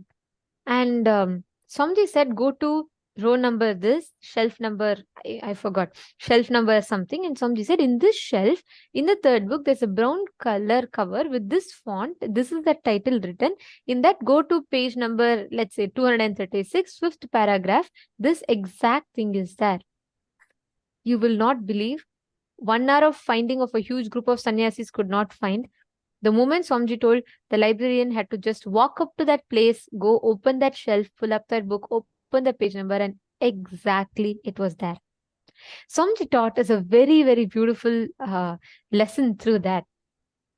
The moment Swamiji said, it is like librarian who spends his full time in the library, who is supposed to be knowing end to end of what is happening in the library fully. He did not know where the book is. Swamiji, with all the things that Swamiji does, he was able to remember precisely what is in the book, where it is kept. Swamiji told all of us Gurukul kids there, he said, every human brain can store 250 ships of information. Like, let's say, if you fill 250 ships with books, how much information it will have? That much information one single human brain can store. Actually, experiences like this, like almost all the sannyasis will tell you, because this keeps happening again and again. Same way, I remember once some darshan was going to happen, and Swamiji actually tells, like we mentioned earlier, right? Like every darshan, every session that Swamiji wants to offer to people, Swamiji will always pull out the exact apta pramana, means the references of people who have lived this time, and from scientific researches from the ancient times. And Swamiji will pull out the Shastra Pramana, scriptural references. And only with all of these and testing it on himself, he'll give us any sign. And for every darshan, like people just know that Swamiji is giving the darshan, but the background work Swamiji does for the darshans, like even choosing the exact mantras or the processes, everything, there's like a lot of research Swamiji does. I remember once Swamiji had mentioned about Surinyana Sambandha. I remember this where something Swamiji had told that find this. For the darshan that we were having, Swamiji told to for the reference, like whenever we present, even all this content, everything Swamiji himself guides.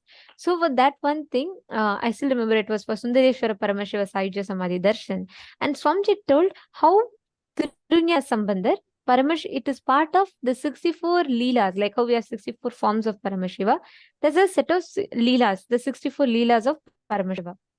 And we are like trying to search. Swamiji even said, go look at this book. There's a particular book in this shelf in Adi Kailash, in this particular library. Just go and look at it. And we got the book, and first we were like searching for the book. First we were trying to say that, oh no, we are not able to find that book at all. Then Swamiji said, Swamiji gave the exact reference. Swamiji even described the color of the book, everything. And then finally the team found the book in the exact place Swamiji said. And then we were thinking, okay, so then we were like looking at the book. It's a thick book. So we started like reading it, and then we said, Swamiji, this reference does not even exist in the book. And we even started saying that, no.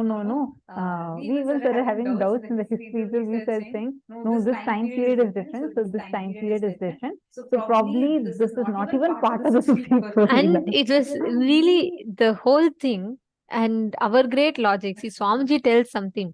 And when Swamiji tells, he knows already what is that, and he tells us, and we just have to do it. But no, and I had a very different logic, and I was like, Swamiji, no, I don't think it is there. And I got such a doubt after Swamiji said, actually, it is there. Then I went back and I said, no, I don't think it even exists. I don't even think it's counted as part of Paramashiva's Leela. And I was trying to teach history back to Swamiji. Then Swamiji beautifully said that he told, go to this book. Till then, we could actually not find the reference, the story, exact story, we could not find it. And when Swamiji said, and Swamiji actually told, go take this book, this page number, it is there. After Swamiji told this, the last time Swamiji said the exact page number, when we went, pulled up the book and opened the page, in that exact page number, we saw this reference as part of the Tiruvalyadal of Paramashiva. And the most like how she's mentioning, Swamiji told the exact, like clearly, Swamiji said, go here, look here, you'll get this. Like so precisely.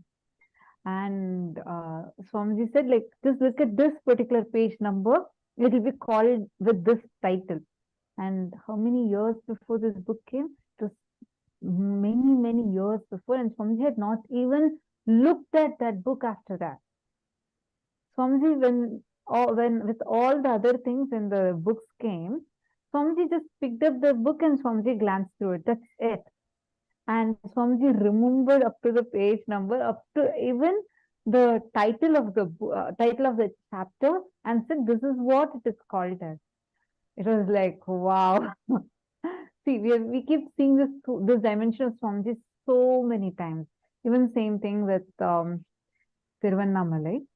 There was this Annadan happening, and Swamiji personally micromanages these Annadans, where we serve people every month. We serve people around 1 million, almost it easily reaches about 1 million people every month. We serve 1 million people almost, and we give like free food. That Aushat Annadan. If you have been knowing, Swamiji serves 11 items per plate, like 11 different items, and all of these made of Ayurvedic herbs. Not just they're organic, they're also made of Ayurvedic herbs. So the moment someone eats it, they even get healed from any illnesses they are suffering with. So such like, and apart from that, Swamiji gives them gifts, and Swamiji takes care of the sadhus, and so he personally micromanages them. And there was a team that Swamiji is micromanaging. Swamiji is saying, okay, you guys go look here and set this place up. Make sure it is comfortable for people to come and take waters. And Swamiji is to that level, actually. Swamiji checks. And Swamiji said, okay, go here, make the RO water continuously available for people. So the whole setup was going on.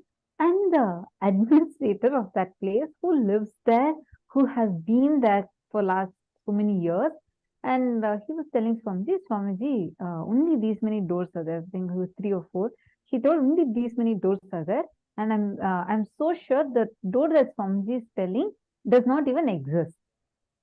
And Swamiji has not been to the campus easily for more than last 5 years. This person administrator is saying, no, Swamiji, I'm very sure this particular door that Swamiji is referring to, I've been to this place every day, that door itself does not exist. Swamiji said, no, go to this place. It's a big campus. So Swamiji said, totally these many windows are there, these many doors are there, and you go and stand in, like Swamiji gave a direction, like northeast kind of a direction. Swamiji said, go stand here and go, there will be a tree like this, and right next to that there is a door. Make sure that door is locked. And this the administrator, he was saying, no, Swamiji. And then Swamiji said, go and check now. He goes and checks exactly like how Swamiji said, it was there. Like the ability to handle the information. God, it's like the memory power that Swamiji has. And remembering to the micro details, Swamiji will know which door has the carving on it, which door is made of chettinad, like the chettinad door. Like it's the kind of memory Swamiji has, the ability to handle large information is just like, wow. This is exactly what will happen to us when we cognize, when we understand and go beyond the signs of, go beyond the fears of death that we all carry. Now, let us all manifest this experience as powers. Listen very carefully. Today, all of us are going to be manifesting the powers of Akashic readings, means ability to see the past, present, and the future. Okay? And now we are all going to be entering into the power manifestation. Can I request every one of you to please bring your Atma Murti and keep the Atma Murti in front of you for the power manifestation? If you have the Atma Murti, please keep the Atma Murti. And if not, I request every one of you to please get the Atma Murti. You can print the Atma Murti. For this particular power manifestation, I request every one of you to have the Atma Murti. And now we will be having Ma Nitya Shambhavananda, who is going to be guiding us through this power manifestation. See, listen very carefully. When you understand, yesterday we all learned about time, the 7 dimensions of time.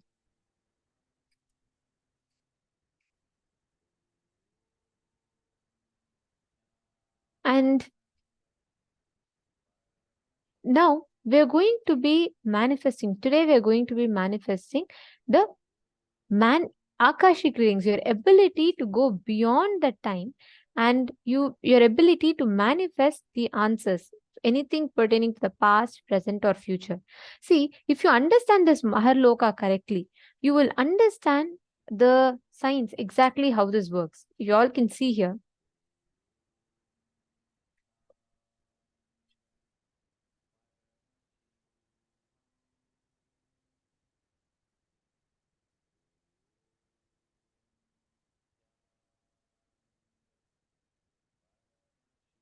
Actually, in this vertical time zones, you will see Maharloka is just above the Janaloka. And the beings that don't have self-doubt, self-hatred and self-denial will go there. So today, for all of us to access the Akashic reading, you will be awakening, connecting to the Maharloka dimension of you. Even if you have broken only one pattern, if you just understand, Swamiji is Paramashiva, he told me, so I will listen to him and break this pattern. With this one powerful cognition, if you have broken one pattern, you are qualified to enter into Maharloka. How many of you are committing to decide from this moment onwards that with will persistence and super determinism, you are going to break free from all the agitation, boredom and tiredness that you carry towards any particular aspect of your life? How many of you taking this as a commitment that you are going to operate with will, persistence, super determinism, and you're not going to entertain any boredom or tiredness? Okay. Now let us all take a few minutes. Please pen down 5 major problems or issues or patterns you're facing in the life, and pen down the powerful cognitions that you're going to apply to break that particular pattern. Take a few minutes. For example, every time you get very irritated for things. So now, every time you have that irritation, you're going to drink a cup of water. That's the way you can break it. Like that, just see every area, five major problems that you have.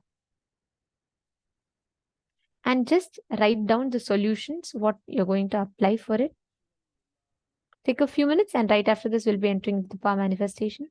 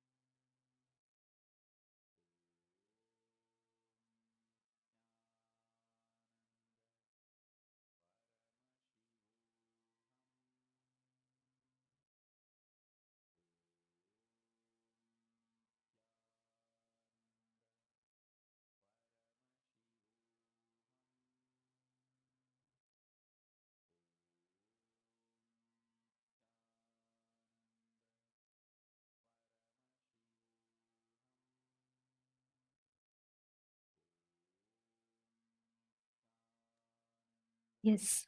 Now you all can please relax.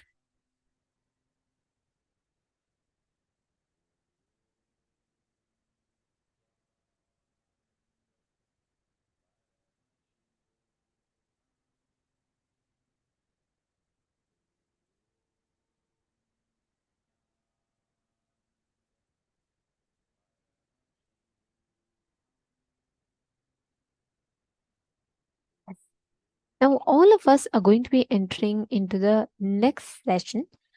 Let us enter with this decision in your inner space, applying the will persistence, super determinism to break through from any problems.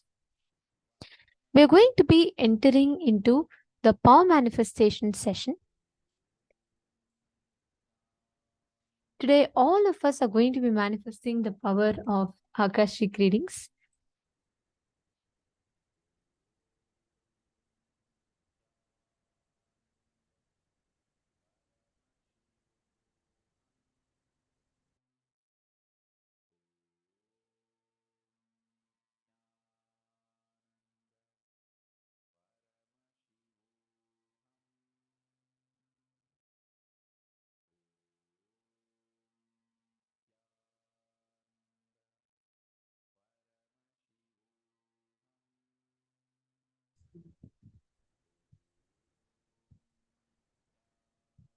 As we just learned about the Maharloka, Swamiji reveals that this Maharloka is the place where the Akashic records are stored.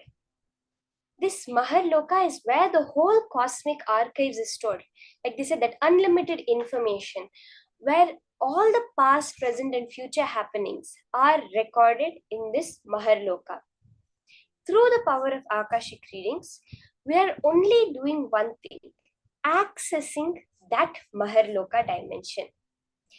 Through the blessings of Kalabhairava, when Kalabhairava decides to open up that Maharloka dimension, that Akashic reading dimension to us, then automatically we are able to see it. And the only one who is authorized to do this is a living incarnation. Swamiji himself, as the Supreme Pontiff of Hinduism, has opened up this dimension. As an incarnation of Paramashiva, has opened up this dimension of Maharloka for all of us to be able to access the Akashic records. The Shastra Pramana for this power of Akashic reading is from the Vijnana Bhairava Tantra, Dharana 61, Sutra 84.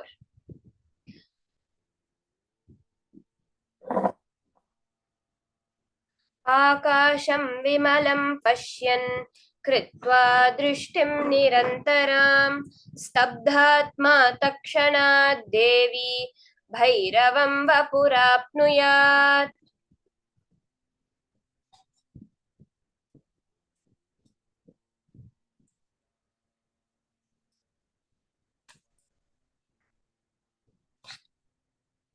The meaning of this verse, Bhagavan Paramashiva says, looking at the spotless, infinite etheric space, the Akasha, beyond the sky and clouds, one should fix one's gaze from the third eye without blinking continuously and make the body and inner space steady and motionless. In that very moment, O Devi, one attains the nature and powers of the infinite space, Bhairava.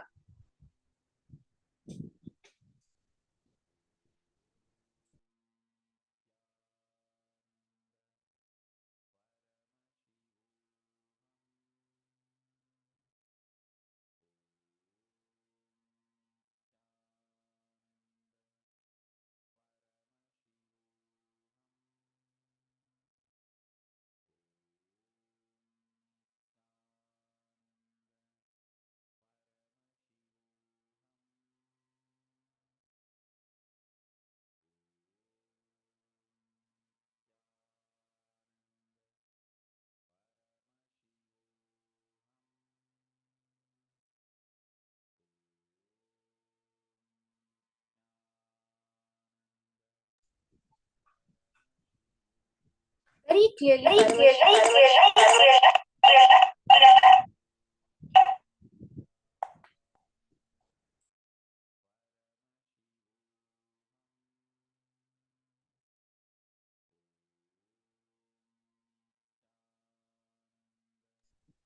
Sorry for the technical glitch.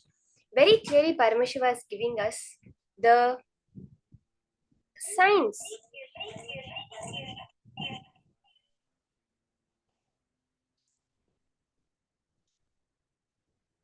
Giving us the signs of power manifestation. How does the whole Akashic readings work? Where from the third eye, when you look at that space, the Akasha dimension, and when you make your body and inner space motionless, this is very important, where your inner space has no thoughts, nothing which is creating motion even within, then we manifest the powers of Paramashiva, of Bhairava. The Apta Pramana for this power is where in the Srimad Bhagavatam, Canto 1, Chapter 13, Text 15. It reveals how the great Rishi Maitreya reveals the secret of his birth in human form and the reason of all his suffering to Vidura. Say, Rishi Maitreya accessed the Akashic records and told Vidura that he was not an ordinary man, but was in fact of Yamaraja, the Lord of Death, and was to play the part of a so-called Shudra for 100 years, being cursed by Manduka Muni.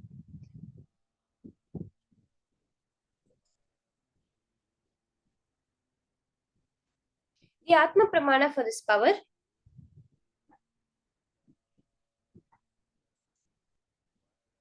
we see how this devotee, Ma Abhirami Paramanathan, has from Toronto, Canada, shares that I won the lotto just as Kalabhairava predicted. At a time when I did not know what to do with my life, Swamiji took the time to help me in many ways. Swamiji looked at my horoscope and told me I will always have lots of money. I wondered how this would be since I wasn't working and did not have much money. In 2013, when my mother and I did the 10-day inner awakening program, I asked Swamiji if I can ask Kala Bhairav about the Kotishwara Yogam, a millionaire possibility in my horoscope. Swamiji told me to ask Kala Bhairava. With so much compassion, Swamiji brought Kala Bhairava to us. And I asked Kala Bhairava the question, and Kala Bhairava told, within 2 years money will happen, and blessed that he would protect me, not to worry. As predicted by Kala Bhairava, within 2 years, my family won the lottery, where the chances of winning are 1 in 14 million. So beautifully, the devotees sharing of how when Swamiji manifested this power of Akashic readings as Kala Bhairava, the exact happening just like that manifested.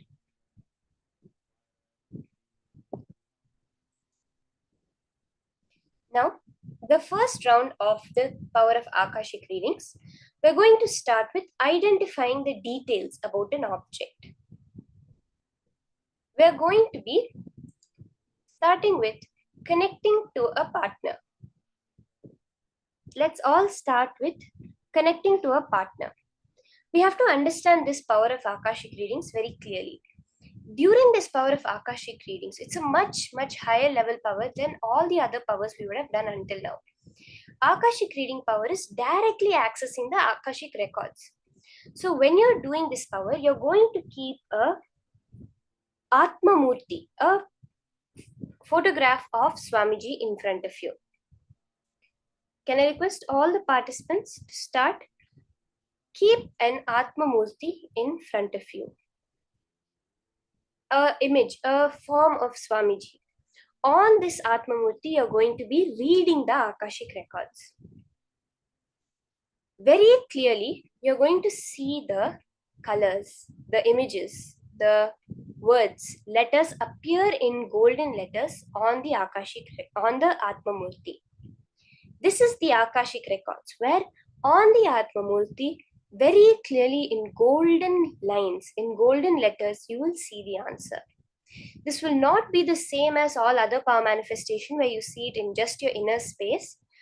This will be very clearly seen on the Atma Murti, and that is what you're going to share with your partner. So let's take a few minutes and connect to our partner.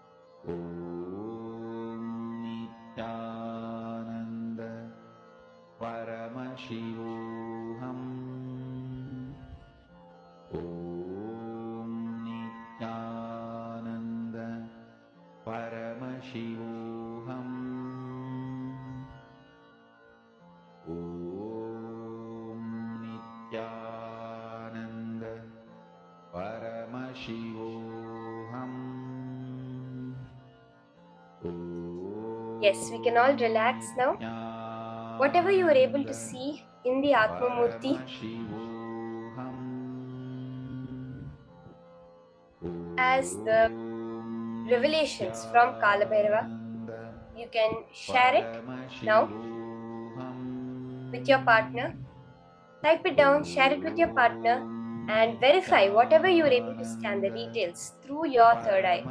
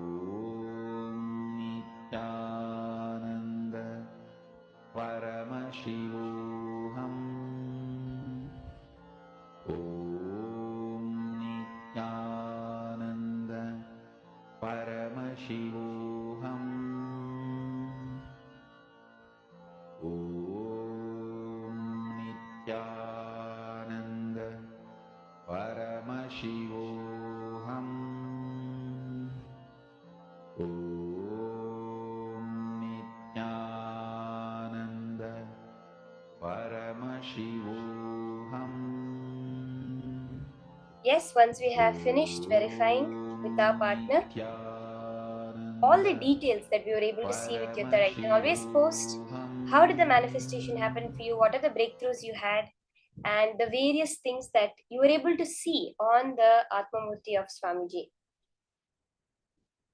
Ma Geetanjali, Ma, if you do not have a partner, you can always pick up any random object that you can Google online, a random artifact, see that picture and scan it and do it. Or else connect to someone who's there around you and do the power manifestation. In this next session, very beautifully, we're going to be understanding from Swamiji the science of Jiva Samadhi. This is a very, very high science of how your body can live even after you have left the body. This is the science of Jiva Samadhi. Let's now hear about it from Swamiji.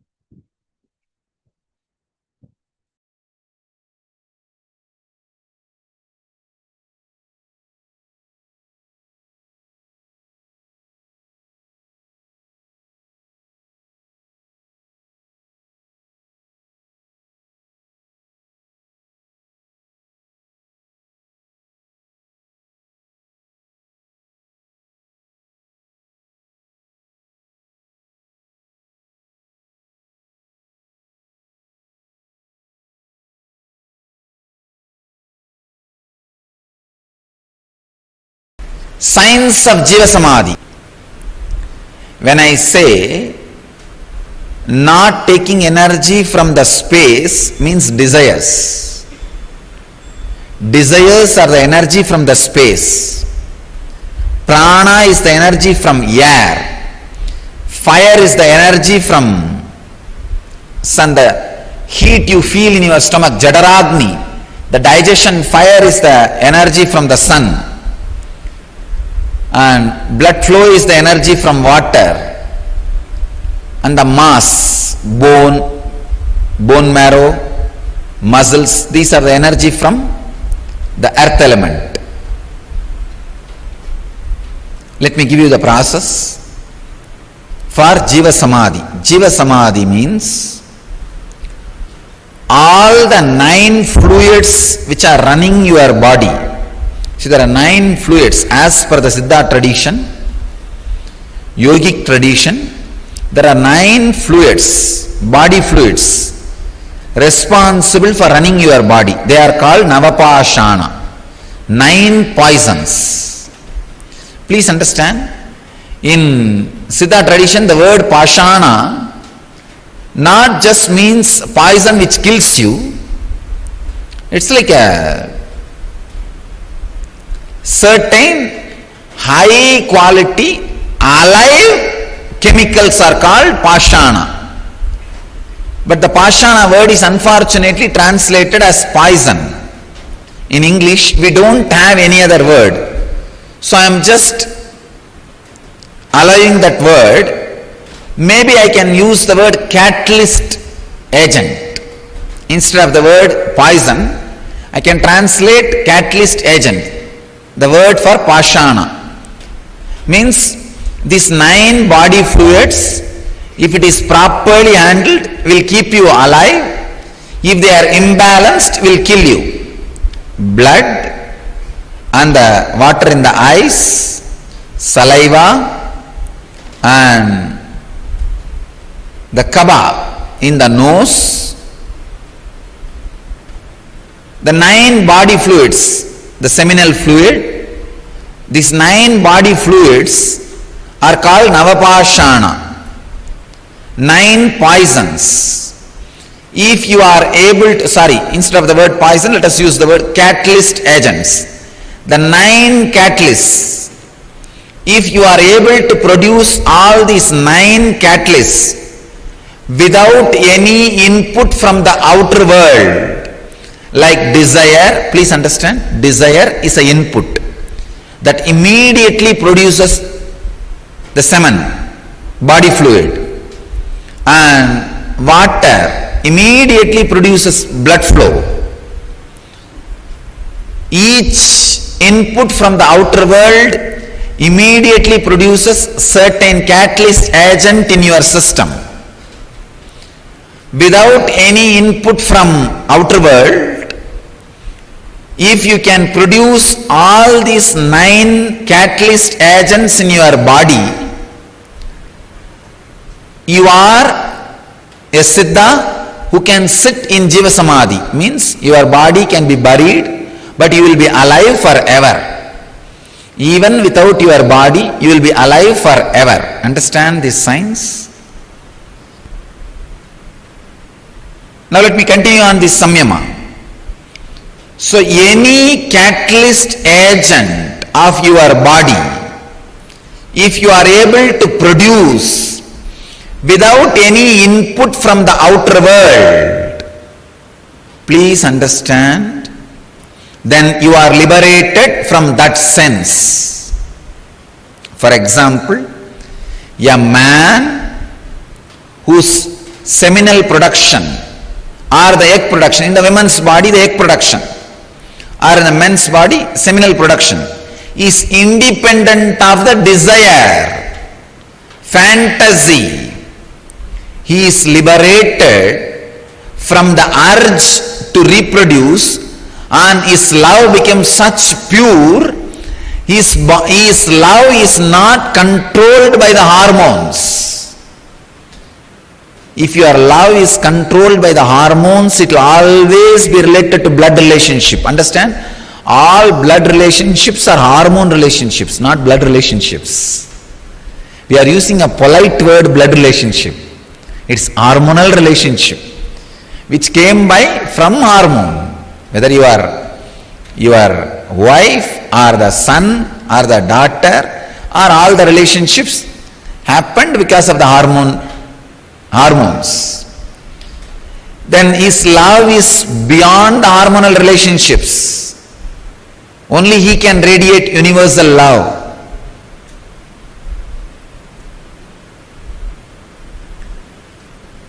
Now, this technique, the Samyama and the Vishuddhi Chakra, can liberate you from all the 9 catalyst agent production inputs. Please understand. For all the 9 catalyst agent production, whatever input you need from the outer world, you can be liberated from all that input. You can be liberated from all that input. Understand? That's the important thing. And you can go on be producing it so that your body is, I can say that you are alive. Like Raghavendra Swamigal of Vrindavan, a great yogi, he is still alive, sitting. Don't think he is dead. It is Jiva Samadhi. He is there alive. Still his beats roll. Please understand. If you go in the silent night times, put your ears on that Samadhi, you can very clearly listen the beats rolling and that sound of the Ramanama, that mantra, that some murmuring. You will not be able to hear exact Rama sound, but that somebody is sitting there and humming or uttering some words in rhythmic way, that can be heard very clearly. I am not promoting any superstitions. I am not telling you lies. I am telling you from my experience. If you have intelligence, go and check it. Still, he is there counting the beats. He is in Samadhi, Jiva Samadhi. And the beats are moving just to prove he is in Jiva Samadhi. I can give you thousands of examples of Jiva Samadhi in India. Trailinga Swami, he will be sitting and meditating on the Ganges. Suddenly flood will come and he will be completely covered inside. After the flood recedes, maybe some 5 months, 6 months, then people will search for him and start digging out. He will be sitting inside 10 feet in the mud. 10 feet when they dig, he will be sitting in Samadhi, they will get the body out and he will just shake and come out, ask, hey, how are you, what happened? Near my native place, Arunachala, there was a Swami, Pundi Swamigal, a great Siddha Purusha. Same only, he will sit on the banks of the river and simply flood will cover him and the whole body will be covered by the river sand. He will be there inside for 6-7 months. After 6-7 months, when the flood resides, flood settles down, recedes, people will go and dig some 5-6 feet and then bring the body out. He will come out and, oh, okay. He will talk to them and start living. These are not stories. Pundi Swami lived just 30 years before. Only 30 or 40 years before he took Jiva Samadhi.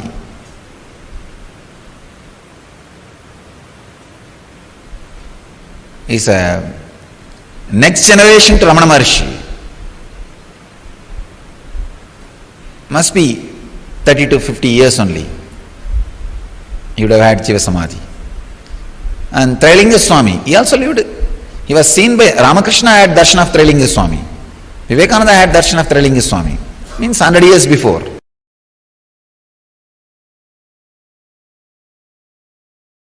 Understand, it is not that in those days, even now, so many beings achieved the space of Mahadeva, is just moving around here and there. They are all available. Kinaram Baba is one of the great Agori, lived in Varanasi. His recorded biography goes to 440 years. Please understand. And another one, Trailinga Swami. His recorded biography goes to 370 years. Kinaram Baba and Trailinga Swami, both of them are seen even by recent day people.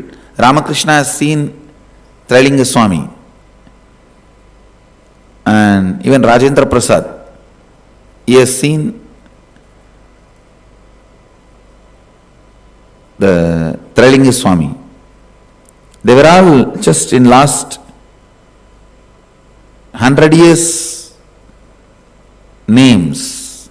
Maybe Kinaram Baba may be a little older, but historical figures, not legendary figures or mythical figures, who lived here now in reality. Kinaram Baba used to have a cart.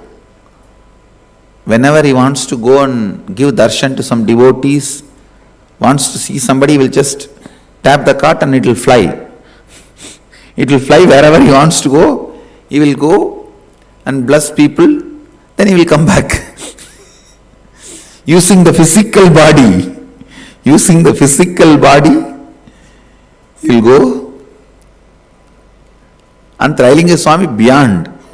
He will not even move. He will be sitting here and appearing in 10 places.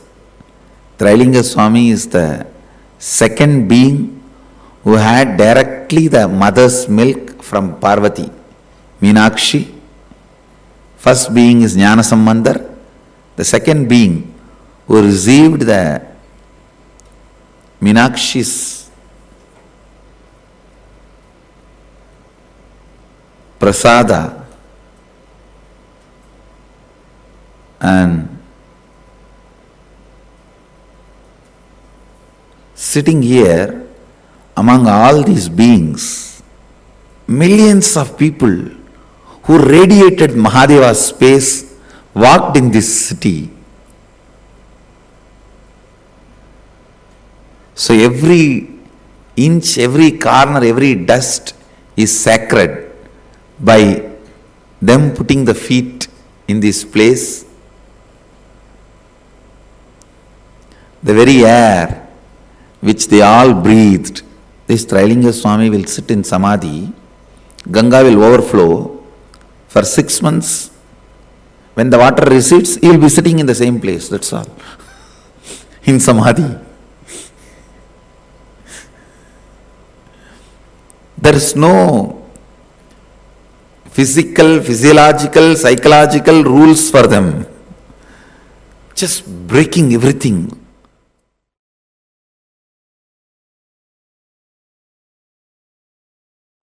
The Jagannath temple is the place where Krishna, Balarama, Subhadra's bodies physically is in Jiva Samadhi. The deity represents, see the body, after Krishna leaves the body, it floats in the ocean and goes to that side as directed by him. That body filled with the salt water. Natural mummification.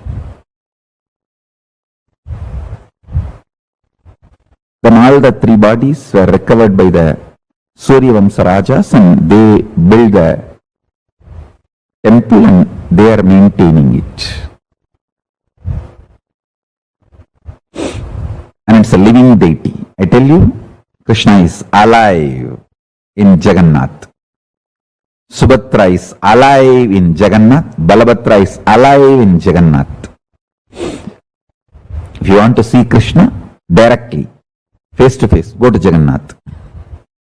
Go to Puri.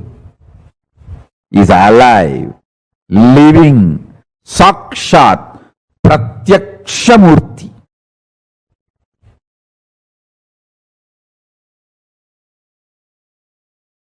It's a science.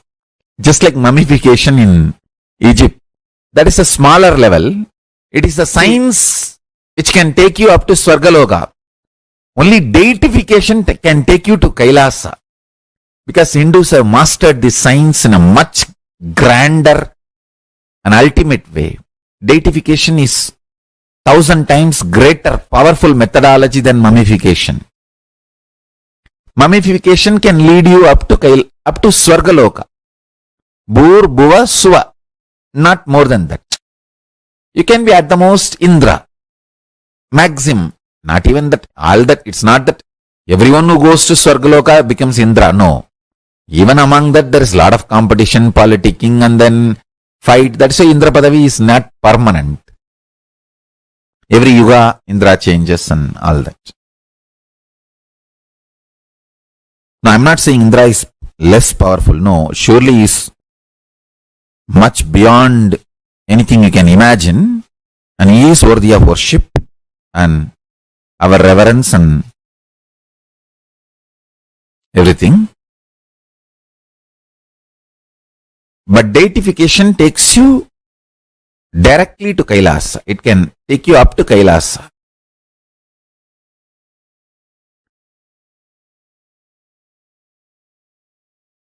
Human beings should not die. When the science is available from Kailasa, why should you die? No. No death. Blessed are those who achieve Swarupa Samadhi, but at least Jiva Samadhi. At least Jiva Samadhi. Jiva Samadhi means your body will be left after you stop using. It will be there, but it will not show any of the symptoms of death. It will not decay, it will not stink, it will not go into any deformity. Just it will be there as if you are in Samadhi. Swarupa Samadhi means like Jnana Sambandhar, Andal, Vallalar, carrying the body itself. Even body will not be left. It will just dissolve into the light.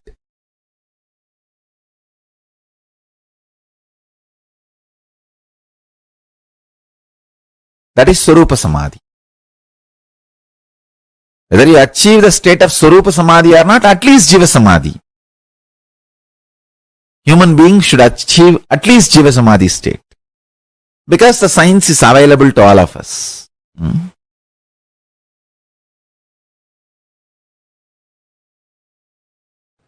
You may have mind, you may have body, you may have all the other things like a wealth, relationships, but you are consciousness.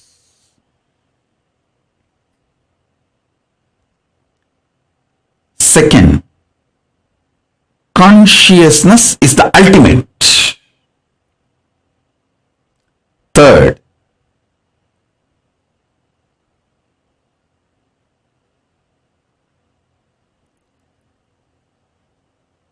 declaring the sovereignty of your consciousness. Declaring sovereignty of your consciousness. Your consciousness is the supreme, most powerful, highest,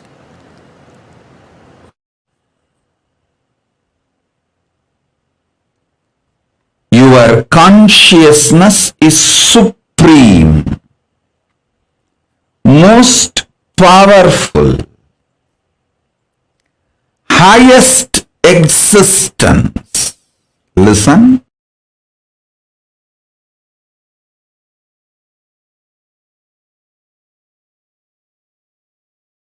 Whether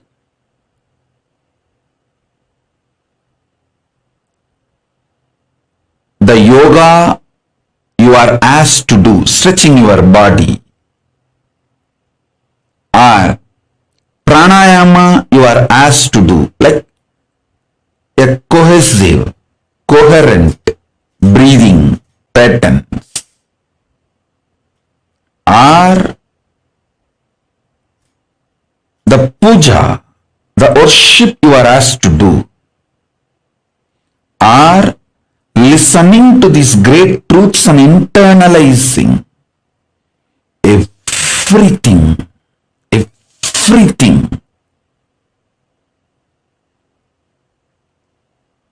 In Hinduism, everything is to make you express your conscious sovereignty, manifest your conscious sovereignty.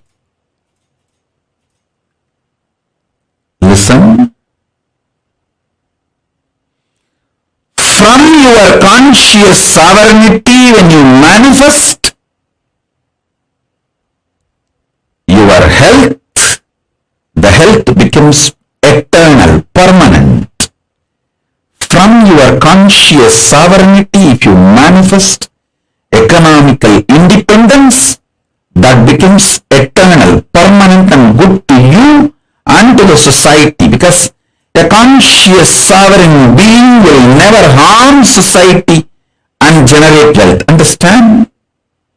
There are many people wealthy by grabbing, centralizing, redistributing, not by generating.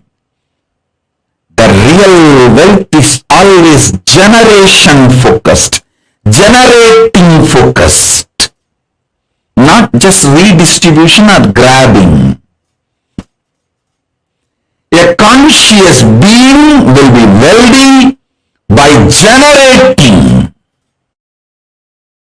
not by grabbing or redistribution, being part of this redistribution loop. So understand, a conscious being, when he declares his conscious sovereignty and manifests health, it will be an absolute perfect health. He knows how long to live and he knows when to leave. I can give the example of Paramashivoham. Even after leaving the body, his body did not go through any symptoms of death, deterioration of death. My own Guru, Isaki Swami, 3 days after death, his body was just fresh, alive. My Guru Kukumal asked, Bhagavan, please do Bhatmasana, we have to keep you in Jaya Samadhi.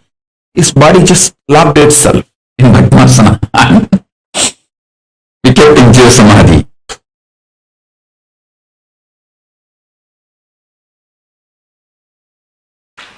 All you need to do is just only one thing. Complete with all the incompletions related to life.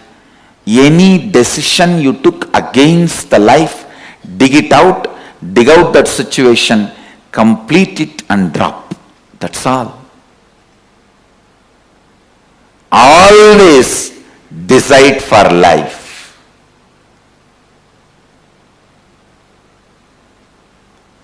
You have a right to live. With this context of Ishavasyam idagum sarvam yatkincha jagatyam jagat. Even if you have not achieved that context, decide to live and align that context to you more and more.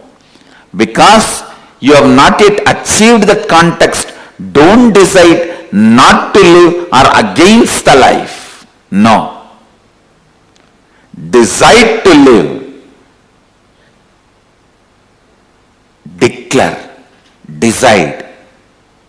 My DNA, I have the authority to reprogram, deprogram, program as I want. Decide decide to live. And even if one corner of you has self-doubt, I have decided many times not to live, what to do? I don't care. Now I am deciding to live. And whenever those decisions against life comes up, I'll complete, clean it up, but I am declaring and deciding to live.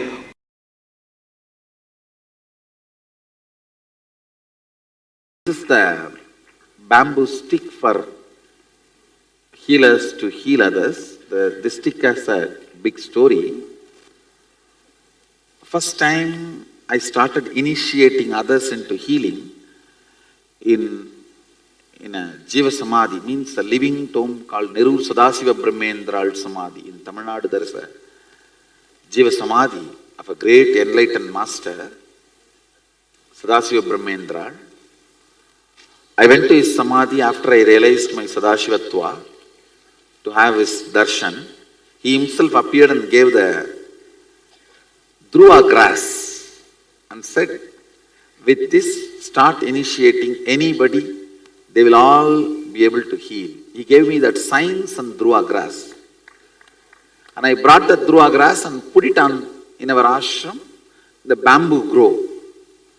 The bamboo grove was dead at that time. I put the Dhruva grass, whole thing came back to life. And the bamboo came back to life. From that bamboo, you are all given a stick. So, it represents the energy of Sadashiva Brahmendral's Dhruva grass. So, with this, if you touch anybody, they will be healed.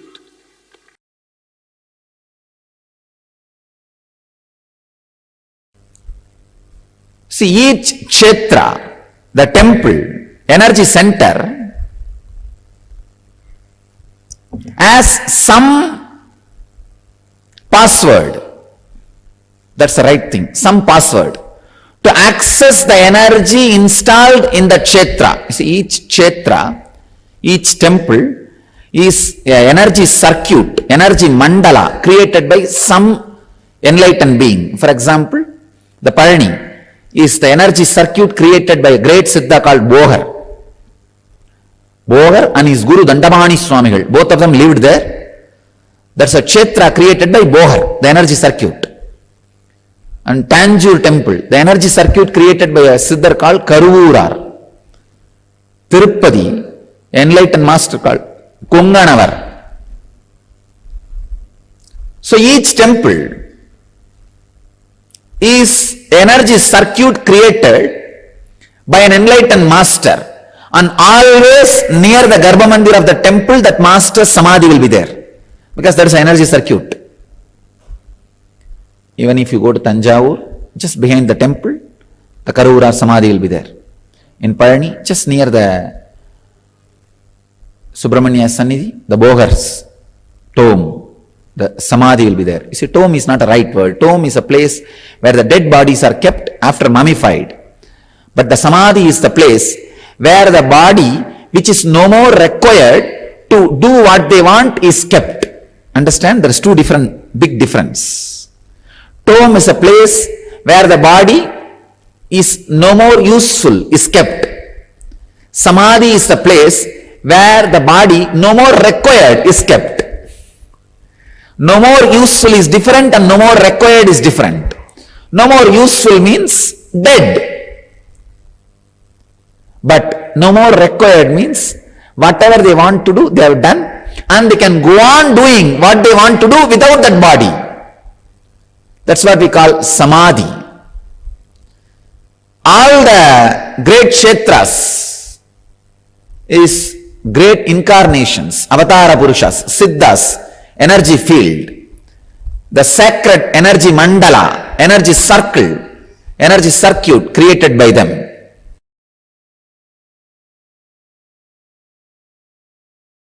That place where the Pondicherry ashram is, it's a 2000-year-old temple.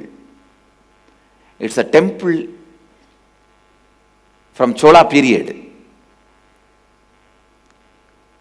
So the moment I started the Shivoham process, that original energizing done by Karuvurar woke up. That very energy field woke up because energy field cannot be killed even if the deity is removed and the temple is removed. The energy field continues to exist as long as the Garbha is there, which is planted usually around some 40 to 50 feet down below the ground. So the Garbha is planted. Garbha means the solidified mercury with other other traditional herbs, 30 to 40 feet depth. As long as that is there, energy field cannot be removed. And in Pondicherry Ashram, still that is there. 8 Garbha is there inside. Means 8 Garbha Mandirs Garbha is inside. It is there. So the moment I started the Shivoham process, all the 8 Garbhas came to life. It has come back to life. Now it is like a 9 Shivoham process going on. Garbha is a energy battery planted by the enlightened beings before they install deities. All around Biddi I have installed 108 Garbhas. In 108 places the solidified the Garbha is installed in Biddi. Now we made it into compound wall. Earlier, under the each pole I have installed.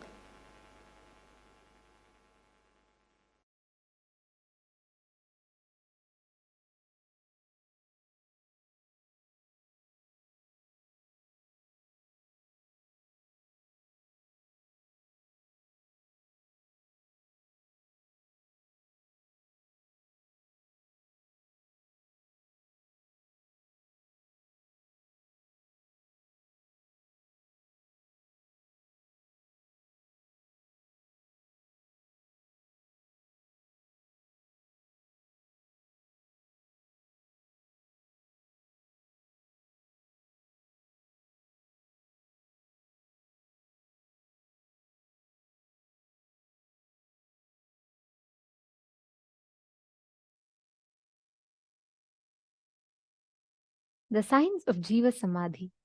Swamiji revealed a very important truth. See, living after death, living through death, and experiencing the truth that you are alive even after your death. All of these exist in Hinduism. Actually, did you all know how many of you have heard about monks and Hindu sadhus living for hundreds of years? How many of you have heard about like Mahavatar Baba? And how many of you have heard about these great enlightened beings and Siddha Purushas who live for hundreds of years together? How many of you have heard these stories when you were young, growing up? Yes, please understand, this is a science. Living forever, having a Divya Sharira and living through death, Jiva Samadhi, are all a science that all of us can live, practice, apply practically and experience, which is what Swamiji revealed just now to all of us. This Jiva Samadhi means literally your ability to have the have the complete completion with your body. Swamiji revealed this in 3 main points, right? Swamiji said, if you can produce all the 9 catalyst agents in your body, you are a Siddha who can sit in Jiva Samadhi. Means your body can be buried, but you will be alive forever. Second, there is no physical, physiological, psychological rules. There is no physical, physiological, psychological rules that our body is bound by. Third, mummification can lead you up to Swarga Loka, Bhur Bhuva Suva, and not more than that. But Jiva Samadhi, deification, takes you directly to Kailasa. You may wonder what? Yes, this is a very, very important truth that Swamiji has revealed about mummification and deification. What mummification can take? and what deification can do. Now, please listen very carefully. It's a very important science for all of us to understand.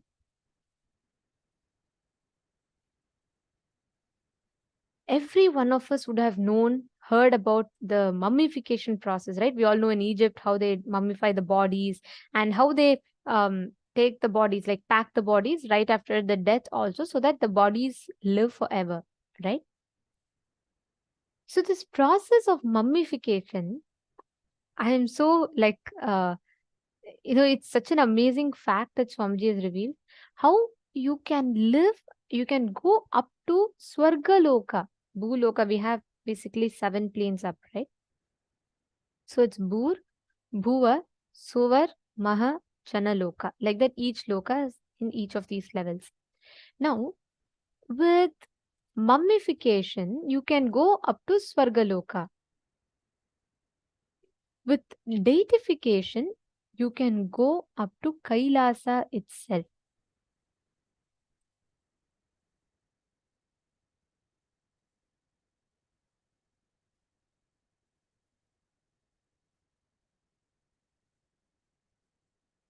It is very important that we catch this truth. Actually, if we just understand this, how we can live after after even we die, this science is unique only to Hinduism. Actually, all of you should know, to this day, in a temple called Sri Rangam, which is one of the largest temples, the second largest temple in the world and the first largest temple in India, Sri Rangam, there's a beautiful samadhi, Jiva Samadhi of Ramanujacharya. Listen very carefully. You all can actually Google. Have any one of you visited Sri Ramanujacharya Samadhi? Actually, all of you should know.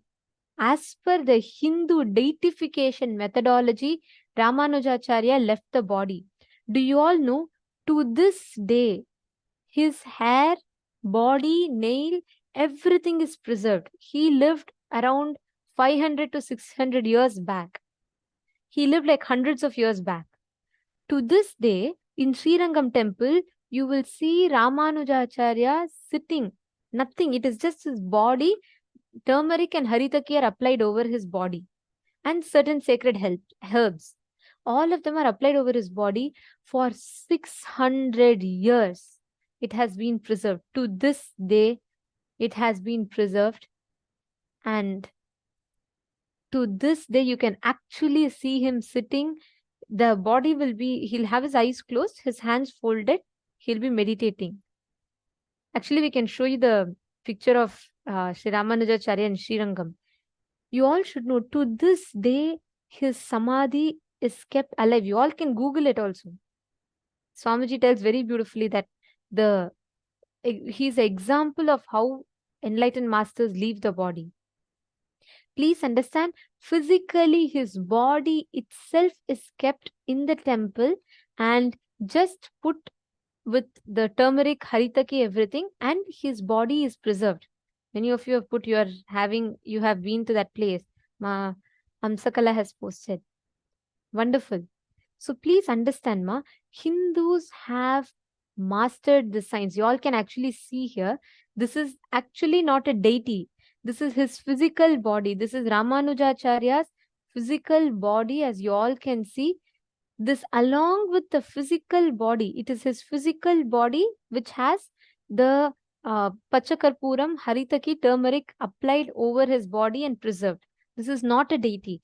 And this is a Googleable fact. All of you can Google and see it. It's a very well-known fact. For almost 500 to 600 years, his body has been preserved here. You all can see here. Understand, we Hindus had mastered the science of living even after death, the Jiva Samadhi. Now, this Jiva Samadhi science that all of us learnt about is just exactly understanding this one principle. How we can live, how we live even after our death.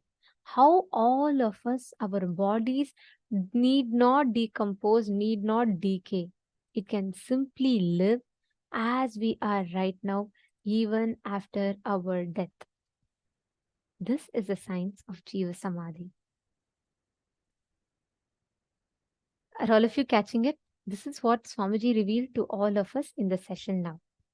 So let us take this a little further, right? Swamiji told one of the very important truths, aspects about Jiva Samadhi.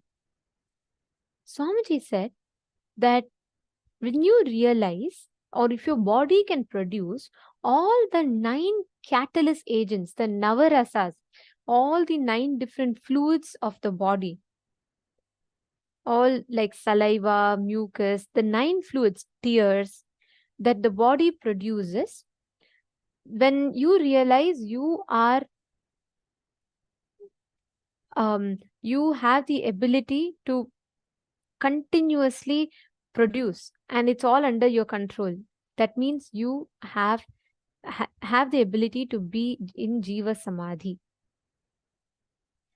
The science of Jiva Samadhi, living without food, water, air, or fire and space energy, without all the 5 energies, the Panchabhutas, living purely on the inner space and producing all the energies from the inner space, keeping yourself alive. Understand, not taking energy from the space means desires. Basically, what did Swamiji tell? Swamiji told that desires are energy from the space. Prana is energy from the air. Fire is energy from the sun, the heat you feel in your stomach. The Jataragni, the digestion fire, is also the energy from the sun. Blood flow is energy from water. The mass, bone, bone marrow, muscles, these are all the energy from the earth element. These are the 5 things how we are mapped. Understand? All your desires are from the space element. All the prana, the life energy is from the air element. All the digestion, the heat in your body is from sun. All the blood flow is from water. All the mass is from the earth element. Now, the Swamiji tells different techniques, right? The Samyama on Vishuddhi Chakra can liberate you from all the 9 catalyst agent, and enjoying your 2 eyes. Start enjoying through your 2 eyes what is enjoyed by your third eye. Whatever your third eye sees, you enjoy it through your 2 eyes. And third most important thing for Jiva Samadhi is always decide for life. You have a right to live. Decide to live. Declare and decide. My DNA, I have the authority to reprogram, deprogram, program as I want. Listen very carefully. This making decisions for life is very important. And that is the first step towards manifesting Jiva Samadhi. I request everyone to take a few minutes. Please pen down. Pen down at least 11 situations where you said no to life. For example, when your boss is yelling at you, your spouse is not listening to you, or let's say the people are not supporting you, you came to all of these conclusions and you decided against life. You decided, oh, I will not do this. I'm not going to do this. This is not for me. Pen down all the situations, at least 11 situations where you decided against life. Let's all take a few minutes. Please pen down.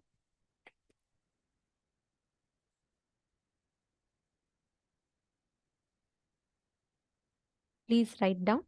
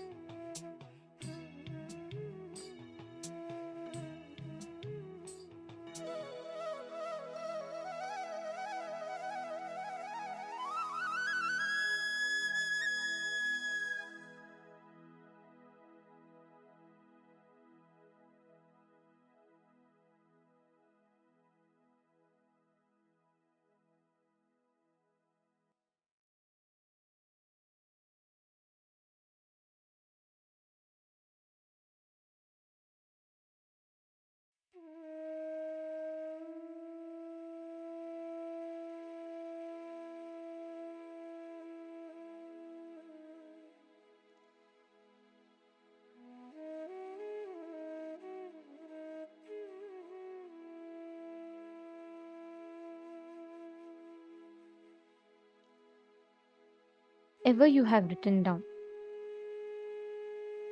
In the next step of this process, please pen down do the completion for each of the incidents you have written.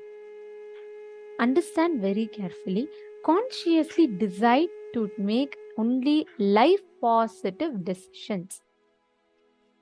Make only life positive decisions. Say yes to life. With that decision, just sit, relive, complete.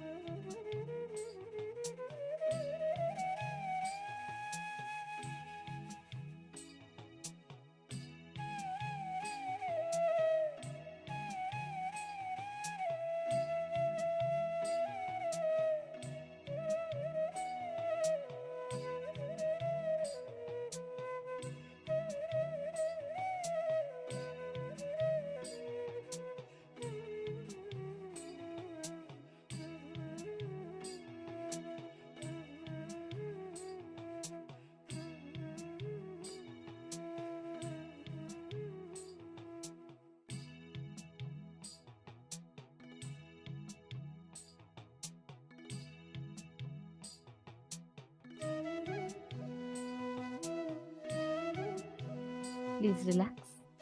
Yes. Now, let us all enter into the power manifestation session.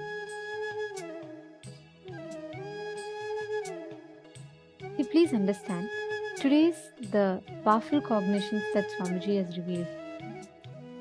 What each of us understood.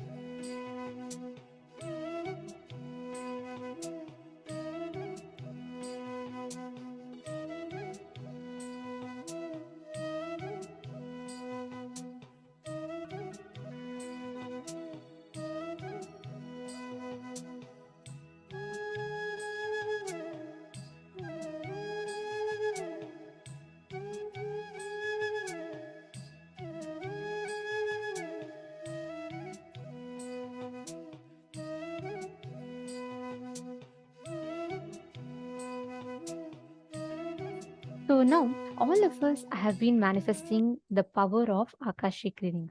See, please understand, today with the initiation to go beyond death, with the initiation with the death process, all of us are going to be able to manifest the power of seeing the past, present, and future.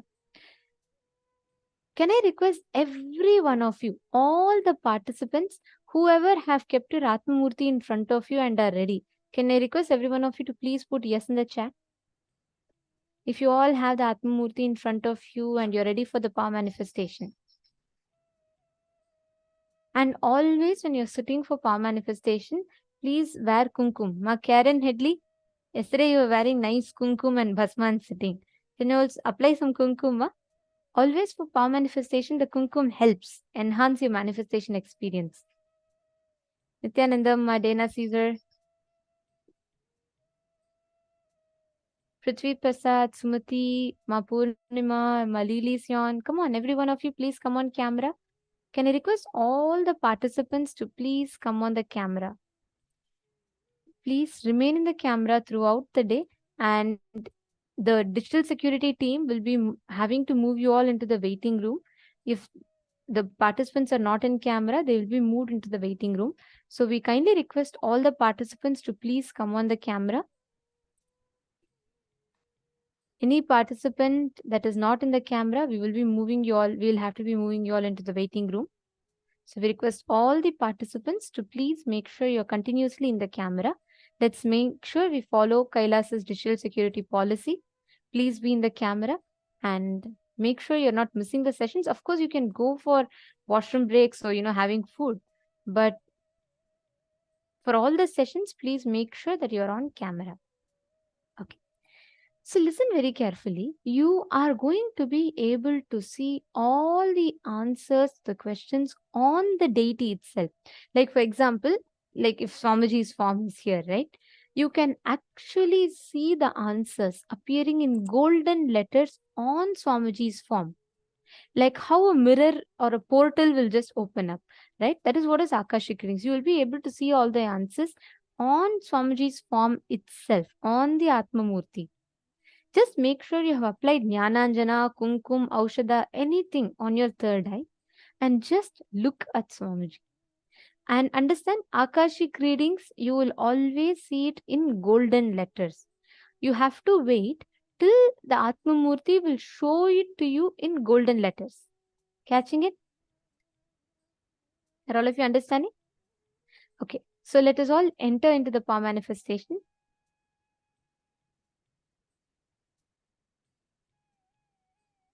I request everyone to please sit straight. Any question that you ask, you will be able to see the answer in elaborate detail. You will be able to see it on Swamiji's form.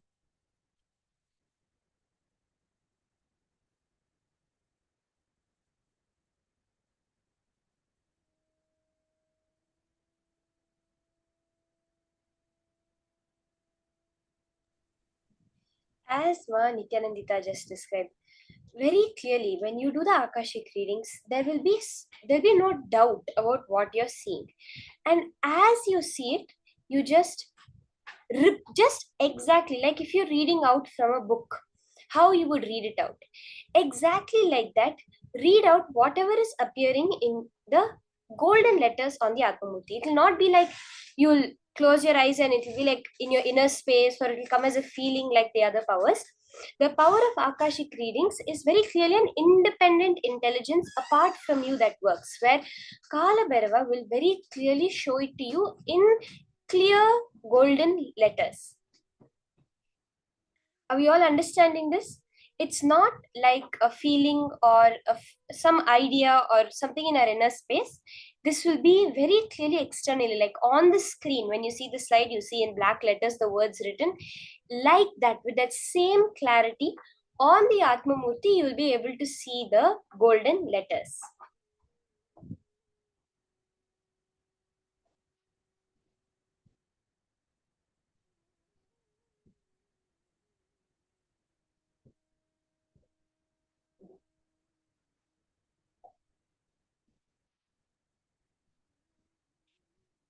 So while we get ready, you can set up with the Atmamurti in front of you.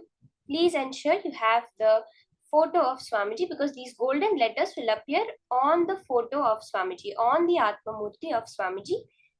So keep the Atmamurti with you, ready. And you can connect to a partner. You can see. Let me explain to you Akashic readings very clearly. Any information in the cosmos will be available to you from the past, present, or future. Something that has happened a long time ago. Whether it is about some incident when you were a child, you went to someone's party, your first birthday party, or sometime in the future. What's going to happen on this day, 1 year from now? All of this will be revealed to you through this power of Akashic readings. When we start off, we will start off with small things like identifying a date, identifying an object. But when you reach the peak of the whole power manifestation of Akashic readings, any past, present, or future will be revealed to you. Actually, there's a very beautiful incident in the life of Bhagavan Sri Rama, which is very little known to people. I'm just telling you to understand what is this power of Akashic reading exactly. So we all have heard of Valmiki Ramayana. So if you have any background introduction to Hinduism or anything, you would have heard of the Valmiki Ramayana. If you actually read it, the chapter about Rama's childhood is very brief. It has not much description of Bhagavan Sri Rama's Gurukul life and the time when he studied and all. But there's another scripture which is written by Valmiki himself called the Yoga Vasishtham, which describes in detail about Rama's childhood. So the teachings of Rama's guru, Vasishtha, to him is recorded as the Yoga Vasishtham by the same person who wrote the Valmiki Ramayana, by Maharishi Valmiki. And in the 6th chapter of this Yoga Vasishtham, which is a total of 32,000 verses, the 6th chapter, 52nd part, 28th verse, which says, Vasudeva sutasveko Vasudeva iti shrutaha deho bhavishyati harer dvitiyah pandavorjunaha yudhishthira iti kyato dharmaputro bhavishyati ambodhimekhala bhupa pando putrassa dharmavit. See, this is a verse from the Yoga Vasishtham. These are 2 verses from the Yoga Vasishtham, which is during the time of Rama. Now, what these verses are saying is so interesting because they're describing an incident which is to happen 1 yuga in the future, during the life of Sri Krishna.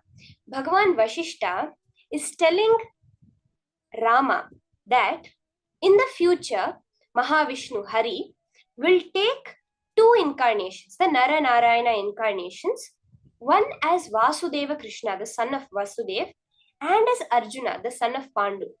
And he goes on to say, in the future, the same Pandu will have an elder son, Yudhishthira, who will be a knower of Dharma and who will rule the entire earth. In the whole last part of the 6th chapter, Vasishtha, 1 yuga in advance, is explaining to Rama the whole Mahabharata, how there'll be a fight between the cousin brothers, and he even summarizes the whole Bhagavad Gita. And he tells Rama that in the future, when you are Vishnu's incarnation, in the future when you reincarnate as Krishna, you will have to give all these teachings to Arjuna when he is in depression, to get him out of that depressed state. All the teachings I have given you just now, the whole 6 chapters of the Yoga Vasishtham, is what you will teach as Bhagavad Gita to Arjuna one yuga later.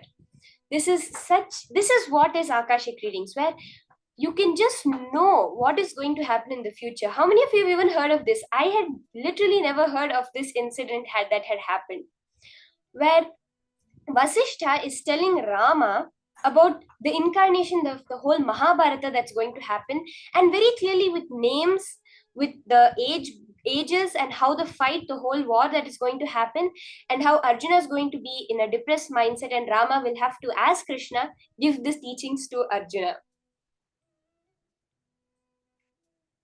So this is what we are going to manifest now as the power of Akashic readings.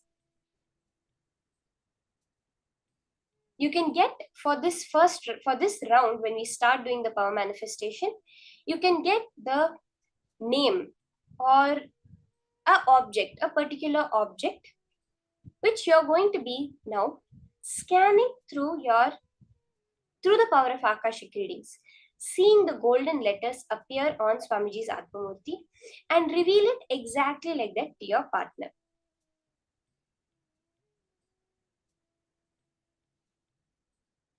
Let's start the manifestation. Chant the Mahavakya, sit straight, and very clearly see on the Atmamurti how the golden letters that you are supposed to now just read out to your partner and reveal to them.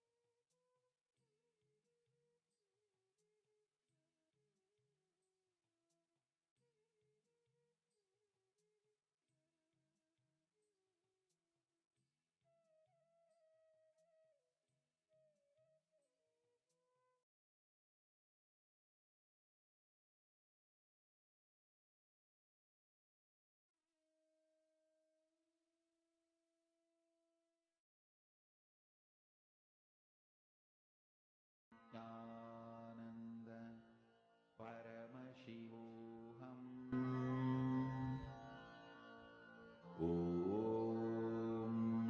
Nithyananda Paramashivoham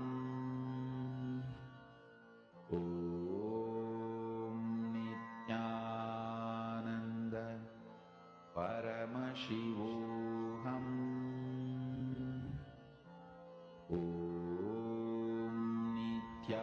Nithyananda Paramashivoham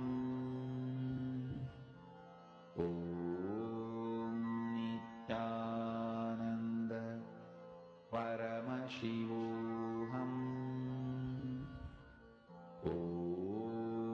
Nithyananda Paramashivoham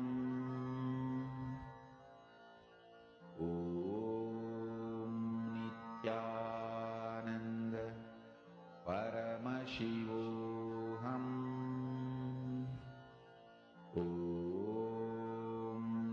Nithyananda Paramashivoham